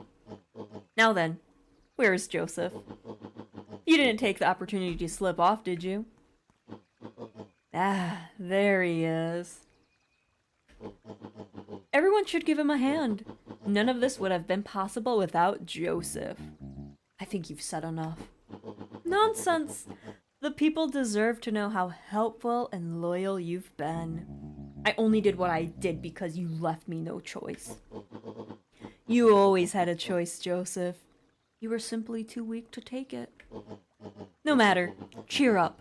You're about to be rich beyond your wildest dreams. You should follow Mr. Kerr's example. When I found him, he was in a sorrier state than any of you. An aging actor. desperate to recapture his youth. He played his part, and soon he'll be able to play that leading man again. Forever, in fact, if he remains loyal. That goes for all of you. Well, those who haven't already fretted away my goodwill. Beacon Pines is mine, after all. And I am willing to share its spoils in exchange for absolute loyalty. Are you saying William Kerr was never in charge of perennial harvest? You think that puffed up blatherskit could have accomplished all of this? Dawn, I suppose it's time for your big exclusive. Sharper addressed the crowd with indignant pride. He'd planned this moment for so long that now, at the deed's fruition, it almost felt frivolous. You see, I needed a figurehead to hold things down while I orchestrated my return. Someone to misdirect, lie, and bilk this town for a spell. So I invented William Kerr. Take your bow. You've earned it. Mr. Kerr flourished a preposterously elaborate bow. Patrick C. Montesquieu, Thespian extraordinaire, at your service. This is the book we saw in the library. It was a book about how to be a great actor, or no, it was about the great actor Patrick, written by Patrick.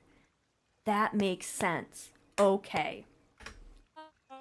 Founder, I just want to thank you again for this opportunity.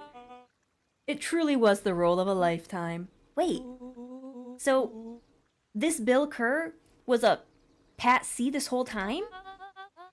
Now that your secret is out in the open, what's to stop this town from rising up against you? Oh, that's the delicious part. Fear. Thanks to our clipboards, I know about each and every person in this town's fears most. And I will make those fears manifest for anyone who steps out of line. The choice is simple. I'm not afraid of you. Oh, the young hero. I've kept a keen eye on you, boy. You and your friends made a habit of disrupting my plans. What a pity.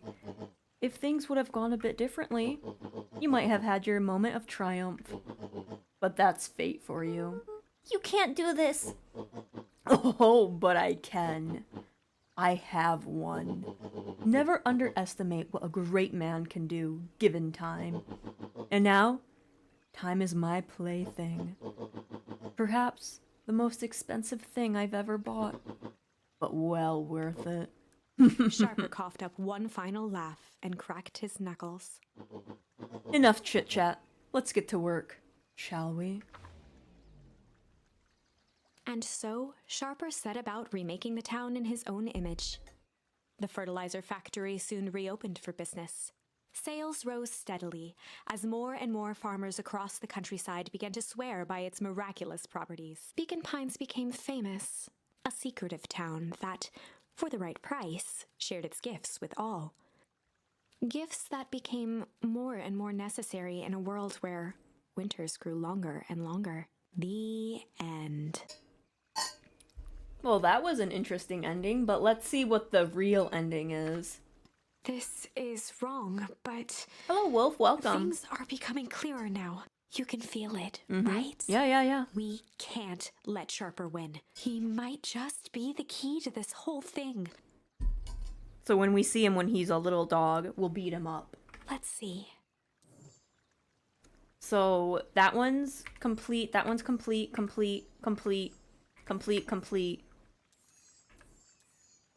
Malice. We need to do Malice there. Which was a very early on thing.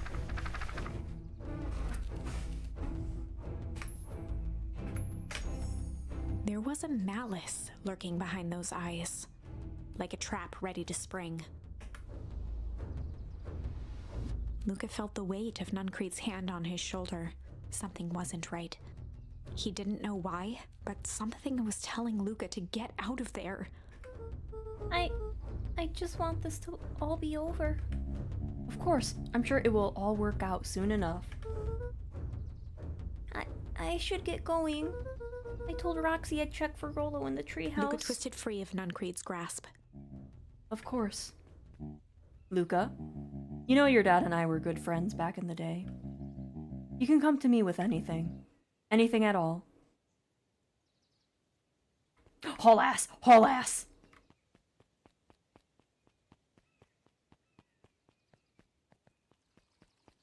Oh ho ho! Look at you! I should kick him in the shins. We're the same height. These festival decorations are a bit humdrum. Now, if I were to throw a festival, it would be a thing to behold. I agree, this is all more than a little sad. It's worse than sad. It's boring. What if we did a little something to spice things up? I'm listening. You know that festival sign waiting to be unveiled? It'd be a shame if someone... The two scurried off, eagerly formulating a plan. But who's that other dog with him? We never got his name.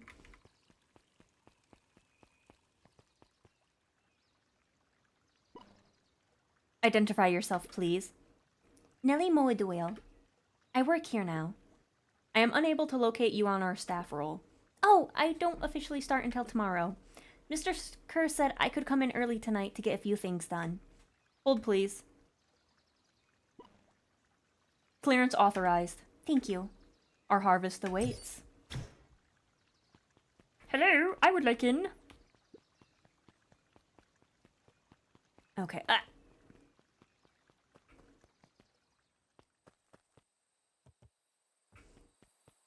All right.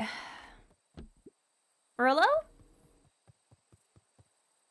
He aired a long holler into the woods. Rollo! Rollo, wherever you are, I hope you're okay. Luca felt his eyes getting heavy and plopped into the beanbag. Nope. He conceded to its lumpy embrace.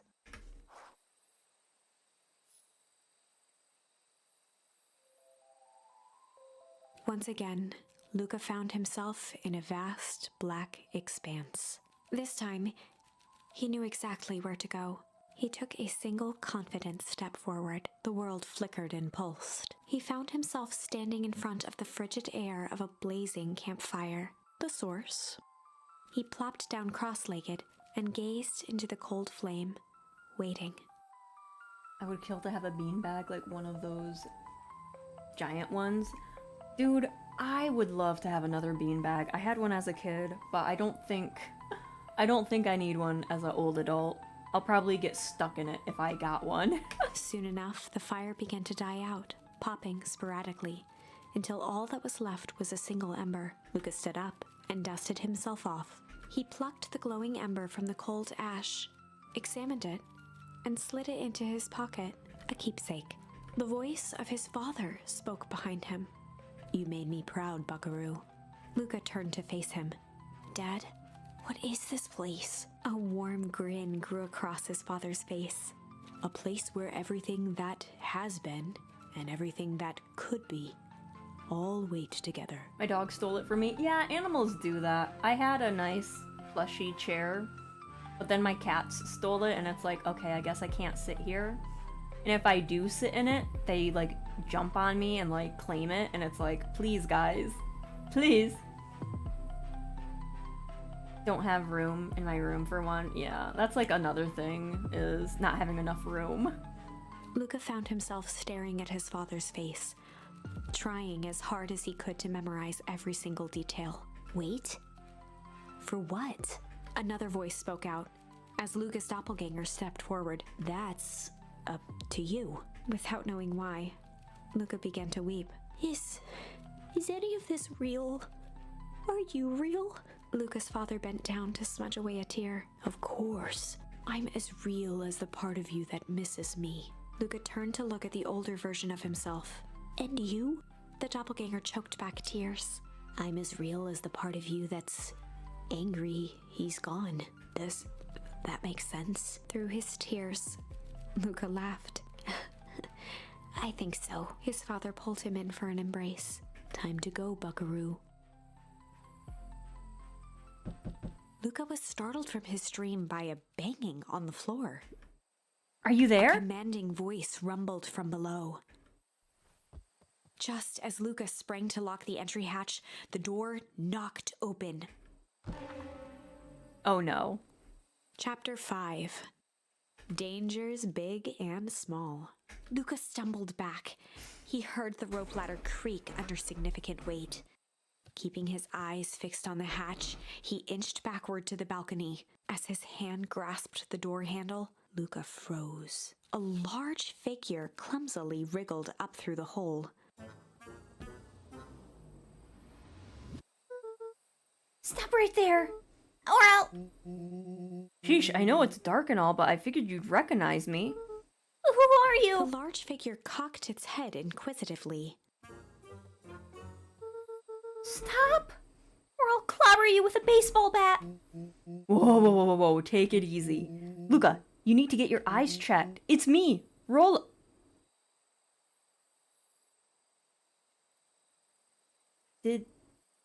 When Rollo was underground, did they age him up? Nice try, but I know you aren't Rolo. You're like one of his random uncles or something. Where is he? Uncle. Luca, quit messing around. It's me. If it's really you, prove it. Flaming chicken coop, Luca. Luca's jaw dropped. He peered more closely at the man standing in front of him. Something about him was undeniably Rollo, only bigger, older, changed. How? What happened to you? When I was running away, I ran into more people in those yellow suits. They grabbed me and dragged me away. What?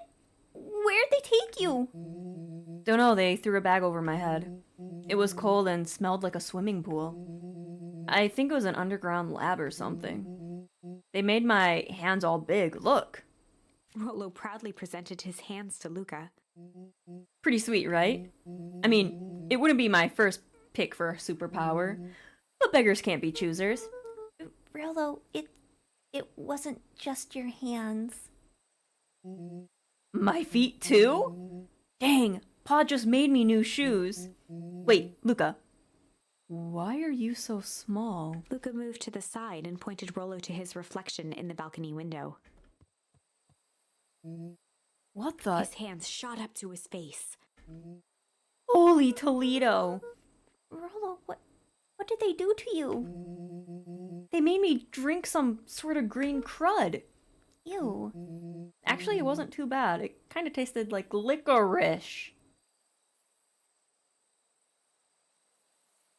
Oh. I passed out and I woke up like this. And then I sorta smashed open my cage and escaped. Wow. You smashed open a cage? Kinda. At least I think I did. It's all a bit of a blur. They had you in a cage? Who are these people? I don't know who did this to you, but we're gonna fix it. Fix it? This is awesome! Well, I'm glad you're safe now. Luca, you don't need to worry about me. Sure, I got snatched, but look at it this way. I got snatched. I know where snatched people go. We may finally have a lead on what happened to your family. Maybe you're right, but this all seems dangerous. Danger. Rollo shadowboxed a few jabs. I'll take them all on. Hey, fellas. Sorry. Hey, fellas, what's up? With a yelp, Rollo dove behind Luca. Take cover! Did I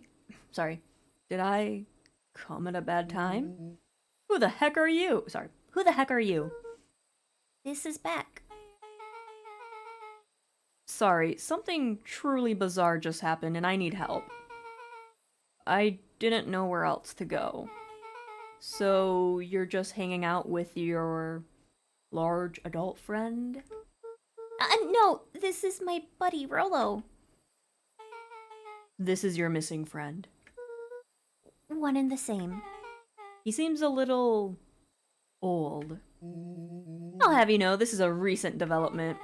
What the heck does that mean? Oh, sorry, you're the one who just showed up out of nowhere. So we'll be asking the questions here. That's fair. How did you find us? Your silly little treehouse? I think you mean our silly little mission control. Hate to break it to you, but your secret path isn't so secret. and I could hear your racket from a mile away. See, Luca, this is why we need to improve security around here. Not now, Rolo.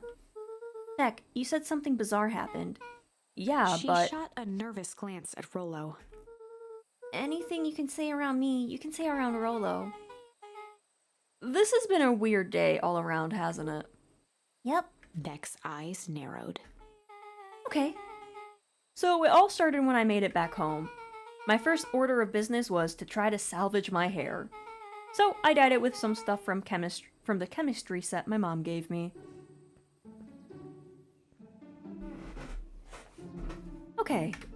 Just need to play it cool and hope no one notices. Notice what? Oh, nothing. I was just... Come over here and let me have a look. Oh, honey, what in the world did you do to your hair? I just kind of felt like a change. This is gonna take forever to grow out. You were the one who said that change was a good thing, right? I was talking about your mother's new job. I was talking about us moving. Well, I guess I just took your lesson to heart. Ilona tried to put on a smile. Before I forget, I came up here to tell you that Nellie had to go into work. Tonight? Her and Mr. Kerr decided it'd be good for her to get some things done before tomorrow. That Kerr guy seems like a grade A creep. Beck! He is! Him and his weird cult of personality. You are not going to ruin this job for Nellie. It means too much for her. Oh, I know exactly how much it means to her. It means enough to her to exile her daughter to this podunk town. This place sucks. The people are weird. You just don't know them yet. It's always cold. We're in the mountains, you'll get used to it. I can't even pick up a single decent station on the radio. It's all banjo. It's all banjo music and farm reports. You know, I grew up in a town not that different from this one. This is why you're better at talking to plants than people? Okay. So here's what we're gonna do. First of all, you're grounded. What? In the morning, I'll have Nellie come and see what we can do about fixing your hair. You need to look presentable for the festival. But... Not another peep. She sighed, and after a moment, looked down at Beck sympathetically. Hello, Z. Welcome on in. I hope you're having a good... evening? I think it's evening for you now. It's almost 2 a.m. over here. And I just have some delicious boba in my hands. I know moving is hard, honey. But that doesn't mean you have to make yourself miserable all the time. Other people seem to have that covered for me. Oh, and if you decide to rebel by dyeing your hair more... She flashed a sly grin and tousled Beck's hair. I'll just shave it off for you. Think of how rebellious you'll look then. Very funny. Thank you. Good night, sweetheart. Good night, Mom. Wait. First of all, this town does not suck. Second, you need help because you're grounded? No. I'm sorry you got in trouble. It's my fault your hair got screwed up in the first place. Don't worry about it. I actually kind of like it like this. Great. Can we get back to the story now? This next part is the important bit. I have this radio I upgraded with my mom, and I was too angry to sleep. So I tried to dial in something worth listening to. Almost 2 p.m. here. Oh wow, so afternoon. Mr. Kerr, are you there? Mr. Kerr? Yes, I'm busy. What is it? Apologies, I have the founder on the line. Patch him through immediately. One moment. Hello, sir. It's so nice to hear from you. Skip the pleasantries. What's your report on our new lead researcher of deep engineering? Nellie Moldwill seems to be integrating nicely. At this very moment, she's working to help us meet our deadline. She offered to work overtime before I even had the chance to suggest it. Excellent. And you have faith that she's capable of finishing the work left by her predecessor? Her work must be complete before the festival. I will make sure she stays day and night until it's accomplished. Good. You know how I feel about loose ends. Yes, sir. Once she's finished the work, we need to make a determination regarding her long-term prospects in the company. Immediately, sir? I usually have more time to fully bring people into the fold. We're in the endgame, Bill. After your failures with Dr. Prescott, I can't afford to take any more risks. Of course, sir. No loose ends, sir. Once she finishes the work, she will either leave the office completely committed to Perennial Harvest, or she won't leave at all. Perfect. Sir, if I might suggest, maybe we should delay just a bit. Oh?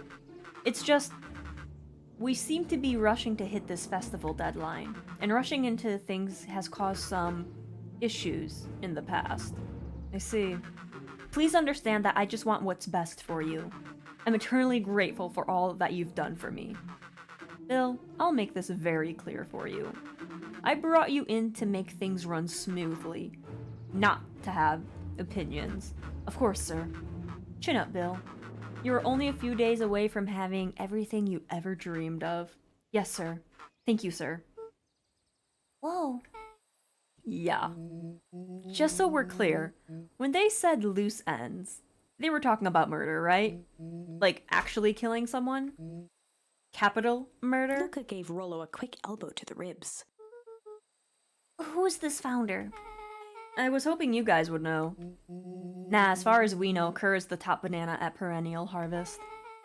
He sounded scared of this founder guy. So we have an even topper banana on the field. What the hell is my mom caught up in? Has she talked about the job much? Not really. She said she's going to come in and continue the work of someone she respected. Luca, do you think that body at the warehouse was... The person Beck's mom came to replace? That would make sense. Beck, it seems like Nellie's predecessor got, loose-ended. I'm getting that impression. Okay, so we need to get your mom out of there before the festivals happen. That's 2 days away. Won't she just come home after work? The creep on the radio said they were gonna hold her until then. So if she's not coming out, we gotta go in and get her. Beck flicked a large sheet of paper out of her pocket and slammed it on the floor. Maybe this will help. You have blueprints? Well, it's really just a welcome map for my mom's PH orientation day. But it shows the layout. Sure looks like blueprints to me. Look, here's the reception area. There's a big room marked Founder's Office. It even has the exits marked. Guys. We have a deadline. We have an objective. We have blueprints. You realize what this is, Rollo right? started to wiggle with excitement. I think we're heisting. This is officially a heist. Chapter 6. Oh, my back. The Heist. They spent the night's end huddled around that small map, formulating a plan to infiltrate the headquarters of Perennial Harvest. Hang on. It would be no small feat. A modern facility equipped with all manner of technology. Not to mention the swarm of clipboards that would most certainly be scattered throughout. By the time the sun began to peek through the car window used as a makeshift balcony door, all were in agreement. This could just work. The final day before the festival would be used to prepare. They'd need to pool every resource at their disposal, pull every favor with a thread. Even enlist some unsavory characters around town with important tasks only they were suited for. Luckily, there was enough ill will and mistrust toward Perennial Harvest that alliances could be found at a bargain. Luca, Beck, and Rollo rubbed their eyes as they exited the treehouse. They hadn't slept at all that night. There was no time. The festival was to begin in 1 day, and they each had their assignments. Alright, quick recap. Rollo, you're gonna talk to Roxy. Cordially. Without her and Fitz, this whole thing could bust. Me? Cordial is my middle name. Mm-hmm. And how do you plan to explain your new He waved vaguely at Rollo's sizable figure. circumstance? Bah, she'll be happy I'm alive. She won't even notice. Beck snorted an involuntary giggle. And Beck, you're sure Alona won't just shoot this whole thing down when she hears it? She'll listen.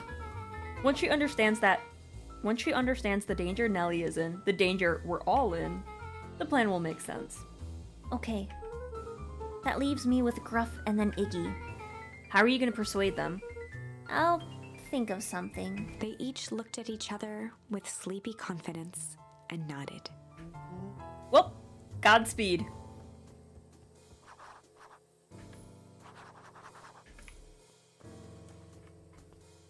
Alright, so we have to find, Iggy and Jeff. Excuse me.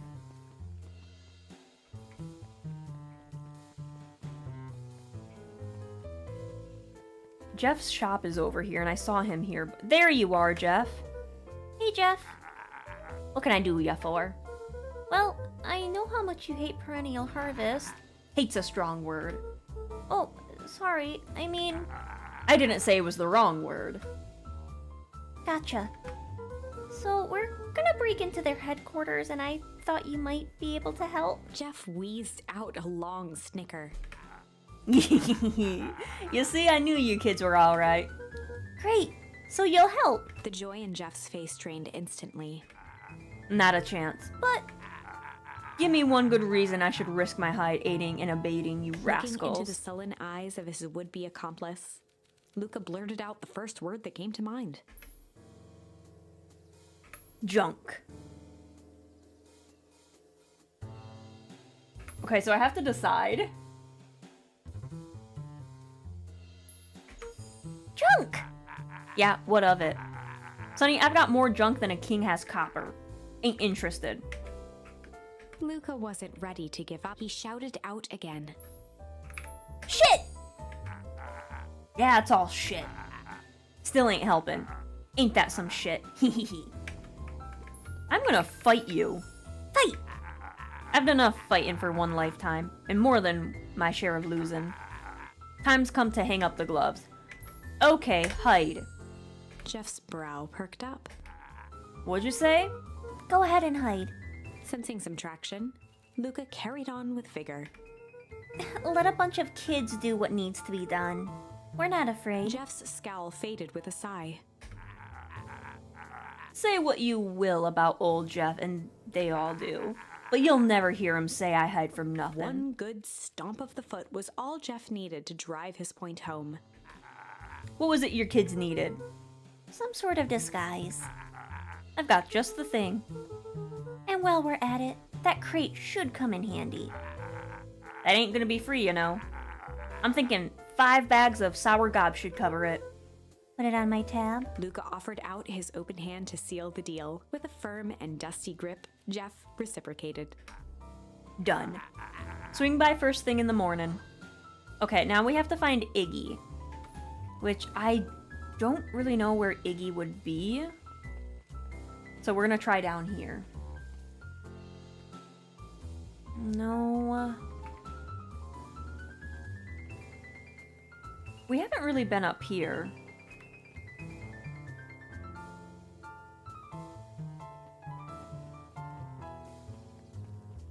Where is Iggy? I don't think Iggy would be in a library. It's Iggy. Yeah, he's not here.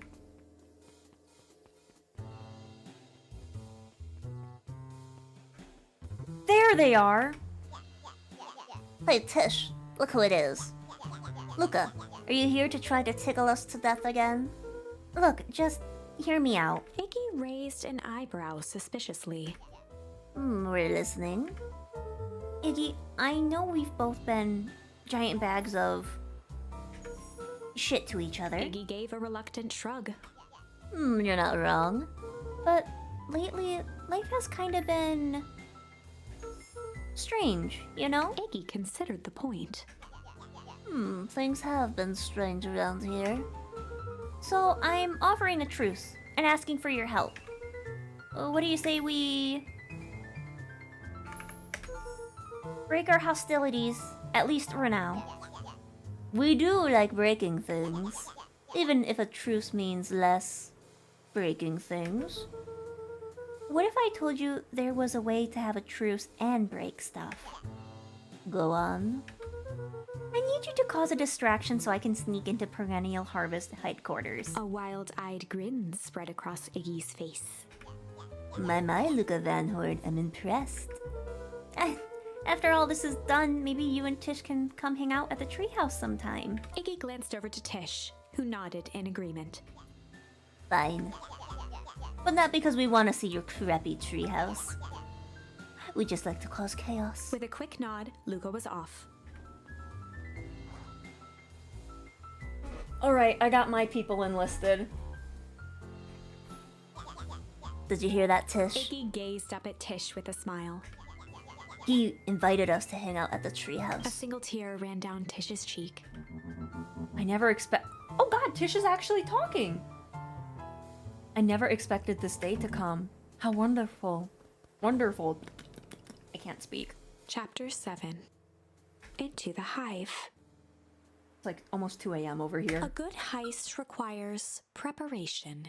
And thorough preparation takes time. Something they had precious little of. So far, everything was in order. Jeff, Iggy, and Tish all agreed to do their part. Beck radioed Luca that night with a simple and covert message. We are locked and loaded on my end. And Rollo, after a lengthy confession, managed to persuade Roxy and Fitz to help. He stowed away in mission control for the night to avoid attracting attention. Rollo, being uniquely suited for the role, would be the first to breach Perennial Harvest. The outfit provided by Jeff wasn't perfect, but a convincing disguise is 10% wardrobe, 90% confidence. I mean, you know what they say, confidence is everything. Rollo took a few vigorous breaths and shook out his arms. Did they just give him a mustache? Just staying calm, Rollo. You can do this.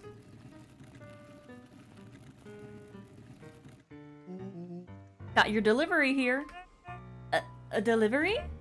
I don't have anything in my notes about a delivery. One moment.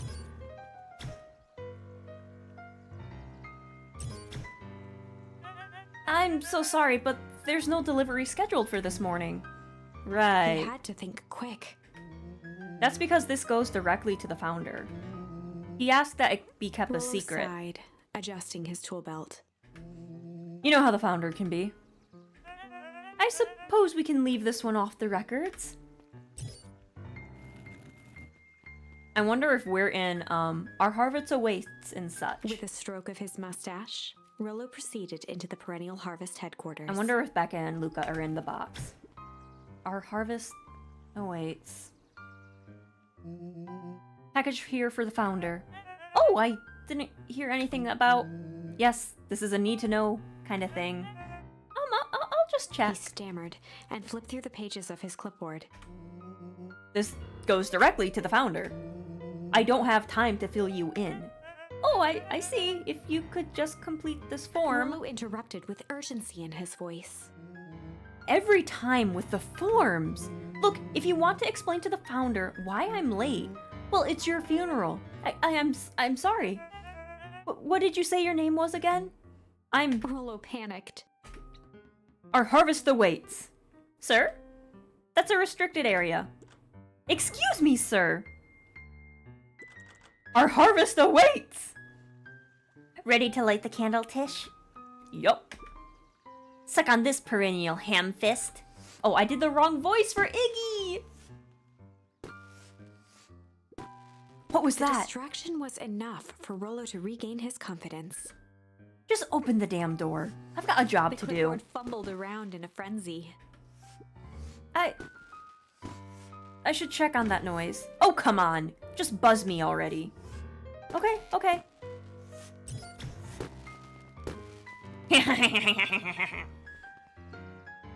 That was close. Our harvest awaits.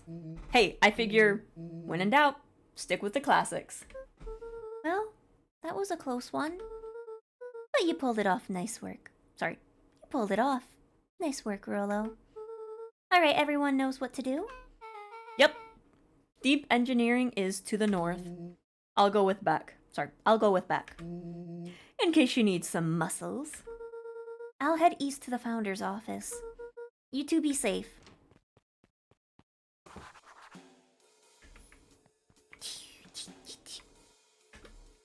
Nope, not that way. This way. That's odd. There's not even cups for water. Oh shit, is this a maze? This whole place feels fake. But all things, a fake plant?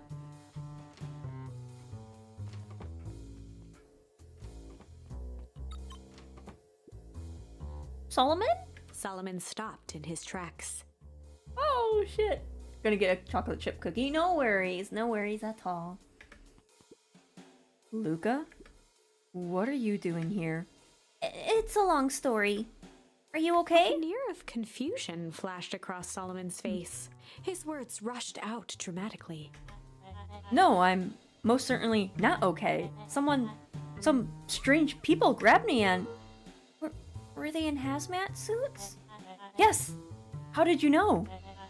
They brought me here and locked me up, and when they were distracted, I ran. Dang, okay. You should stick with me. We've got a plan. Solomon's facade briefly faltered.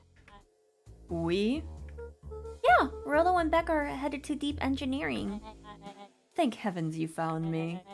We've got to get out of here. We can't just leave yet. But they'll catch us again. I've got to do something first. When you're running, did you happen to see a door marked Founder? Founder? Why are you looking for him? I'm not. I just need to get into that office. Now that you mention it, I do think I saw a door that said Founder. It's just down this way. Luca happened to notice a plaque above the door. Office of the Founder. Knocking comes with consequence. Oh! Here it is!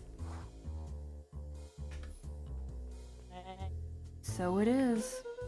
It's pretty lucky I ran into you, or else I would have missed it. Truly fortunate. Luca tried the handle. It's locked. Solomon leaned forward to examine the mechanism. Regrettably, it seems some sort of electric lock. I don't see how we could possibly defeat a lock like that. Luca smiled and looked at his watch. Let's just wait a minute.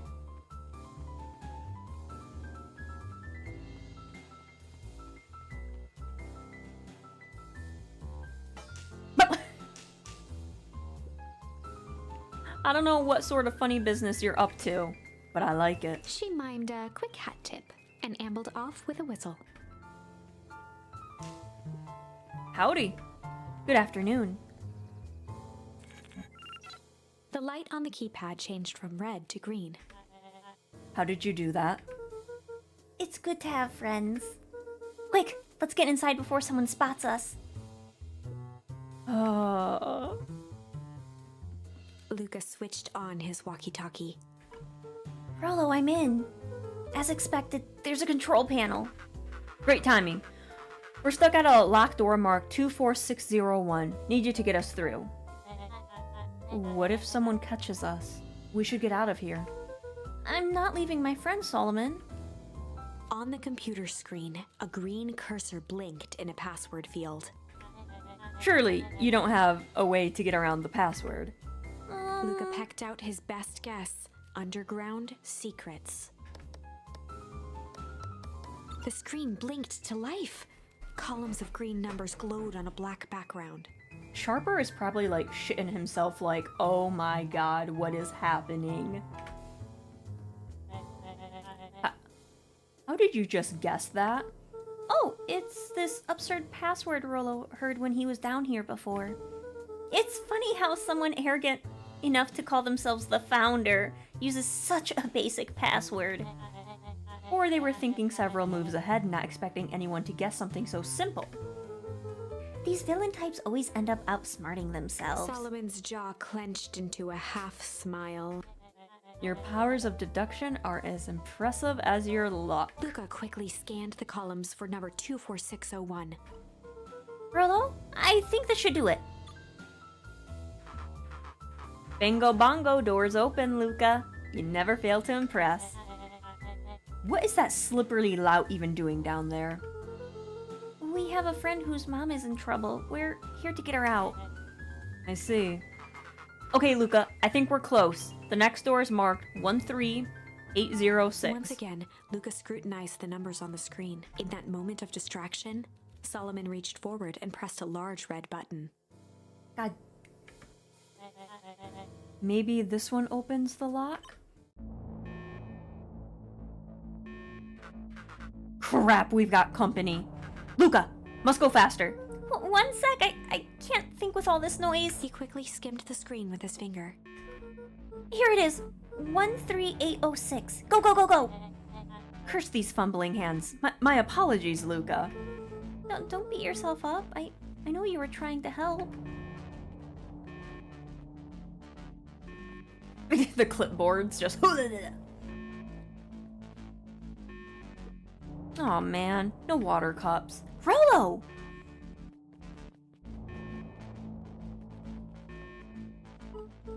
Rolo, are you okay? Rolo, come in! Mr. Kerr approached with a sneer and spoke into his walkie-talkie. You can turn off the alarms. They're trapped. With self-satisfaction, he called into the hallway. That, my dears, is a dead end. Nowhere to run. Rolo, where are you? Are you okay? Yeah, I think we lost them. Making our way back to Nellie's office. Okay, you two rabble-rousers are coming with us. Nope. Oh. Make a break for it. Did that little shit just kick me? Don't just stand there after them. I love how the clipboards just watched like, ah, yes, yes. Okay, I think that worked. Roxy and Fitz have them on a wild goose chase. I am having trouble following what just happened. Like I said, it's good to have friends. Rolo, how long do you think Roxy can distract them? How long can Roxy keep people so pissed off they can't see straight? Let's just say we've got time. Entering Nellie's office now. Mom! Oh, honey, what did you do to your hair? I thought you'd be happy. I finally used the Young Chemist lab kit. You sure have a knack for making me incredibly proud in the most frustrating ways. We need to get you out of here. Well, who's your adult friend? Oh, I'm not an adult. Ever heard of a growth spurt? I had more of a growth spew. No, that's not possible. Nellie leaned over to examine his teeth. Substantial banding on the enamels of molars consistent with Tempest liquamine exposure. Is that what you call the gunk they forced me to drink? You drank it? Oh no. They told me it was only being tested on plants. Oh, Beck, sweetie, I promise I didn't know. Mom, what the hell is going on in this place? I was brought here to work on the discovery of a lifetime. A novel chemical compound was discovered under Beacon Pines in a wellspring they called the Source. They call it Tempest liquamine. It pulls energy from its surroundings in order to fundamentally alter matter's relation to time. It was the secret to Valentine's fertilizer. They harvested the source, infusing small amounts of Tempest liquamine into the product. It worked wonders, drastically accelerating plant growth. Crops would be ready to harvest in a fraction of the time. But it led to complications. The foul harvest. Perennial harvest came in to clean up the mess, to succeed where Valentine failed. But Tempest liquamine is rebellious. Rebellious? You can think of it as a manifestation of change itself. It's volatile by its very nature. So the more you try to force it to do a specific thing, The more it resists, yes. I can relate to that. My whole role was to finish the work of my predecessor, Dr. Prescott. Harnessing Tempest Liquimine is reliably Manipulates an organism's age. Just imagine how many people we could feed. Mr. Kerr was very insistent that we achieve a successful result for today's festival. But you didn't, right? Nellie sighed. You know how much I love a good puzzle. I poured myself into the problem. It wasn't long until I discovered oddities in Dr. Prescott's note. Oddities? They contained obvious errors, mistakes that someone of his reputation would never make. So I fixed them And now I get to replace my entire wardrobe. I am truly sorry. Meh, those clothes were all hand-me-downs anyways. It sounds like Dr. Prescott figured it out, got cold feet, and intentionally sabotaged his own work. I had considered that possibility. I've sent a letter asking him to clarify his thinking. Mom, Dr. Prescott is dead. Kerr had him killed. What? I overheard them talking about it on the radio. It's why we gotta get you out of here. I just... Like now. Wait, the vial! I finally solved the chemical equation, allowing direct control of aging. Mr. Kerr picked it up just before you came. All the more reason we gotta hightail it. Luca, we've got Dr. Modwell heading your way now. Roger that. Be careful. Alright, everything's on track. And what is your plan for escape? Well, we'll go over everything when we get there. In the meantime, maybe we can dig up some info. Malice 80 proof whiskey. A hard drink for a hard man. Wow, even his alcohol is arrogant. Solomon muttered inaudibly. I should smother you right now. What was that? I said I shouldn't bother you right now. Don't be silly, you're no bother at all. Let's see what else this bad boy has on it. Security system, time card logs, payroll. You know, for being so evil, this guy is boring. Solomon once again muttered under his breath. Just you wait. Huh? Oh, nothing. Luca tugged on each of the cabinets. Dang, this must be the good stuff. They're all locked. Perhaps he's not as careless as you suspected.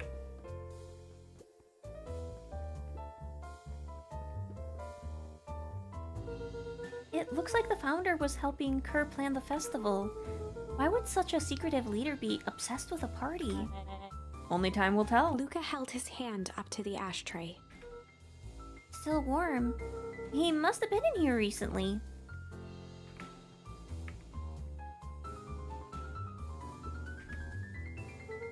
I'm really sorry you got dragged into this mess, Solomon.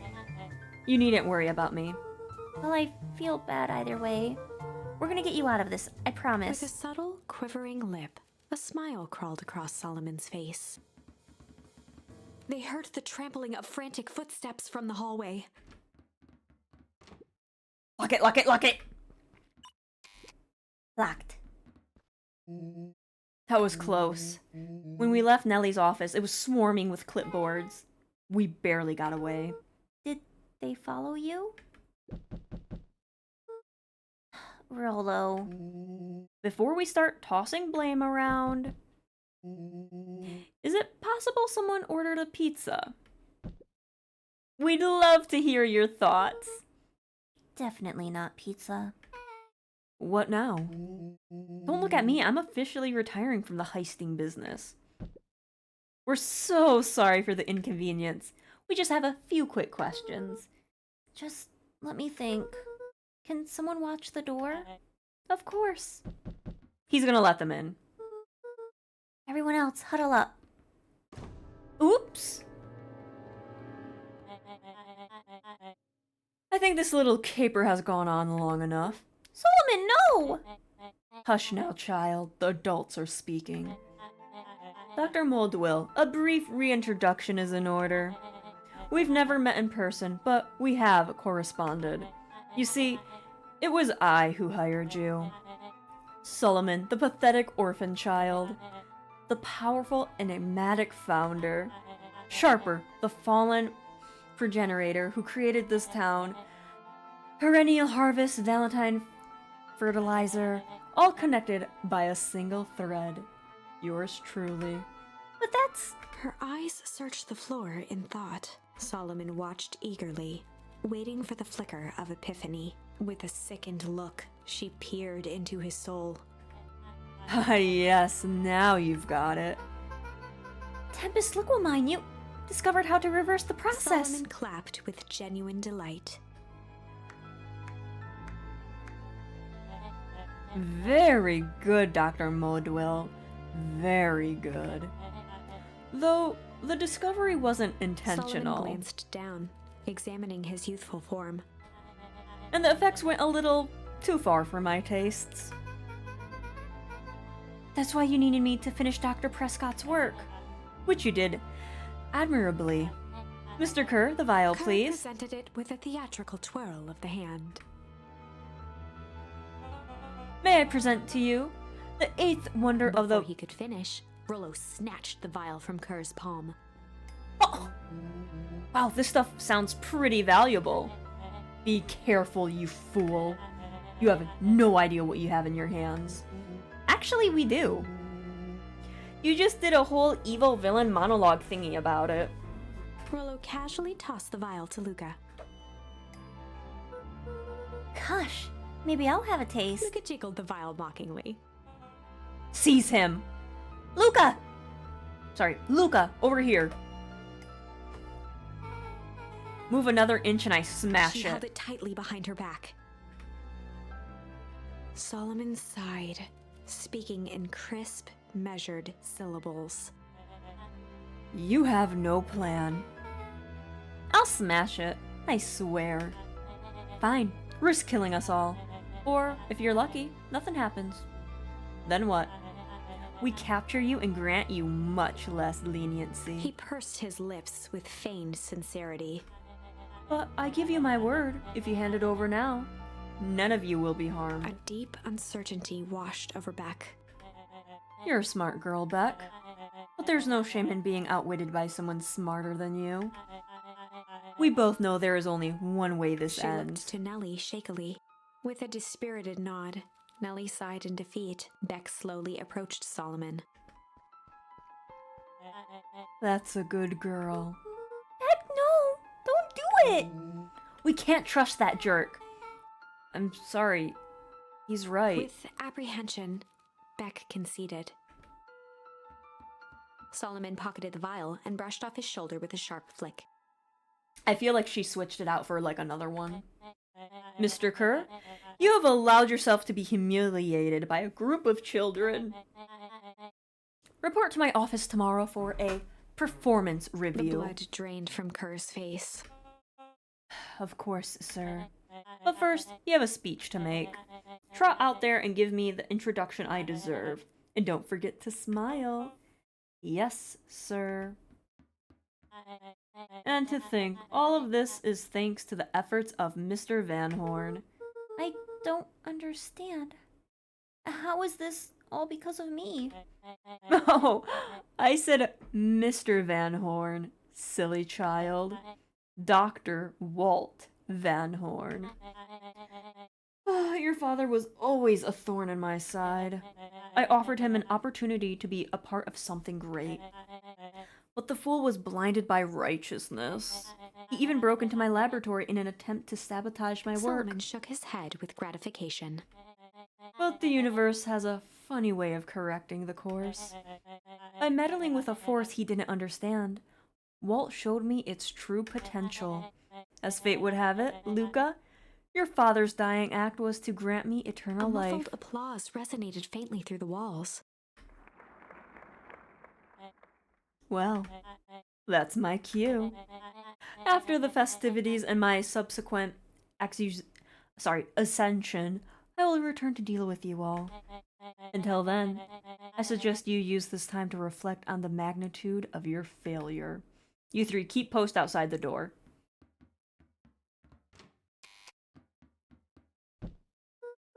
Well, crap. I can't believe Beck sold us out like that. I'm not sure she had another choice. So what now? What's the plan? I don't have one. Of course you do. You always have a plan. Rolo. You just need some time. Rolo, it's over. We lost. Nellie was staring at the floor, deep in thought. Sorry, Luca. Give me a minute to calm my mind. Hey, I'm sorry, Luca.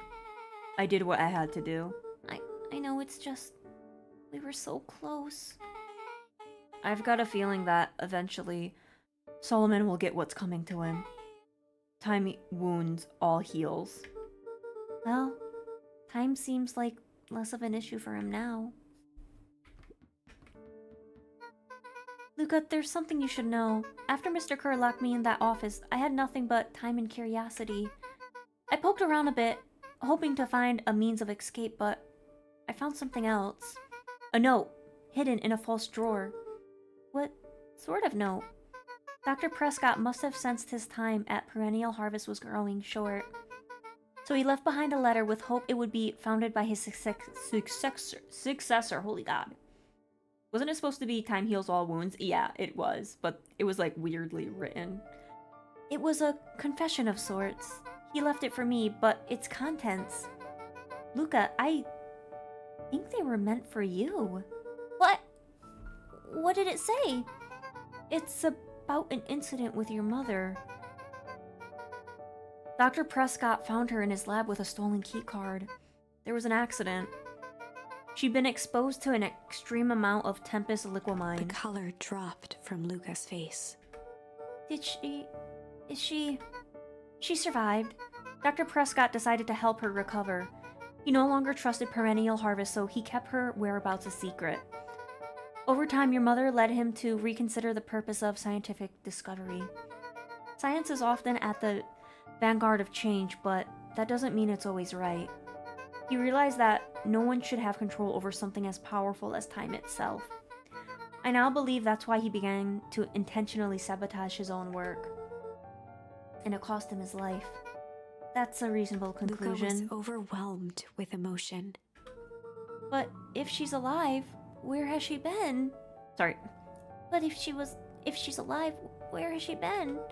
Where is she now? A sudden explosion sounded from the hull. Chapter 8. Ooh. Comeuppance. Ears still ringing, Gran picked herself up off the ground. Through the dust and smoke, she looked over to see Mrs. Fratelli helping Hiram Tolliver to his feet. She'd had to beg, borrow, and steal to acquire those explosives. How many nights had she spent visualizing how she'd use them to make things right? And now, her one shot at destroying the source, that damned hole that swallowed so much of her life, traded for this jagged hole in a wall and a foolhardy shot at rescuing Rollo. With Fratelli and Tolliver at her side, she stepped through. It was a strange feeling. The game is called Beacon Pines. The last time she'd stalked this maze of hallways, it was in a different body. They quickly rounded a corner to find a group of clipboards guarding a door. Something worth guarding is probably something worth seeing. Oh my god, my mom is gonna save She me. leapt forward, brandishing her cane. If her last chance at vengeance for things lost was truly gone, she would just have to fight to keep what she still had.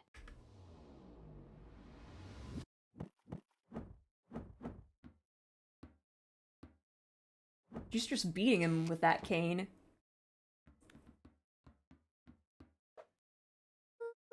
Gran, what are you doing here? Luca! What are you doing here? We're here to save Nellie. We're here to save Rollo. Hey, Miss Lucas Gran. Mrs. Lucas Gran. That's awful nice of you. But I'm fine. Oh no, what did they do? Gran, there's no time to explain. We have to go now. Come on, everyone. We've got a party to crash. They made their way out from deep within Perennial Harvest, just as Solomon finished up his speech. Thankfully, we can dispense with the formalities from here on out. Solomon pulled a glass vial from his pocket. We've got to. Sorry. We've got to stop him. In one smooth motion, he downed its contents. A triumphant smile grew across Solomon's lips. No! Well, I guess that's it. We lost. I wouldn't be so sure about that. With a mischievous look, Beck elbowed Luca. Remember when I had the vial behind my back? I might have tweaked his wonder potion with a little malice. I might have tweaked his wonder potion with a little malice. Alice? The whiskey from his office? Yep. Dude had an unfinished glass on his desk. Figured his grow juice could use a little hair of the dog. You can all call me Sharper Valentine. His body and face began to contort and expand as he disappeared into a belching green mist.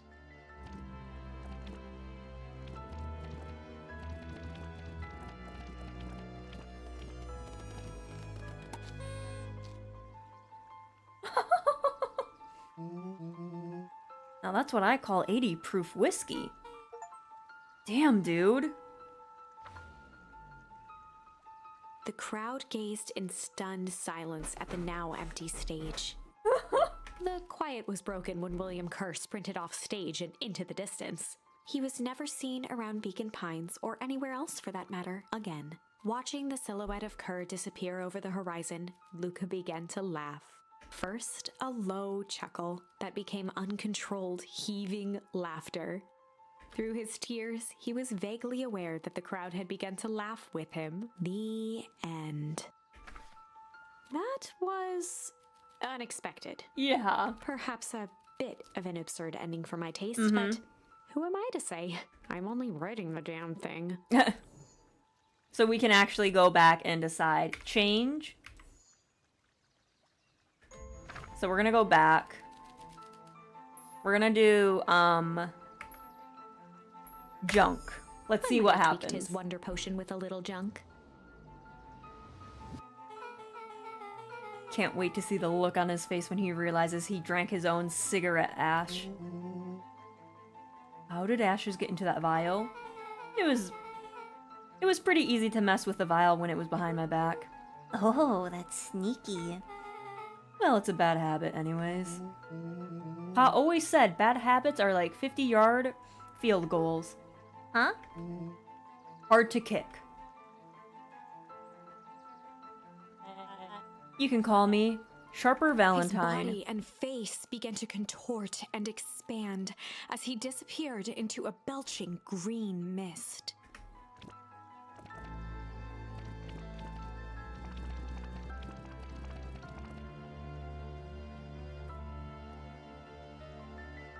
Oh!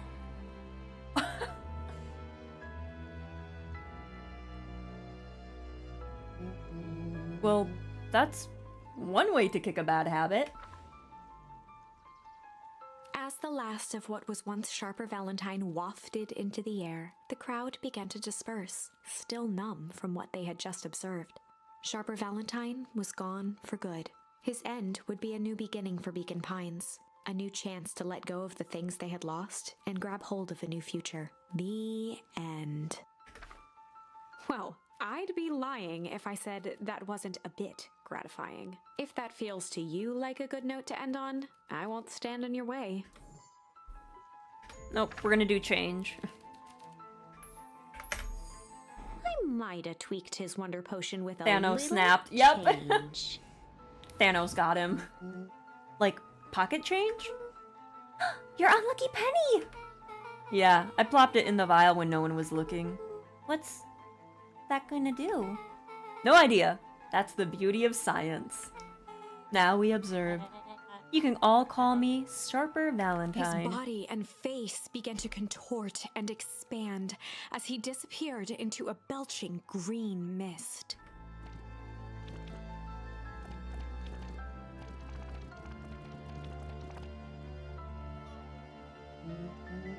He's a baby! Holy crap, he's a baby? Yeah, but he's still Sharper, right? What he was no longer matters. He beat me! This is an innocent. Look at that baby! Look at those ingy eyes. This is an innocent child. I apologize for all the harm my father has caused you. Eris awkwardly cradled the squirming child. She looked to her brother, her voice shaking with uncertainty. Augustus, what we Valentines always do. What must be done. I'll hurry home and prepare a crib for young Sharper. That would be great help. Thank you. She looked back down at the infant with equal parts kindness and terror in her eyes. With a shake of her head, Eris addressed the crowd with a stern scowl. Okay, everyone. The show is over. You may leave now. Epilogue. Beacon Pines' coldest summer on record came and went without much fanfare. Folks shared what they had and none were left wanting. The new school year was ushered in by the falling leaves of autumn. After everything Luca, Rollo, and Beck had been through, middle school was bearable. The chill of winter didn't seem to bother people much. They kindled a hope for a better future in their hearts. When spring arrived, farmers planted their crops with a sense of joy and optimism. And as the dawn of the first day of summer came again, its light slowly spread through the shallow valley. It crept over the town square, across the river, past the neglected welcome sign, and came to rest on a young boy sleeping at dawn, his mind at peace, knowing he is here for a reason. I guess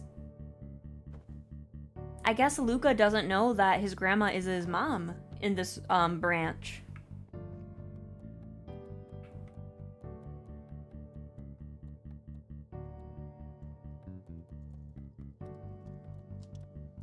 Yeah, I guess. Oh no, I guess she did tell him. Mom, I'm ready to go now. You go on without me. I'll meet you there. I've got a batch of jam to finish jarring. It's funny. I only started making jam as a way to send messages without anyone noticing. But now I enjoy it. Alright, I'll go say hi to Rollo first. I guess she didn't get the young potion. They were like, nope, you are not getting younger. You're gonna stay old. Oh, hey, Roxy. I hear you and Rollo have big plans for that little treehouse. Yeah, Sorry. yeah, it started getting crowded after we revoked the max capacity 1 Rollo, 1 Luca rule. So we decided to expand. But at least we've got some help with that. How's the internship at Nelly and Elono's shop going? It's been great.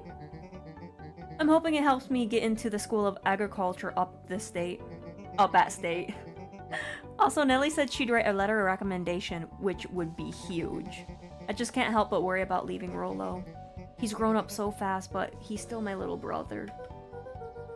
Yeah, he had a heck of a growth spurt. I guess he never got small. I don't mean grown literally. This morning he was up and finished his chores before I even had breakfast. Well, some of that might be his excitement about the treehouse renovations. Don't tell him this, cause it'll go to his head, but I'm really proud of that little punk. I'm sure he feels the same way, but he's just too dang proud to tell you. I know.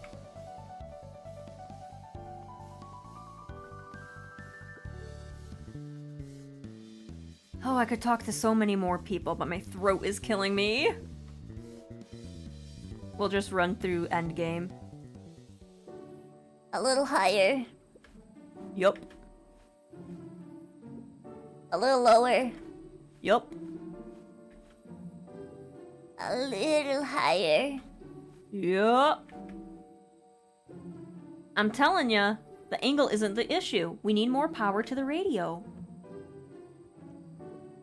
Luca, there you are. Would you tell him it's not the angle? Hey, I'm not in charge of the antenna redesign. Fine, fine. Iggy, just don't do anything drastic until we get back. Who, me? Tish, you're in charge while I'm gone. Yup. They'll be fine, right? It'll be fine. If we really want Mission Control to turn into something bigger and better, we have to loosen our grip a bit. You're right. Lead the way. Boop, boop, boop.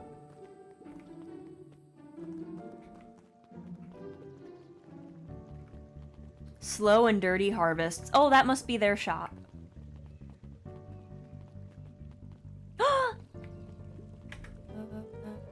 Young Mr. Van Horn. How's little Solomon, Sharper doing? Young Sharper seems to enjoy nature more than I. So we do a lot of strolling these days. Has he, you know... Attempted to crawl out of his crib and plot world domination? Yeah. Thankfully, no.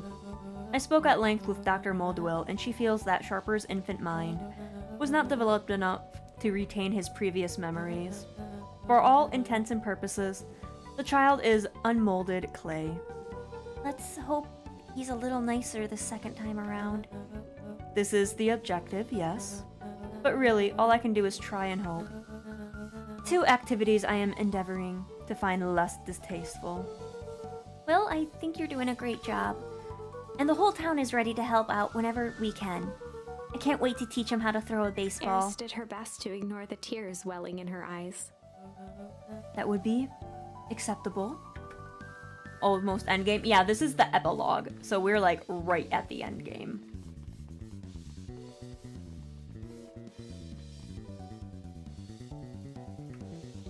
Look at all those bunnies, good lord. I could talk to all these people, but it's like almost a 6-hour stream, so we're gonna cut it a little bit short by just doing what we need to do. I have news I think you'll enjoy. This morning, I unpacked my last box. You're officially moved in! It's just the box. Let's not blow this out of proportion.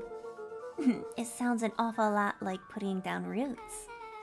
I guess I decided this place is root-worthy enough. You're gonna be stuck with me for the foreseeable future. I do have to warn you, most years aren't going to be as interesting as this one. I think I'll manage. Ready? Before we go, there's a bit of a surprise.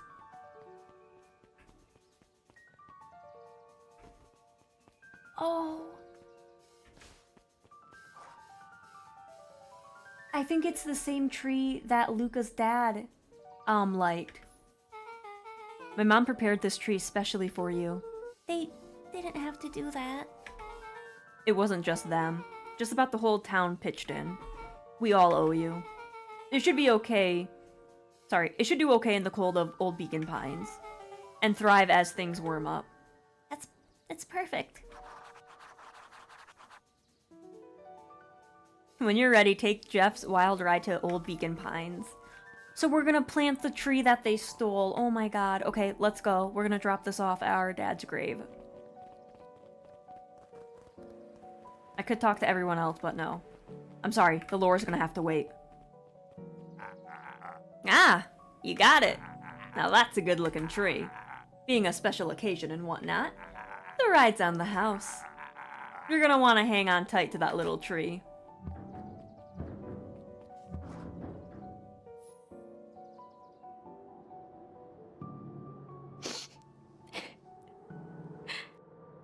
I think this is it. The end I've been waiting for. Honestly, I began to lose hope of ever finding it. But then you came along. I don't know exactly how to thank you. It's hard to explain how much this means to me. It's funny, now that our time together is finally ending.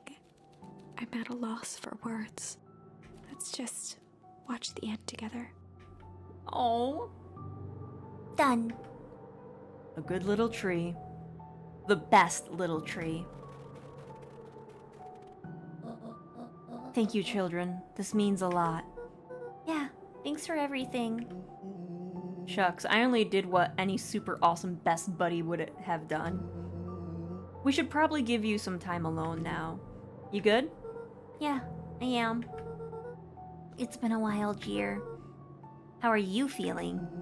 Everyone keeps asking me that. I'm fine, really. Pa always says the only thing fitter than a fiddle is a cello.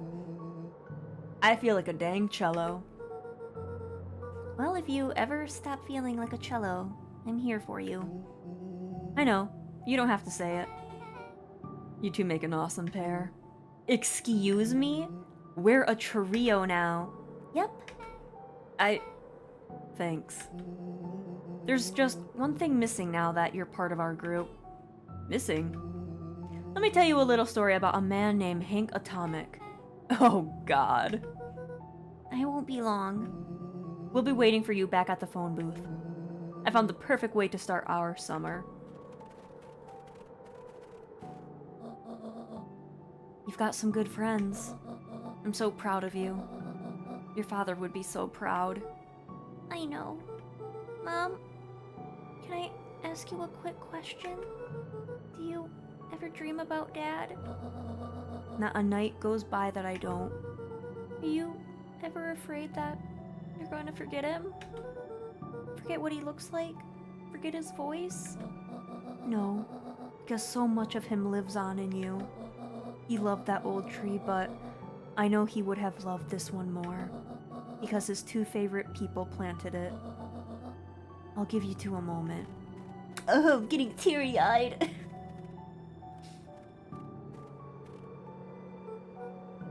Hey, Dad. Dr. Modwell says that over the next few years, this place should warm up. So you won't have to be so cold for much longer. I think I finally understand why you left that night. There were things you believed in. Big things. Those beliefs were the things that made you, you. If you wouldn't have stood up to Sharper, stood up for what you believed in, you wouldn't have been the same person anymore. You had to go. But that didn't mean you loved us any less.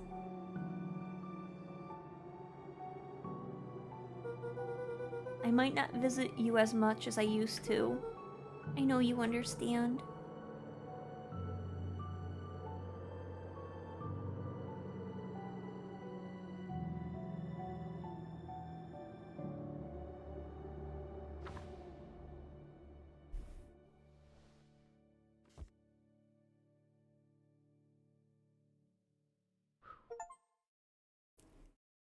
That was it!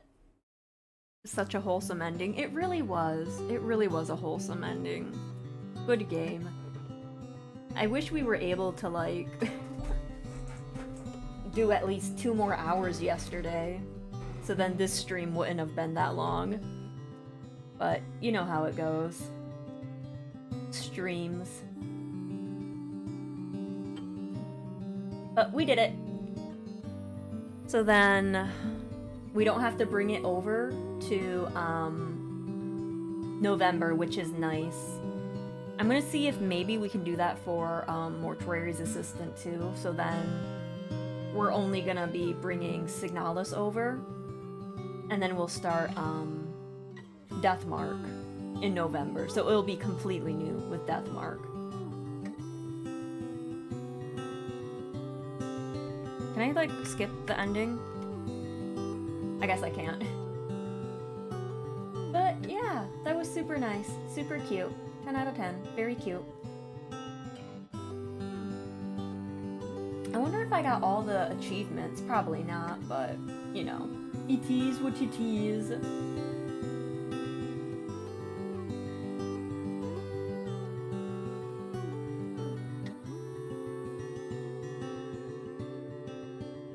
Oh, God, I'm, like, sweaty. Blech.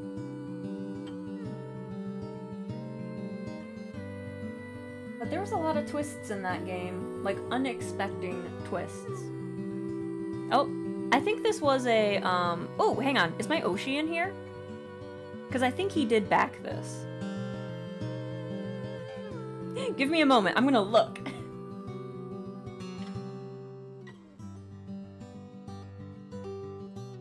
Not for sure if he would have backed it under his VTuber name though, so... I guess we're gonna find out.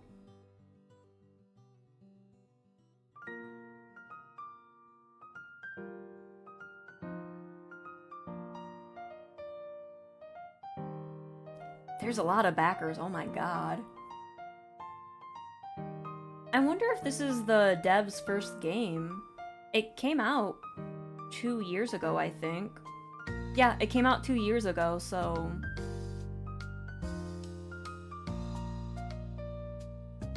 I feel like they would be working on another one. But... maybe they are, but it just takes time.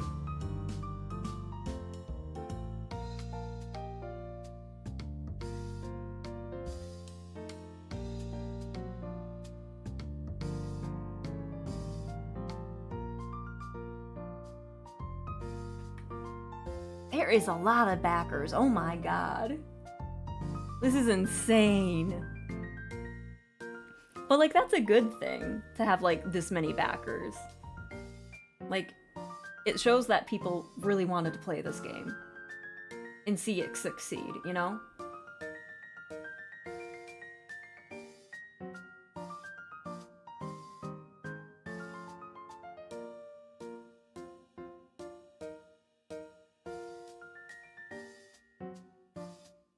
Oh my god, when's the end?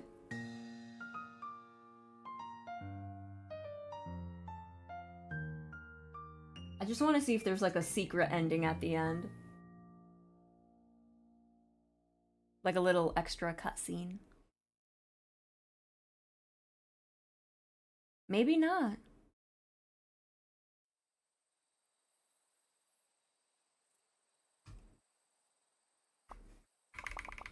I guess that's it.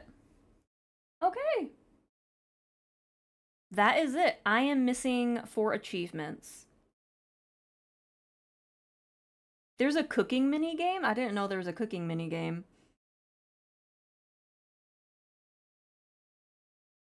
I missed some stuff, but that's okay.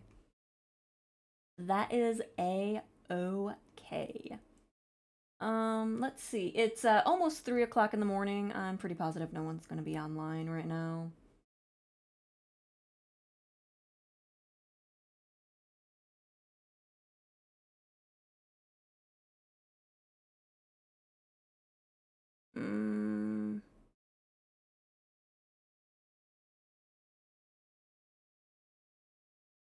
Yeah. Might as well not sleep considering it's Sunday. Yeah. I should be okay and be like, nah, I don't want to go to sleep. But I will be good. I will be good and take like a quick nap or something. Game until Monday? No, I got work Monday. But yeah, I think we are just gonna call it there. Thank you guys so much for watching. There's my socials. I need to fix that because I'm not gonna be on Twitter, like, a lot anymore. I'm gonna focus more on Blue Sky. I'll still post my going live posts and my schedule on Twitter, but I'll be more active on Blue Sky and Discord. But yes, I post my schedules to Blue Sky, Twitter, Discord, and YouTube. I'm trying to get YouTube partner at the end of this year, which would be amazing if you could give me a follow or just watch some videos. That would be nice as well, but like totally up to you. And that might be all. I think I'm really bad at ending streams. But yeah, I think we are gonna call it there.